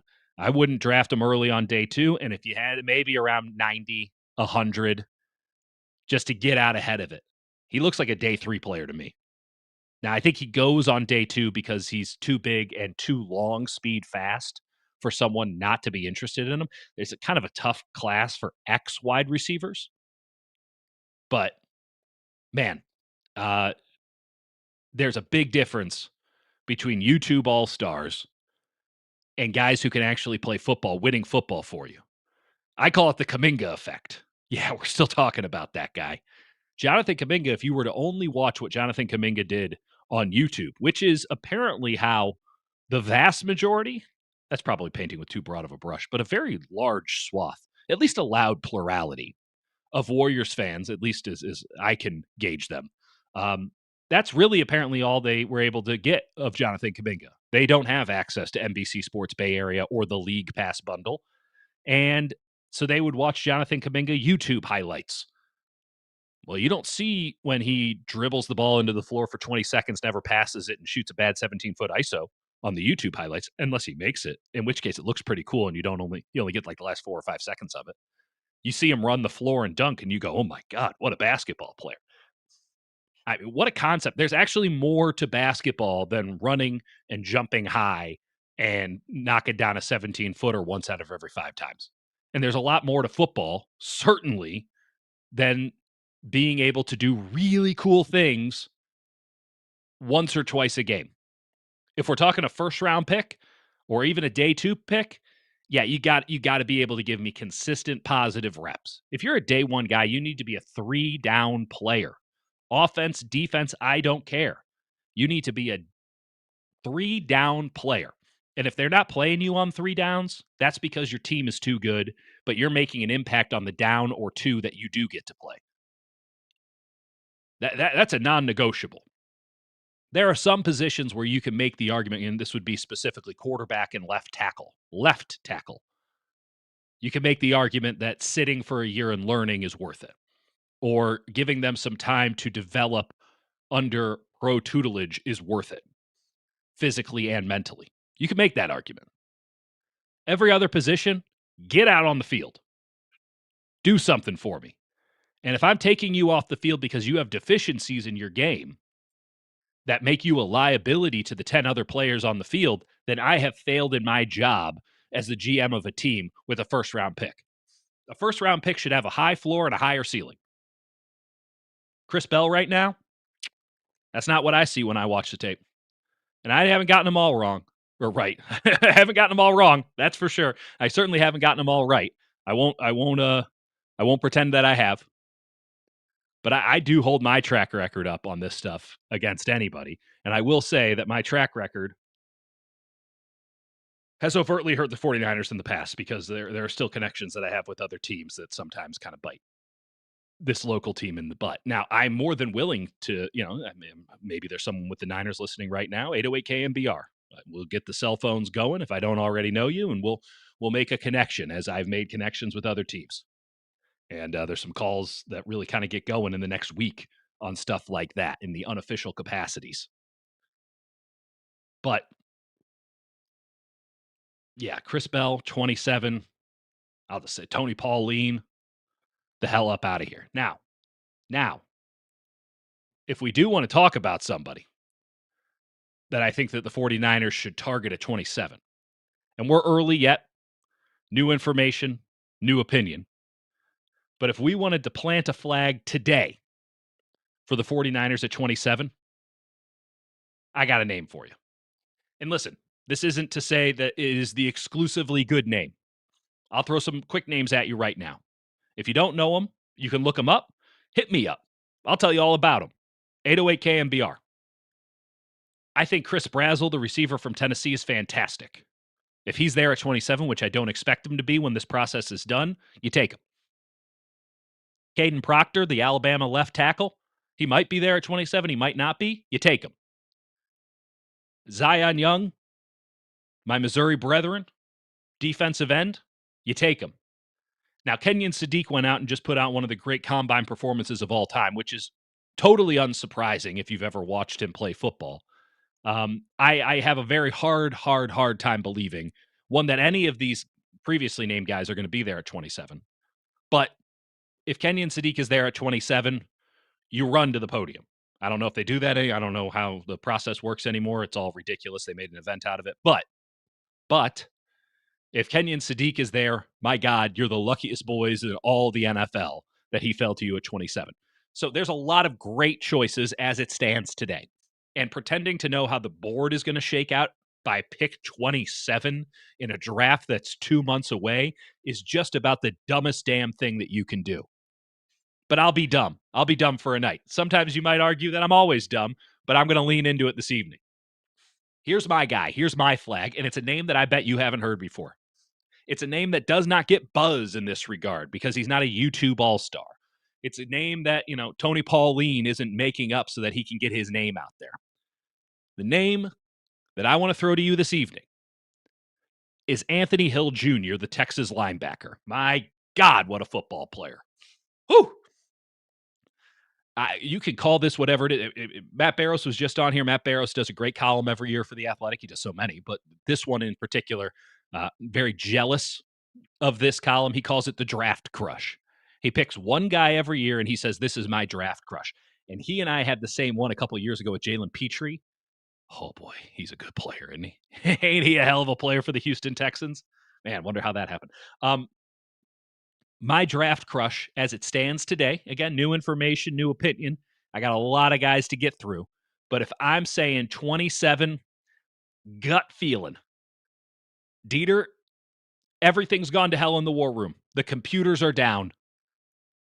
Kyle is strangling Raheem. John Lynch is comatose in a corner. Kwesi and Josh are despondent. They can't speak. Jed is threatening to pull the plug on the whole operation. Dieter, we need you right now. Who should we take at 27? I can give you all those other names. I can give you a hell of a lot more. And I think a lot of them will be really good picks at 27. Because one of the beauties of picking at 27 is if you just take the best available player on the board, and the Niners are in a position where they have so many needs, they can kind of just do that. You're probably going to be okay. Probably. Not guarantee, but you're probably going to be okay because it's 27. There's not a lot of wiggle room for error, right? You're already kind of last pick. Can't hold it against somebody if all the good players are gone. The elite players, if you will. But I'm telling you, there's something that in the back of my head, and I've had this spidey sense for a long time, and it has put a lot of kids into college from when I was doing high school scouting in South Florida. It's gotten a lot of college kids into the pros from when I was doing college football. And it has gotten, if you ask the right people, and if some conversations prove more fruitful than others that I have during this time of the year, it has gotten some guys that previously weren't on radars for NFL teams, guys who were drafted, and then guys who came in and made impacts, big impacts, in fact, Super Bowl winning impacts in some cases for some teams. And the guy it's just tickling me in the back of the head saying, that's it. That's the one. Don't overthink it, Dieter. That's the guy, is Anthony Hill Jr. Whew. What a football play. It's too early, I know, but this kid's got the goods. He's hyper instinctive. He's frighteningly athletic. I had someone today coming at me being like, oh, he's too stiff. Dude, no. No. That's called being strong. There's a big difference. No wasted movement in his game at all. And when he arrives at the ball carrier, he arrives with bad intentions. Violence. Violence is the name of his game. This is a guy who will suplex dudes when he tackles them. And you look at him and you go, man, that guy's really fast. He probably, he's suplexing dudes, but it's college, right? Everyone's lighter. You're not going up against super freak athletes like everyone, more or less everyone is in the NFL. He's going to have a real hard time because he just looks too small. Well, problem is he isn't small. He just moves that way. Because he's at 240. And he hits like he's 260 and he runs like he's 220. And man, it is not the most flashy game. Now, there's a lot of blitzing you'll see on the YouTube stuff. Like, he blitzed a lot.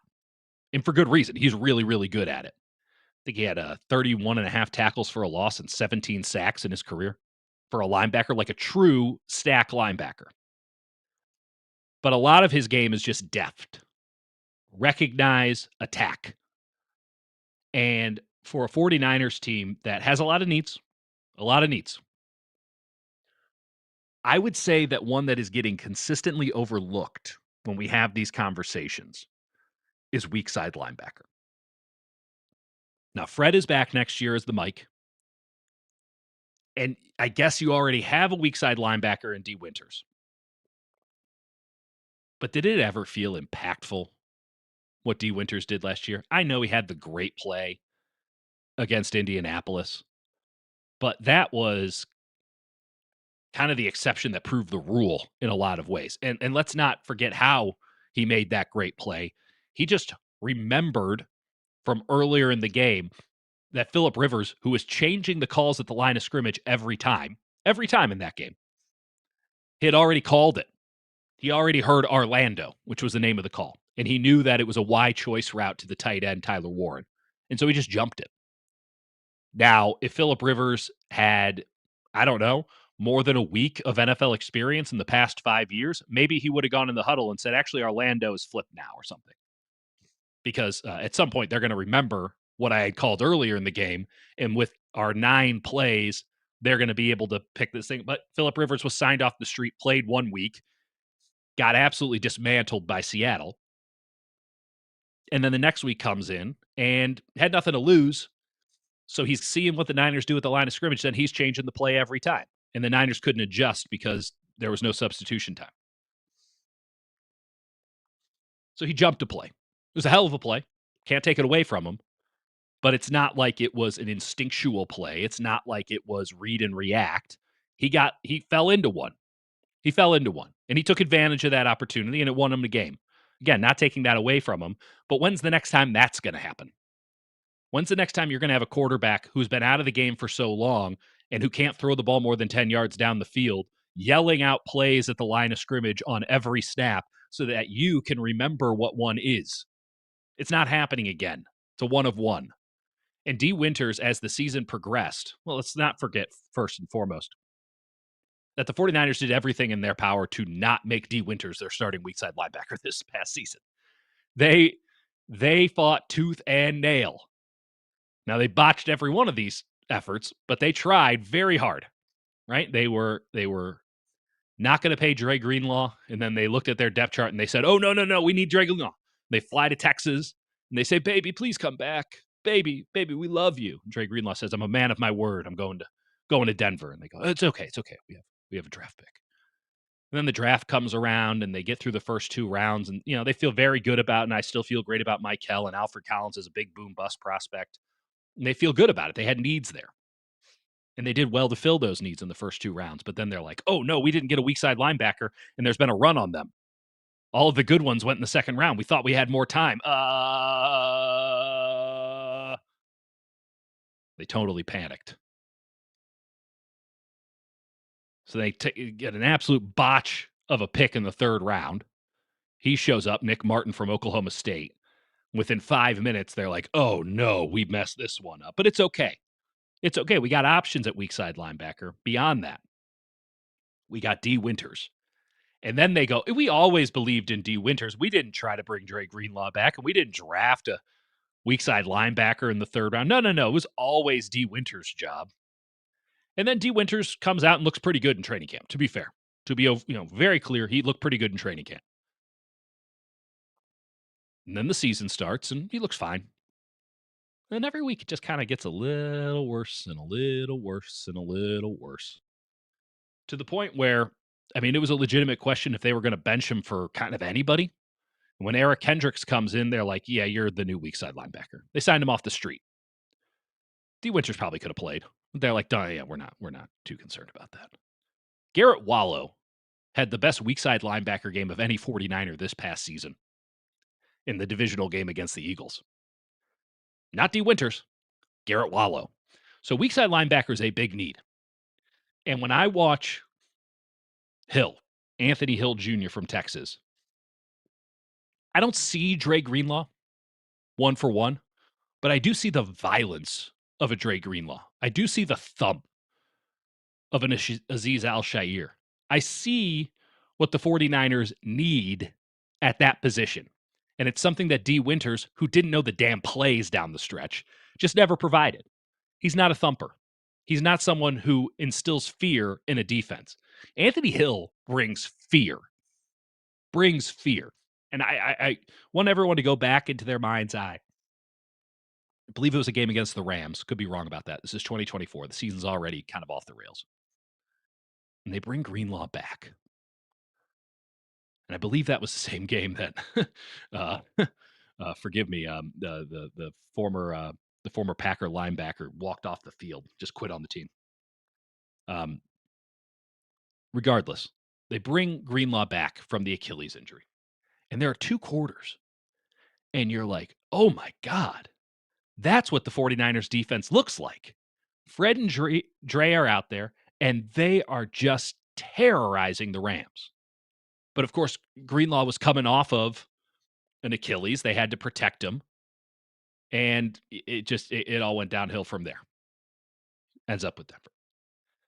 Having a weak side linebacker who can fly to the ball and deliver violence, who can cover, but he doesn't have to be great at, but really fills the gaps, is a foundational aspect of this 49ers defense. Now, we don't know what this 49ers defense wants to be with Raheem Morris, but I imagine a lot of the same principles are going to apply so long as Fred Warner is in the middle of the field. I'm telling you right now, as it stands today, there's a lot of really, really good players. I'm sure you can look at a bunch of mock drafts and say, Dieter, it's too early to take Hill. I'm not sure that everyone's going to see it that way when we get to draft day. And CJ Allen out of Georgia, their linebackers, really, really good. There's a couple of really nice linebackers in this class. It's a good linebacker class. Very rarely do I say that. But Hill, there's just something. And my intuition is telling me that if you have him available and you don't take him, you're going to regret it for the rest of your career. There's just something in the back of my head telling me that. And maybe the Niners see it differently. Maybe they see it the same way. I could certainly make a more poignant case in person or over the phone. And I'll keep doing it for the next 2 months because I just think Anthony Hill is exactly what the 49ers need at pick 27, pick 50-something, whatever. Wherever they can get him, they should get him. Because while there are a lot of really, really good players, and the Niners are probably going to luck into a really positive position by the virtue of how this class breaks down, there's something about Hill, man. There's something about him that feels like the one that would get away. So don't let him get away. And don't you go away. We're hanging out until 9 p.m. Some Warriors and Sharks talk on the other side. Kurtenbach on the Sports Leader.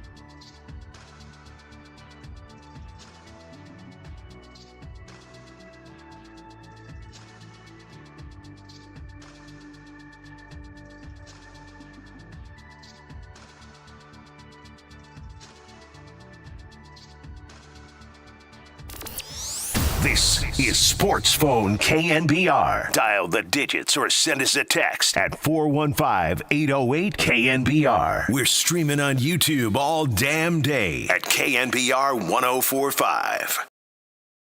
Brandon, it's been great. Just the the totality of his game, what he does on the glass, handling the ball, playing off the ball. Yeah, we're trying to find that balance. I mean, he still at times gets himself in trouble, but it's also he's a young player who has the ability to do a lot, and he's trying to do a lot. So it's all with great intentions. It's just finding that balance, like you said, and I think he's doing a good job of that.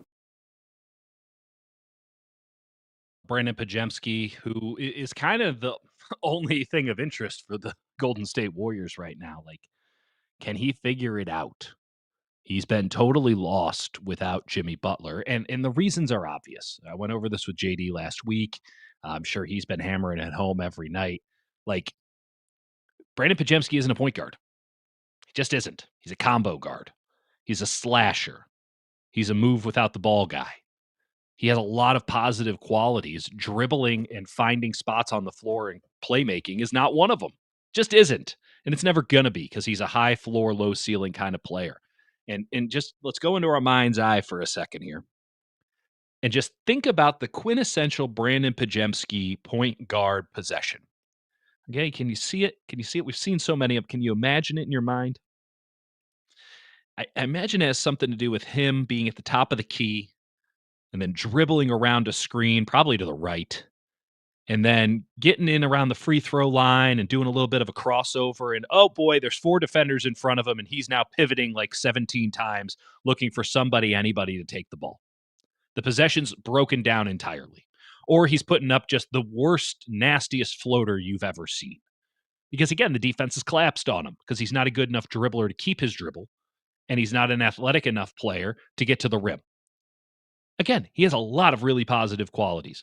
Those qualities are serving him and the Warriors when he's off the ball. And when you have Jimmy Butler on your team, or even a Draymond Green, though it's not a perfect mesh there, but a point forward type, someone who you run the offense through, got some split action on the post, right? Just get the ball into Jimmy, and he'll figure it out from there. Then Brandon Pajemski can just be a little snake in the garden.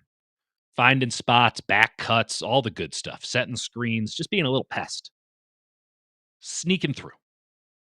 And look at that. There's a backdoor layup. Oh, look at that. He found himself open for a corner or a wing 3. That's where Pajemski's at his best. Get him out of the middle of the floor. Get him away from the lane, unless he's coming in with pure intent on someone's going to pass me the ball and I'm going to put it up because there's nobody in front of me. You need Pajemski on the wing. And when he's on the wing, good things happen. So it is going to be interesting. Interesting to see how that goes for Brandon Pajemski moving forward, because there was a great game against, who was that against? It was a couple games ago where fourth quarter, it was Denver. Fourth quarter against Denver, he'd been garbage for the first 3 quarters of that game. And then he goes off in the fourth. And you look at where he was getting the ball and how he was attacking and the way he scored.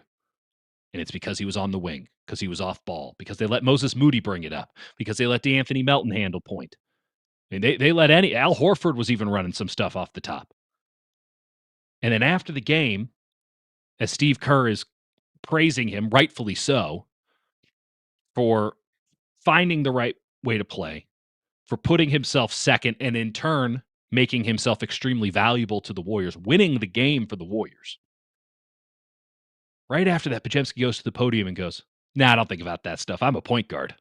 Oh, Brandon, they're trying to help you. Yeah, they're trying to help you. This is going to really, Brandon Pajemski is really going to like hearing this. If you're out there, Brandon, you're going to love hearing this. Your game is very similar in some regards to Steph Curry's. Like, Steph Curry's not a point guard. I know that he will go down as a point guard. Steph Curry's not a point guard. Steph Curry is an off-ball guard. He's a combo guard, whatever the hell you want to call him. Steph Curry is someone who is off the ball, and he runs like 5 miles a game, And he just finds a million ways to impact the game with his movement and his instincts and his gravity. Now, Brandon Pajemski will never be Steph Curry when it comes to shooting, but he has a little gravity, and he certainly has the instincts. High basketball IQ, but not high enough to realize that he needs to give the ball to somebody else and that he's not the point guard. And him trying to be Chris Paul or him trying to be Ja Morant is just about the worst set that you can get if you're the Golden State Warriors right now. So I'm fascinated to see moving forward how that operates because, again, it feels like we're banging up against a lot of the same walls that Jonathan Kuminga banged up against. And I'm sure the Warriors would love to have a ball dominant, well, maybe not ball dominant, but a true point guard who can get everyone into their sets, who can score off the dribble. I mean, they let Pat Spencer do it.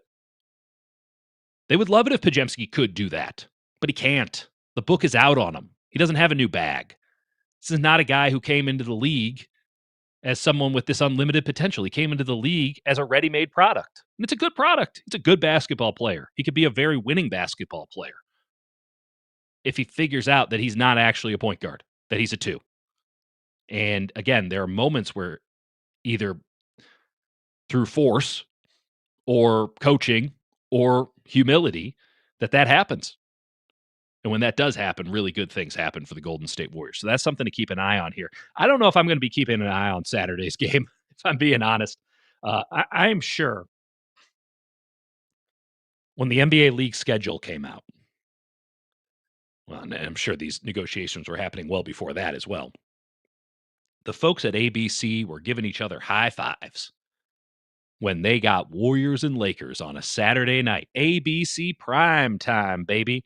Post Super Bowl, everyone's turning into basketball now. The NBA is king again. And we got Warriors and Lakers. We are going to make so much money. Start selling the ads now, baby. Because there are 3 teams that drive ratings in the NBA.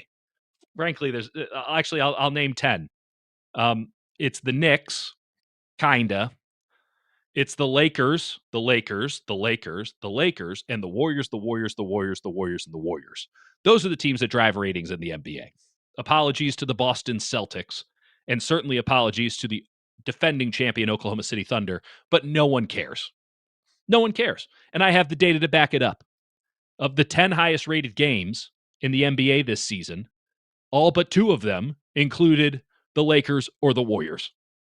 All but 2 of them. And those were the ones that were standalone on opening night. Those are the only 2. So the opening night, everyone's excited for the NBA. Here comes Thunder and Rockets. There's one of them for you. And I believe the other one was the Spurs game on Christmas, which was just the most prime time. It was the one window in which there wasn't an NFL game. That's it. Everything else is Warriors and Lakers. Now, not, though a couple times against each other, but mostly against others. So this was supposed to be like the big one, right? You can reverse engineer it pretty easily and be like, oh boy, they were really excited about this. Real lull in the sports calendar. Because that week after the Super Bowl, you get like the Daytona 500 and stuff. And then there's some good stuff on TV last week, but most people are kind of on vacation. This is the big one. If you're trying to fill out your calendar, because now you're going to start to get March Madness and the Masters, and then baseball's on. Not that drives a rating, but you get playoffs and the draft and things like that. This is the tough one to schedule. And you get Warriors and Lakers. And let me tell you, both of these teams stink. I mean, we can find some positives with the Warriors. I know that both of these teams have winning records. Like the Warriors are 31-28. The Lakers technically hold the 6th seed. These teams stink. And the way that this is like a team with divorced dad energy in the Warriors. They just, I don't know. I don't know what's out there for me, but I'm just having a really great time finding out, Steve Kerr is just adamant that he's just having a really great time coaching this team. Never forget Steve Kerr said the most fun he had coaching was the 2020 team that finished with the NBA's worst record. Like, I'm just having a really fun time coaching this team because there's no stakes. They literally could lose the rest of their games, and I don't think that they could fall out of the play-in tournament. If they were to lose every game from this point on, I don't think that they could do enough to lose the 10 seed in the Western Conference. Meanwhile, very difficult to imagine a circumstance where they're going to get into a run of games, though this could be the start of one, where they're getting the 6th seed in the first round bye or the pit bye, whatever you want to call it, actually make the playoffs. So that's the Warriors. I mean, no Jimmy Butler. That just title chances down the tubes. No Steph Curry. So any game without him is just, what are we doing here? We're just playing pickup, really. We're just having a good time, though. You know, we're finding out about ourselves. We're really doing some soul searching. That's divorced dad. You know, we like spending time with the kids now a little bit more. It's great. We just have the one-on-one. We're just having such a great time. No, I didn't get my earpiece. Don't look at that. And no, there's no sports car in the driveway. No, it's fine. It's fine. We're having a great time. Meanwhile, we're out here being like, what about this Leon's guy? Isn't he fun? And honestly, that's so much better than what's going on with the Lakers right now. The Lakers are in like a very dark place right now because not sure if y'all knew this, but Luka Doncic hasn't changed at all. He's still Luka Doncic.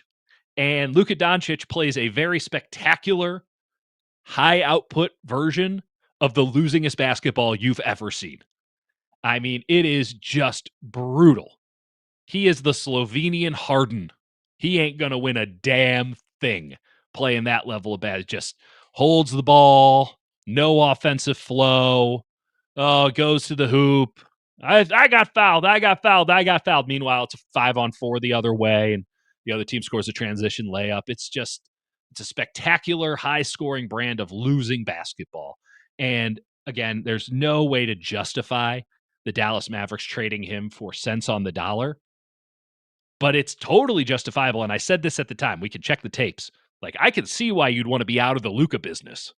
The travesty isn't moving on from Luka Doncic. The travesty is that you got so little back for Luka Doncic. Because if you sell Luka Doncic at his fair market value, if you're the Dallas Mavericks, you're looking real good right now. You're looking prime. You're looking like the smartest dudes in the NBA. Because he has not changed at all. And then LeBron, I mean, it was inevitable. He's 41 years old, is starting to look like a mortal. And the Lakers are in no position to say no to Luka. He just got handed the keys to a franchise he had never played for. And like, let's be real here, as much as we don't like the Lakers in the Bay Area, like the franchise, like the singular guiding lodestar of the NBA is the Los Angeles Lakers. And it's just an awful, awful watch. And Lakers fans are just going through it because at least with the Warriors, there's a nihilism, right? Like at least with the Warriors, it's like, man, I don't know. But remember 2015 to 2019? That was pretty cool, huh? Remember 2022? That was badass. We had the good times. And it's going to be weird on the other side. I don't know what's coming on the other side. But it was always going to come down to this. It was always going to fade away. And we'll try to do it with some class. Easier said than done. But man, we really did have some good times, didn't we? And who knows? It could be really bad for a while, but at least we'll have the good times. Or you know what? Maybe it could be awesome on the other side. Probably not Steph Curry again, but like there could be some really cool things coming on the other side of the Steph Curry reign with the Golden State Warriors because he built this thing up from the worst thing in the league to the best thing in the league, man.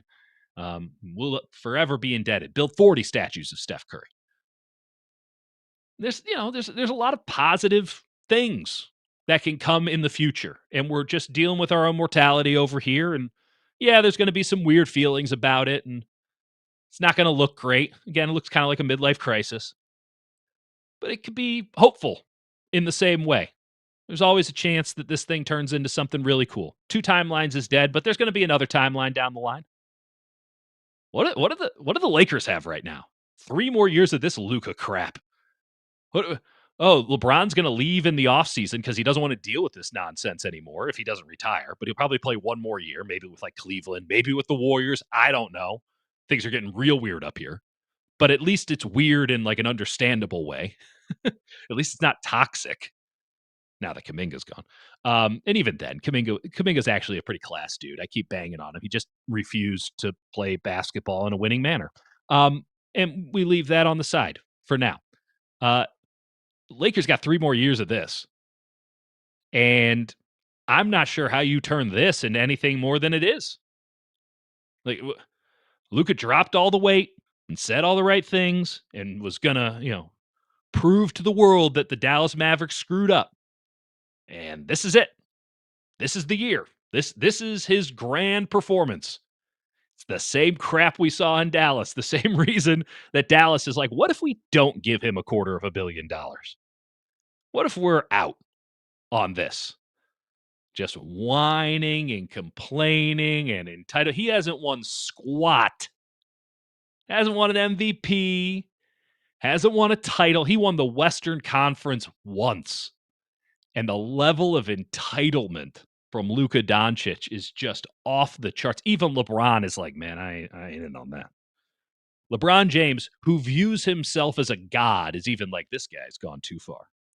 It's too ego-driven. It's too much. So that's what the Lakers get to look forward to for the next 3 years. I'd rather be in the Warriors spot. At least it's getting wild and crazy and weird and something bizarre might happen. It's just every night is a trudge with the Lakers. They're talking about Austin Reeves, who is having a very good season, even though he's a one-way player. He's having a very good season. They're talking about Austin Reeves like he's the second coming of Jerry West. That's how much they dislike Luka Doncic, but aren't allowed to say it. They have to build up everybody else as if they're way better players than they actually are. When LeBron gives an effort, which again, I understand why he isn't. He's 41 years old. When LeBron gives an effort, it's like manna from heaven for the Lakers fan base. I mean, at least we're, talking about that with Podziemski, like Brandon Podziemski had a good game. Of course, that should be celebrated. It's not natural for Brandon Podziemski to have really good games under these circumstances. It's kind of strange and bizarre and fun and positive. And if he doesn't have a good game, it's not the end of the world because, again, he's Brandon Podziemski. Meanwhile, if Luka Doncic passes the ball more than 10 times a game, I think they'd put a parade down Figueroa in L.A. So that's what we get to watch tomorrow night.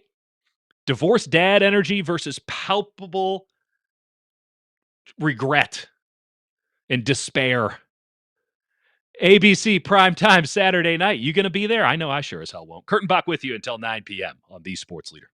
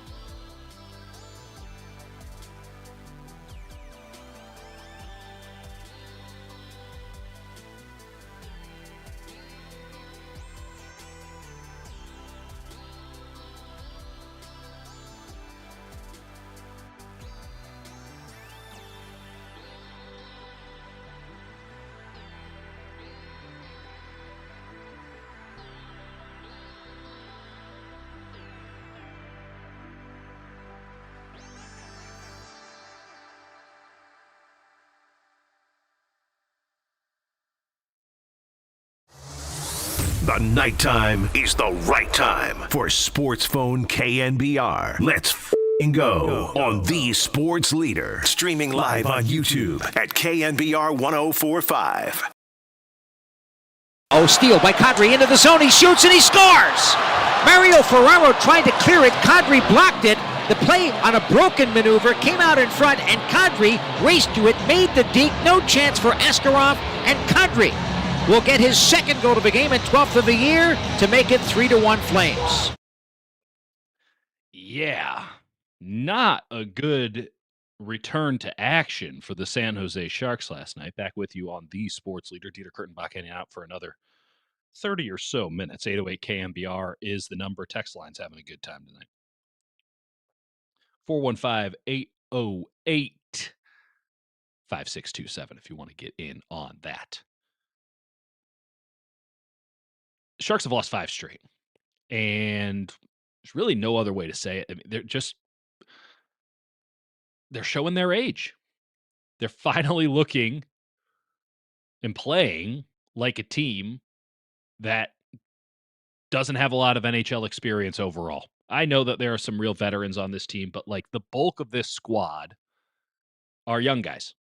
And last night, their best player on the ice, save Celebrini, who did not have a point, but as per usual is just unbelievable, was Michael Misa. I mean, Michael Misa is also a teenager, right?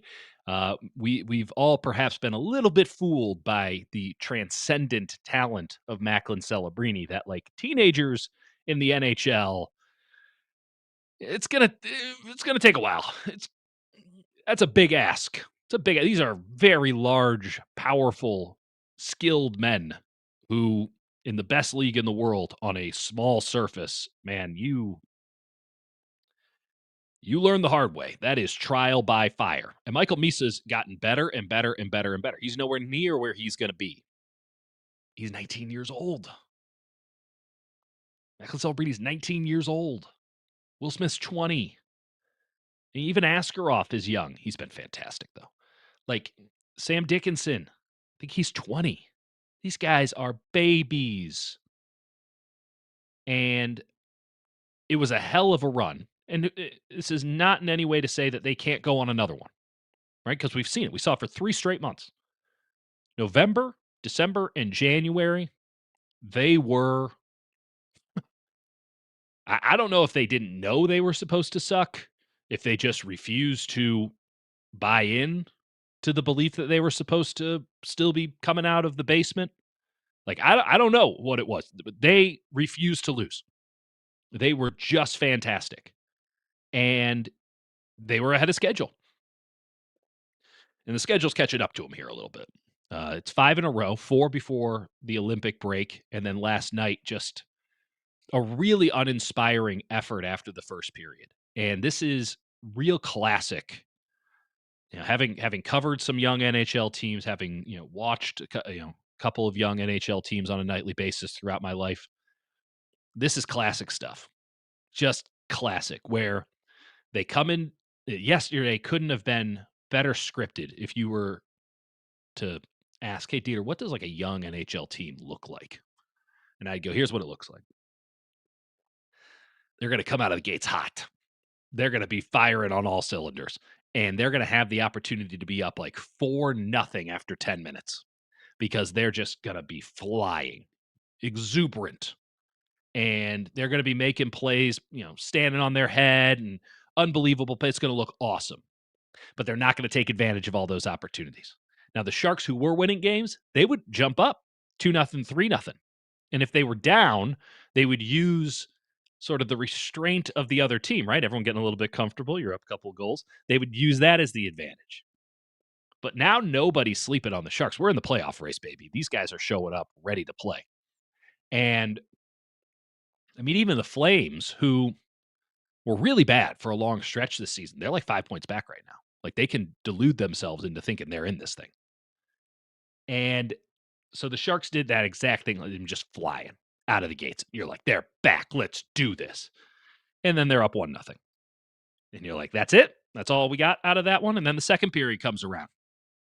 And the second period for a young hockey team is kind of a bit of resignation of, man, we really missed a lot of really good chances there. But let's keep our head to the grindstone. Let's keep doing this thing. But then they start pressing because they can't break through, and it's not easy anymore. So now they're pressing, and now they start turning the puck over, and now they start giving easy chances the other way, and now the momentum swings to the other team, and we're not even halfway through the game, but the momentum has swung, and a young team can't swing it back because they were pressing to get into it. So now they press even harder. And maybe, they give up probably the tie, and that's what happened last night. They give up the tying goal. And then they finish out the period, and they go to the dressing room, and they go like, okay, guys, let's do it like the first period again. We can win this one. Now they're tired. And now they're pressing, and their legs are a little heavier because they used up all of that energy in the first and second period when they were flying out of the gates and trying to put it to them, and then they were pressing, and they're not as physically strong as them. And now you're in the third period, and now those turnovers and those dumb mistakes, like just the laziest shift change you'll ever see from Will Smith. Well, now the other team has the momentum, and so now they're leaning on you. And now they're leaning on you physically, and they're leaning on you emotionally. And now they're putting the puck in the back of the net. And when you go down 2-1, there's nothing left in the legs to push back. There's nothing there. And now you're down 3-1. And now you're down 4-1. And now the game is over. I have seen that game 100 times in my life. 100 times. And last night, I mean, it was my wife's going to bed. I'm watching the end of the Sharks game last night after we got done with SportsPhone, and I'm like, man, I was laughing. Not because I want to see the Sharks lose. I want to see them win. I'm Mr. Teal. I'm Mr. Hockey around here. I'm the puck daddy of KNBR. I'm the only one who was talking to them before it became cool. By the way, stop talking about them, rest of people on KNBR. You're making them lose. Regardless. Also, it's my shtick. But I'm just laughing. My wife's like, what the hell are you laughing about? They're down 3-1. Like, what are you doing? I mean, she's reading or something. She has no idea. She looks, oh, that doesn't look good. What are you laughing about? They're down 3-1. I'm like, I've just seen this game a bunch of times. They just look like kids. They just look like they're their age now. And it'll be fascinating to see how they respond to this. Because they were able to overcome this with sheer talent and youthful exuberance. They were able to fight these very strong forces for months on end by just being stubborn. But now they got to actually play fundamental hockey. And I think Ryan Warsofsky, the Sharks coach, is really, really good. It's a little bit bland, not the most media-friendly guy. That's fine by me. You know what? Whatever gets the job done for your team. And he is a stickler. Like, to the point of overt annoyance, stickler for details. But it's exactly what this team has always needed and certainly needs right now. They lost that game last night because they gave it to the Calgary Flames. All due credit to the Calgary Flames. When someone gives you a gift, you make sure you take advantage of it. They put it on a platter for you, eat the meal. And they did. But my goodness, the Sharks, that's on them. And their last couple of losses have been on them. I mean, there are some nights where they've been out here and they play Colorado or they play Vegas, teams that are clearly a tranche or two better, and they just get handed the wood, right? I mean, it's just a beatdown. That's different. They are worthy adversaries if they come correct to most every other team in hockey, besides the true elite of the elite. Even Minnesota, who they've had a good number against this year, and someone would consider elite of the elite, they can play with them, and they beat them. So it's not as if this is a David Goliath situation. This is just the Sharks getting out of their own way, but that's so hard to do when you're young and inexperienced. We can all just relate to that on a human level. Think about all just the regrets and mistakes that you have from when you were a kid, and it's like, man, I wasn't such an idiot back then. If I had the clarity I can see with now, the experience I have now, I'd know, don't be pressing in the second. Just take her easy. It's going to be okay. But don't start pressing. Stay detailed. And if you lose on the details, you lose on the details. That's going to happen. It's hockey. The puck bounces in weird ways. It's rubber. You got boards with little breaks in them. And I mean, you can't make that thing roll if you want to. Like, what are we talking about? It's hockey. You're playing on an uneven surface even. So if you lose because you did the details right and you were on your P's and Q's and you're talented, you lost.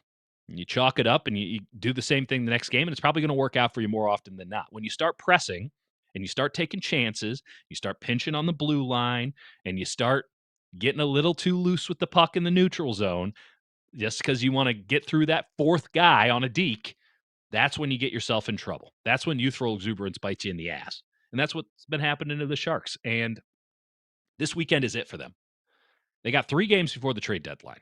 They got a back-to-back, the Oilers and the Jets this weekend, afternoon games. Looking forward to seeing down at the tank. And then they get the Montreal Canadiens on Tuesday. The NHL trade deadline's Friday. And the Sharks have already made a big trade in getting Keith Sherwood, the just Energizer Bunny forward, who didn't really make that much of an impact in his first Sharks game last night. But I liked it because it was 2 second-round picks, and, like, what do the Sharks need any more draft picks for? At least second-round picks. Like, the farm system is as loaded as any farm system has ever been loaded in the history of hockey. And that's not me saying that. That's the guy with elite prospects saying that, and The Athletic, too. They got all the young guys they need. They do need defensemen, but, like, second-round pick ain't going to find you the ace number 1 defenseman that this team really needs alongside Sam Dickinson. So it was a worthy play for the Sharks when they made that trade. But they could also just trade him again.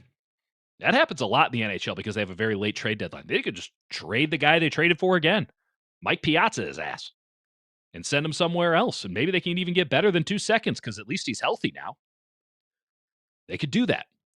They could bring somebody in, true, too. But that wouldn't be somebody who's going to be a win-now player. That'd be somebody who another team is giving up on, and they're young, and maybe that's not what they need at this time. So, hey, you want to throw us a veteran and maybe a pick down the line, we'll give you the young guy that you really like more than we like. And the Sharks have made deals like that countless times over the last couple of years, and they've turned into really, really good players. Mike Greer's got an eye for that sort of a thing. So they could do that. They could also just start trading some of these veterans, particularly the ones on the blue line. I'm thinking Mario Ferraro. I'm thinking John Klingberg. Trade those guys before they hit unrestricted free agency, recoup something for them, and admit, hey, probably not our year to make the playoffs, but this will help us in the future. We're still in a rebuild. Like, we're progressing, but we're still in a rebuild. That's next Friday. That's the last time you can do that. So the Sharks are losers of 5 in a row. If that's at 6 or 7, come Monday, they went 6 in a row and then maybe win one against Winnipeg. Like, that changes the paradigm. Now Tuesday is the most important game of the season. If they're at 7 come Monday, like, doesn't matter what happened Tuesday. You gotta start thinking long term. And you can look at the standings and be like, oh, they got 2 games in hand and they can do that. No. You have to do what's right for the organization long term. You can't be chasing waterfalls, as the greats in TLC once told us, and Michael Keaton and the good guys. Don't go chasing waterfalls. And the playoffs this year was kind of a fever dream, right? Like, it was very real for a very long time. But the reason it was so fun and exciting, and I apologize if you're just getting on the bandwagon now, but the reason why it was so fun and exciting in November and December and January is because it shouldn't have been happening. Like, everyone's looking at each other like, we're getting away with this. We're too young to be here. It's like you ever get into the bar in college when you're 19 years old, you're like, oh my God, this is incredible. They didn't card us. That's how the Sharks feel right now. Well, they did until they started losing games, until the bouncers showed up. So we'll see what happens here the next couple. But this is like the most important weekend of Sharks hockey in a very, very long time. And I do think that they absolutely have the talent. They got the moxie. They got the guy in 71 to get this thing corrected, to win back-to-back, beat Edmonton, beat Winnipeg, beat Montreal, and now Mike Greer's in a really tricky spot, and I don't envy him, but you say, hey, we're right back in this thing. But if you continue on this swoon this weekend, I don't know how Mike Greer can, in earnest, can functionally do his job keep his fiduciary duty to the San Jose Sharks fans and ownership and not start selling off some parts. So big weekend of hockey coming up. Excited to see you down at the Tank. It's going to be an absolute blast, one way or another. We're about to find out a lot about these San Jose Sharks. We'll talk some Niners. We'll talk some Giants. We'll just catch all up on the other side. Kurtenbach with you until 9 p.m. on The Sports Leader. I'm the Puck Daddy.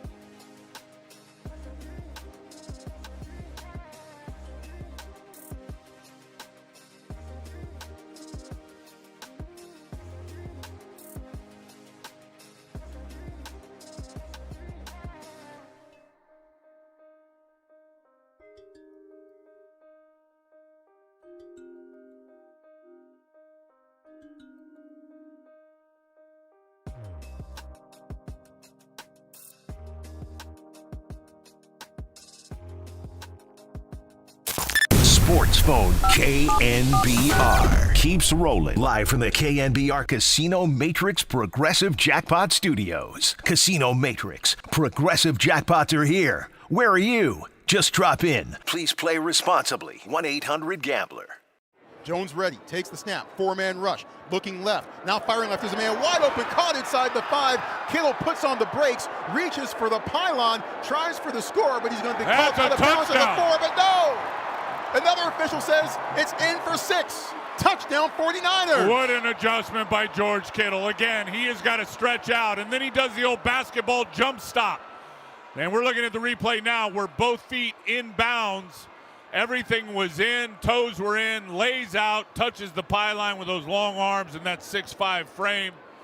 Touchdown, George Kittle. What a great play in terms of willpower and desire. A tightrope touchdown by George Kittle.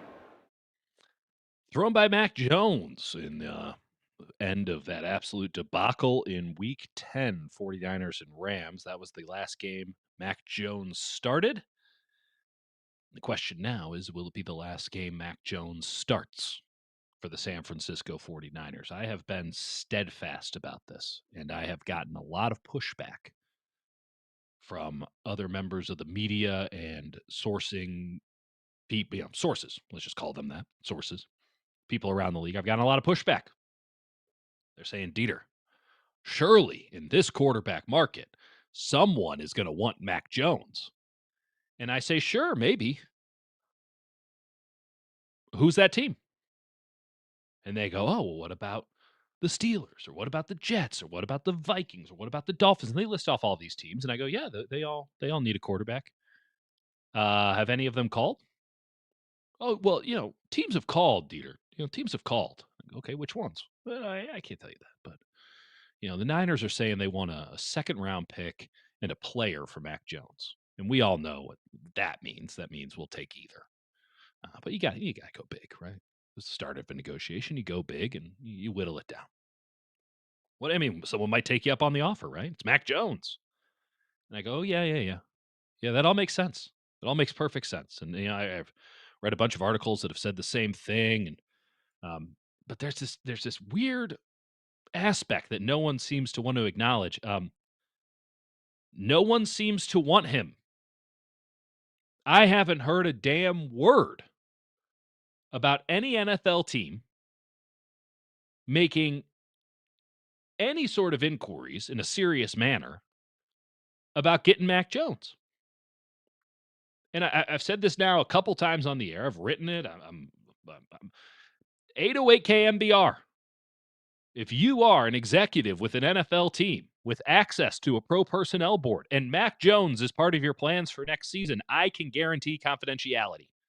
808 KNBR is the number. Because let me tell you, I've been working my tail off for the last 2.5 weeks, if not longer, trying to find which team actually wants this guy. And the only answer I have is the San Francisco 49ers. And I'm not in any way saying that the San Francisco 49ers are putting too high of a price tag on Mac Jones.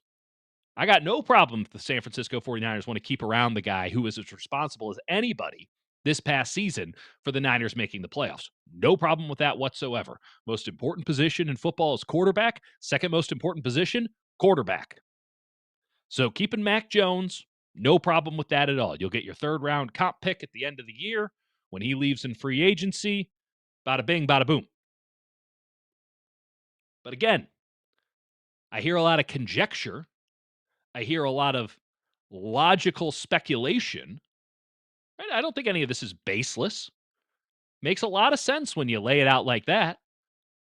But that's just you laying it out. This is theoretical. What's happening in reality? Because the reality that I'm living in, it might be different than yours, but the reality I'm living in is no one's asking. No one's prioritizing. Now, that can change once some dominoes start to fall, but as it stands today, there isn't a team that's like, hell yeah, Mac Jones, sign us up. And I know a lot of people out there have made the claim that, well, Sam Darnold just won the Super Bowl.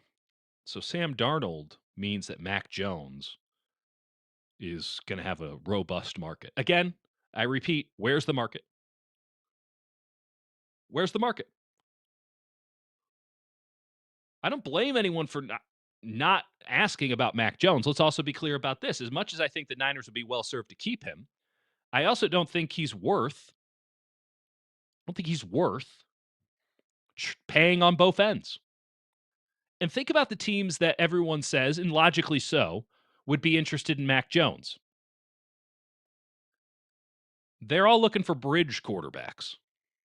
No one's committing the house to Mac Jones as a franchise quarterback. He's not that kind of player. So you're all looking for bridge quarterbacks. Well, if we're talking about bridge quarterbacks, maybe Mac Jones is the best, but it's still a bridge quarterback. And you might say, well, he has a really cheap contract. And I would say, not for long. Because as soon as you make him a bridge quarterback, he's going to be like, oh, I'm starting for you? Money, please. And that's not a bad move by Mac Jones. You've committed to me. I'd like to be paid like a starter. Otherwise, I might not want to be here. You know, you need me for a year or two. Compensate me accordingly. That's standard operating practice in the NFL. No problem with that at all. So now you're paying the Niners and you're paying Mac Jones, and in the end, you have Mac Jones. Can you sell season tickets on Mac Jones being your quarterback? I mean this earnestly. Can you? Oh, but Sam Darnold, he just won the Super Bowl. Yes, well, what's the difference between Sam Darnold and Mac Jones? Sam Darnold, very early draft pick, right? Why was he an early draft pick? Because he's got a cannon, an absolute howitzer. And the problem was he didn't know how to see the game, couldn't read the field, didn't have it between the ears. No one was saying he was a dumb guy. The game was too fast for him. He was seeing ghosts. So he gets with Kyle Shanahan after bouncing around, after a couple failed stints as a starter. Though he did have actually a better run than people give him credit for with Carolina. They're just not a very good franchise over there. Gets to sit on the bench and, in his words, learn how to quarterback from Brock Purdy. And he gets the Shanahan shine. So now he's a very physically talented quarterback with a cannon for an arm who also got his master's degree or his PhD in football from Kyle Shanahan University. That's the Shanahan shine. The issue with Sam Darnold was, again, we don't think that he can see it. We don't think that he can read it. The question was if he had the supercomputer between the ears to be a viable NFL quarterback, a starting caliber NFL quarterback. And he goes and he works with KOC in Minnesota, where they run a very different offense than what the 49ers do. It's far more downfield. It's 11 personnel. It's far more McVay than it is Shanahan. And he almost wins MVP for the Vikings. They panic because J.J. McCarthy was supposed to be the guy. Remember, J.J. McCarthy was going to be the guy that year for the Vikings until he got injured in the preseason. So it's Darnold. Darnold puts up MVP caliber play for 3 months. Then they don't franchise tag him. He goes to Seattle. He wins a Super Bowl. Now, really, it was the defense, but he did his part. He was good enough. He had a hell of an NFC Championship game, that's for sure. He got the Shanahan shine because his questions were about the mental side of the game. No one has ever questioned that about Mac Jones. The questions about Mac Jones are on the physical side of the game. What did Kyle Shanahan do to improve those over the past year? We already knew he was tough. We already knew that he could read the field, stand, and deliver. The reason that Kyle loves him so much and wanted to take him third overall was because he could see the game, read the game, know the game, be an offensive coordinator on the field. He validated that opinion from the pre-draft process this past year. He didn't change anybody's minds. And now everyone's saying, oh, well, he'll get the Shanahan bump. Not really. Not really, because all this does is tell every team in the NFL, hope you have a coach that's good as Kyle Shanahan. And there are about 4 or 5 guys who think that they are. But, the combine's happening right now. All these coaches are getting together and getting drunk in the lobby of the JW Marriott in Indianapolis. And let me tell you, when they talk about Kyle Shanahan, oh boy, they use very reverent tones. NFL coaches think the world of Kyle Shanahan. And you put the truth serum in them, maybe that's a couple whiskeys or a couple beers, but you put the truth serum in them and they go, I'm not as good of a coach as that guy. I'm not an offensive mind like that guy. I can't do what that guy does. I can't do it. He's better than all of us. Even the guys that were his proteges are like, yeah, he's better than all of us. Now, You might not feel the same way, but let me tell you, you talk to these coaches and they'll tell you straight up, no, that guy's as good as it gets. Tim and McVay, they don't shut up about him. So what are you going to do with Mac Jones? If Kyle Shanahan bumped up against the ceiling with Mac Jones this past year, we played the clip from week 10. Remember what happened in that game? They got their asses kicked on Levi Stadium turf. If Kyle Shanahan hit the ceiling with Mac Jones, and he's just probably the best backup in the NFL, but not like a top 20 starter in the league, what the hell am I going to do with him? What the hell is my quarterback's coach going to do with him? That's what these teams are asking. And I got to pay him on both ends? Damn, I'll just go with Jacoby Brissett for a year. What, Derek Carr wants back in? Sure, let's do that. I can save some face that way. Telling you, 808 KNBR, if you got it. Who wants Mac Jones? Because I got a lot of people saying that he should go. I got a lot of people laying out all these places where he could go. What I don't have are teams saying, hell yeah, sign us up. And let's be clear about this now. Every team in the NFL, as it stands right now, has their offseason plan ready to go because they're working on it behind the scenes right now. I know that you're not supposed to tell anybody, but they're working out free agent deals as we speak. Business is getting done. And the first part of your plan, if you're going into an offseason, is what the hell are we doing at quarterback?